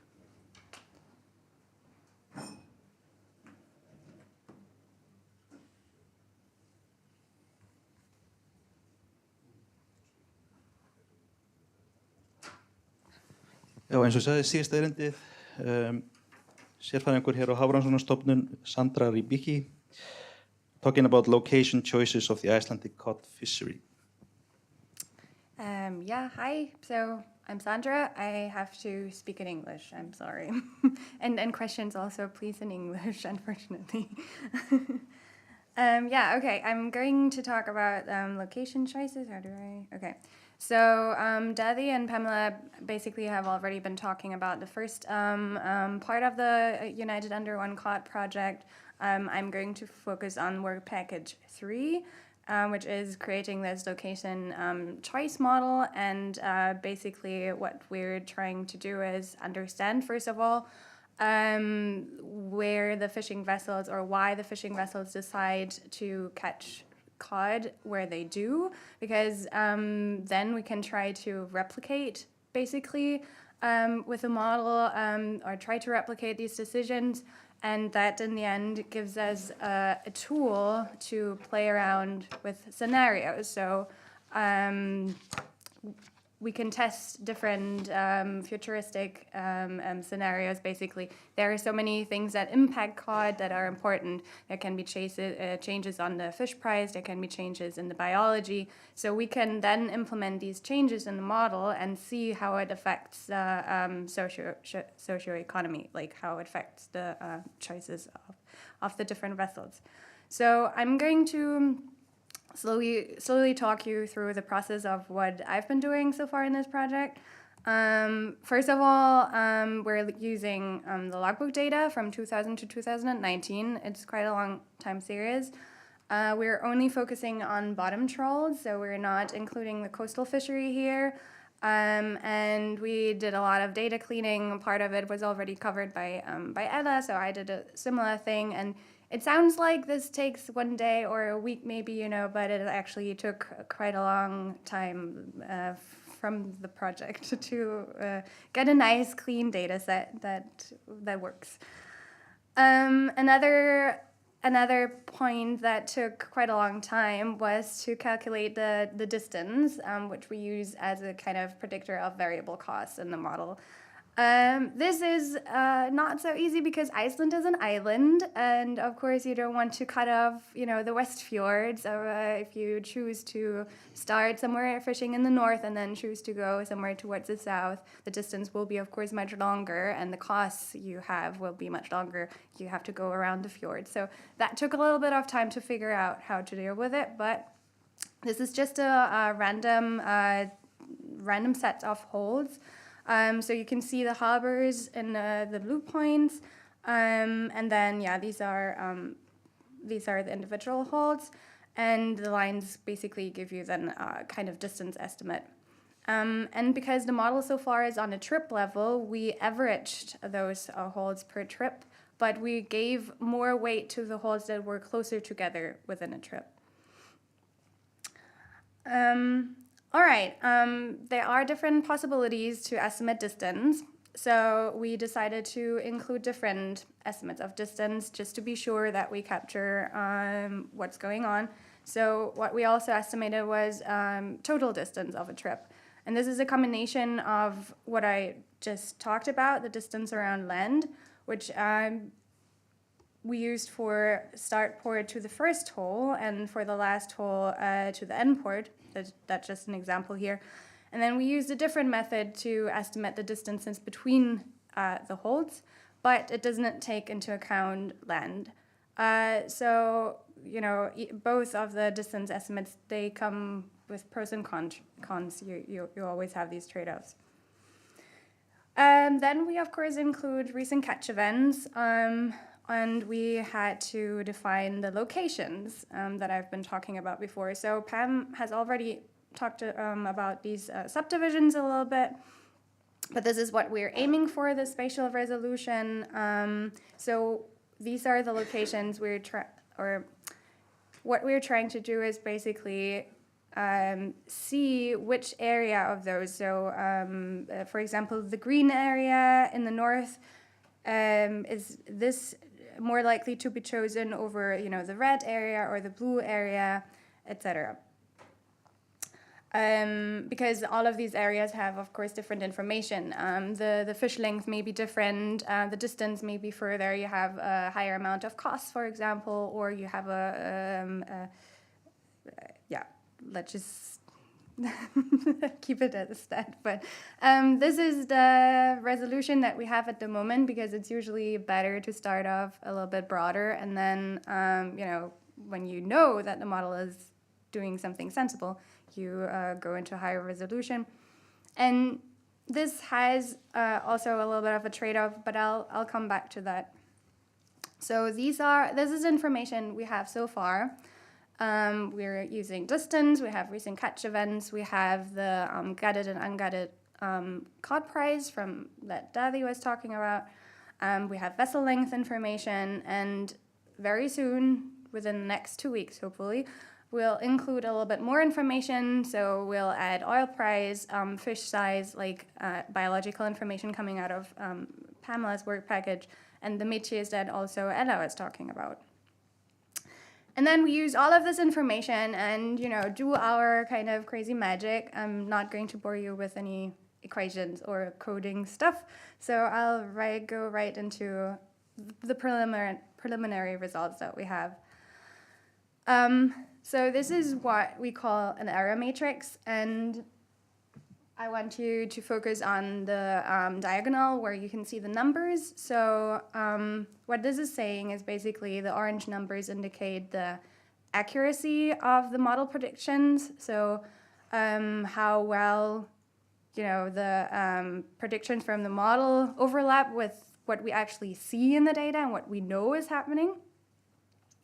And you can see that in area 3, so the light part here in the middle, is area 3, the dark green in the north of Iceland, has the best prediction so far. So 70% of the data is predicted correctly. 70% is is the actual choice, that we have observed. But it also has the most amount of data. The second and third best choices are the areas close to it, area 2 and 4. You can see here that they were predicted correctly, 33%, 38%. But some of the areas are not predicted well at all, like here, area 9 in the north is not predicted correctly at all. But it also only has 1% of the whole data set, so it's not a lot of data informing the model. You cannot expect very good predictions here, and that's one of the perks that I mentioned before with these areas. We do need to refine them a little bit. Probably the orange part here could be accounted to, area 3. The blue part here in area 10 could maybe be accounted to area 4, and that would already increase the accuracy much more. So we do have a lot to work with, and the overall probability to predict correctly with this model is 50%. Doesn't sound like a lot, but it's actually pretty good considering that we're in an early stage, and also we have 9 areas, which is a lot actually for these kind of models. And we will have more areas, of course, if we go into a little bit higher resolution. So here you can see the odds ratio, and how you read this graph is basically everything that is higher than 1, which are the orange dots, are more likely to be chosen. And this is all in reference to this area 3, because it has most of the data. Everything that is less than 1, so the blue dots, are less likely to be chosen. And the further away from the 1, the stronger the effect.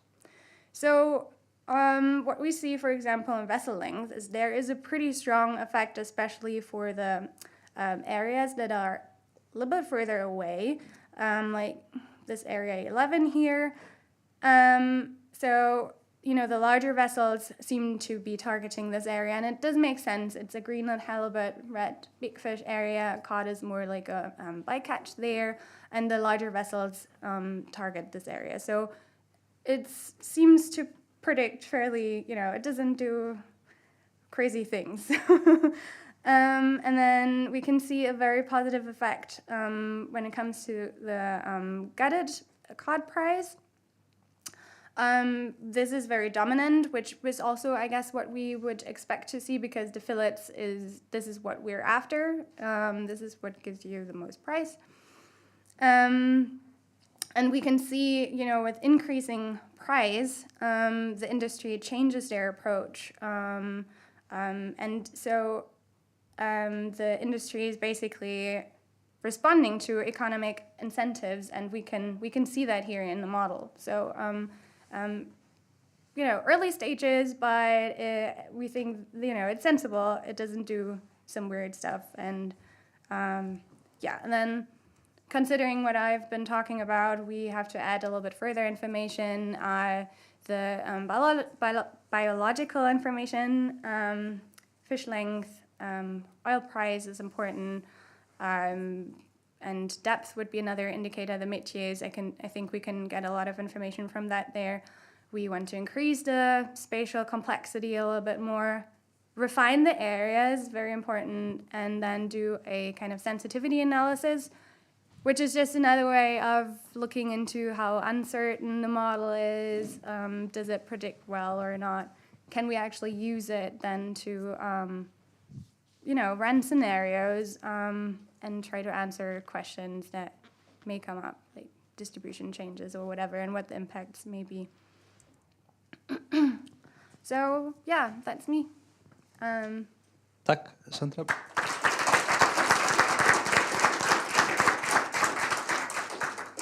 Any questions? Everyone is hungry. Everyone is hungry, that's true. Maybe I have one question. And bear with me, it might be stupid. You're always looking at fillet price, am I correct? Well, gutted and ungutted, we have both. Okay. So just what I'm wondering is that, Iceland is famous for their innovation of using the whole cod, not just the fillet, but also the skin and the liver and the heart and what have you.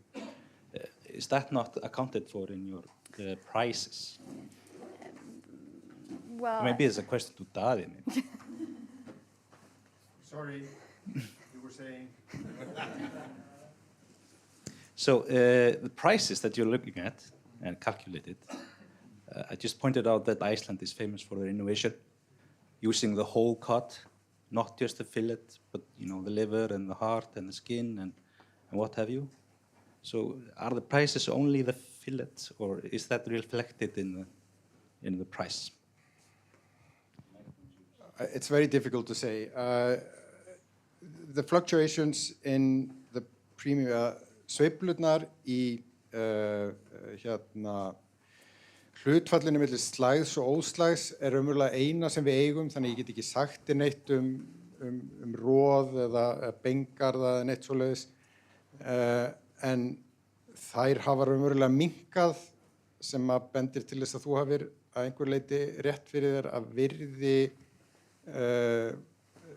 slóksins hefur verið að aukast.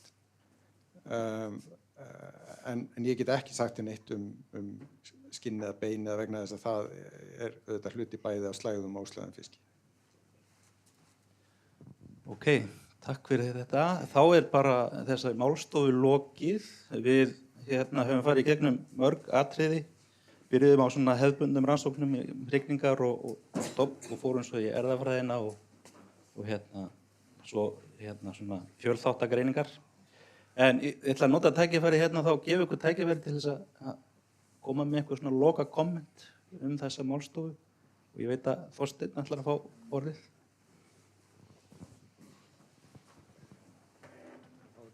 Jú, mátt endilega.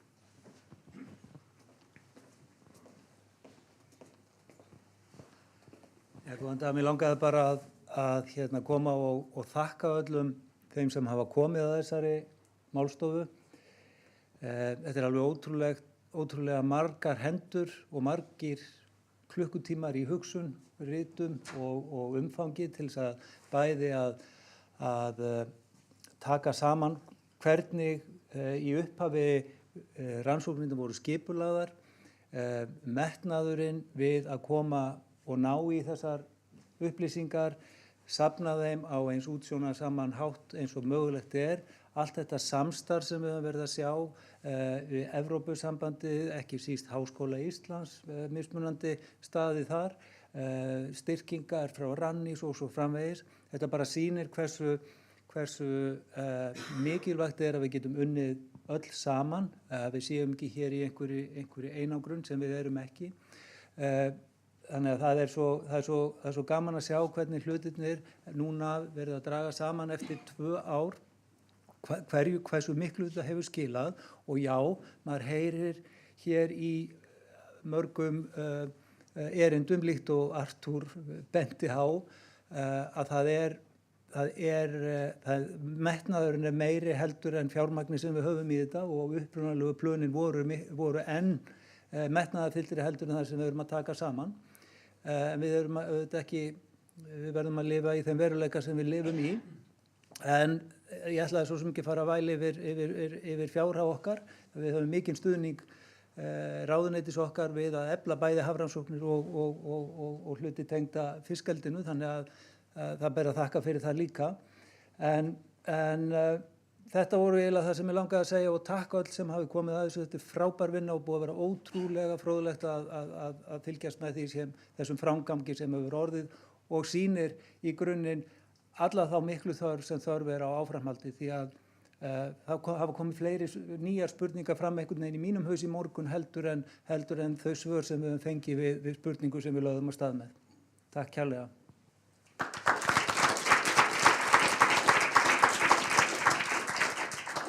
Sko, þetta er náttúrulega bara mjög fín lokaorð, en ef það er einhver sem þeim alveg brennur á tungunni að segja eitthvað þá, já.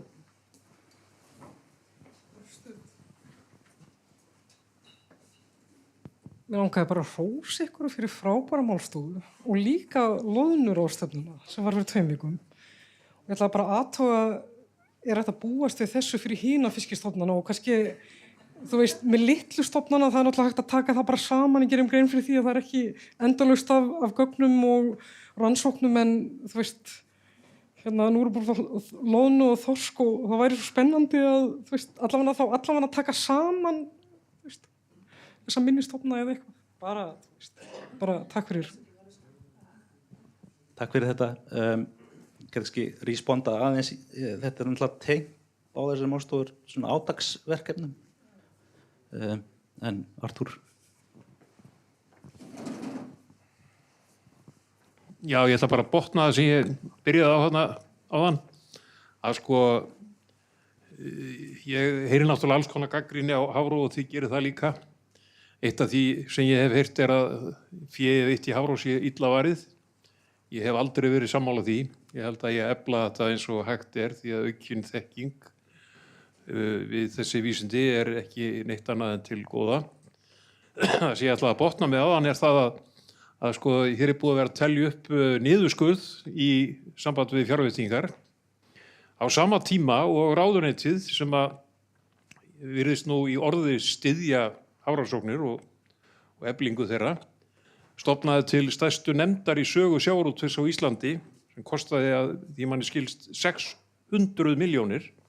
Það hefði nú verið gáfulegar að taka þessa penninga og setja þá inn í þessa stofnun því að þar er mikið og fjálglega talað hvað eigi að gera vel við Hafrannsóknir en svo bara kemur ekkert út því. Og ég skora á því Steini, nú er bara að setja í framhjóladrifið við þetta ráðuneyti og gera því bara rækilega grein fyrir því hversu mikilvægt það er að standa við stóru orðin. Því það er bara akkúrat það sem ráðuneytið er ekki að gera, né Alþingi. Takk. Takk Artúr fyrir þetta, sko bara líkt og ég kannski sagði ofstuttu máli hérna áðan. Ég veit ekkert kostnaðinn við auðlindin okkar, en auðlindin okkar var skilaði því þó að skilningur í okkar ráðuneyti er mikill fyrir málaflokknum. Ráðherra beitti sér fyrir því að í fjárlögum, í fjármálaáætlun til 5 ára sem var samþykkt af Alþingi síðasta sumar, væru 200 milljónum á ári og yrði 3,2 milljarðar í auknar hafrannsóknir til framtíðar fyrst á 5 árum en svo til framtíðar hvernig aukningin færi fram. Sama var varðandi fiskeldi þó tölurnar væri aðeins aðrar. Það sem að gerist hins vegar, þannig að það er fullur stuðningur okkar fagráðherra. Það sem að hins vegar gerist þegar að frumvarp til fjárlaga kemur út í september, að það er búið að taka í hagræðingu mjög stórar, sko ef maður rétt 320 milljónir neðan af á sama tíma og verið að leggja ofan á. Þannig að það er verið að segja okkur með þessum skilaboðum í raun frá fjármálaráðuneytinu, spariði ennþá meira í því sem hafi verið að gera en styrkiði aðra þætti. Þannig að þetta er rosalega erfitt fyrir okkur að eiga við þegar að svona en við verðum að fara þeim lögum sem okkur eru sett en auðvitað erum við að berjast og reyna að fá auknar fjárheimildir til þess að við getum sinnt þjónustu við þjóðina sem að okkar rannsóknir eru. Ekki bara þetta sama við höfum verið að gera. Við erum að lifa í heimi sem er að breytast. Við erum bara búin að sjá það. Við erum að sjá hvernig breytingar á fiskistofnum eru. Þetta kallar á rannsóknir og ólíkt kannski því sem þegar við erum að vinna í landi, þá bara kostnaðurinn við að ná í upplýsingarnar, hann á allt annarri stærðargráðu og þetta er það sem við erum sem fólk verður að skilja ef þau vilja svörin. En við verðum að fara eftir þeim lögum sem okkur eru sett. Takk fyrir það, Steini. Fínt að þessi dagur byrjaði á ungseiðum og endaði í fjárlögum. Þannig að takk hérlega öll fyrir erindin ykkar og takk fyrir komuna.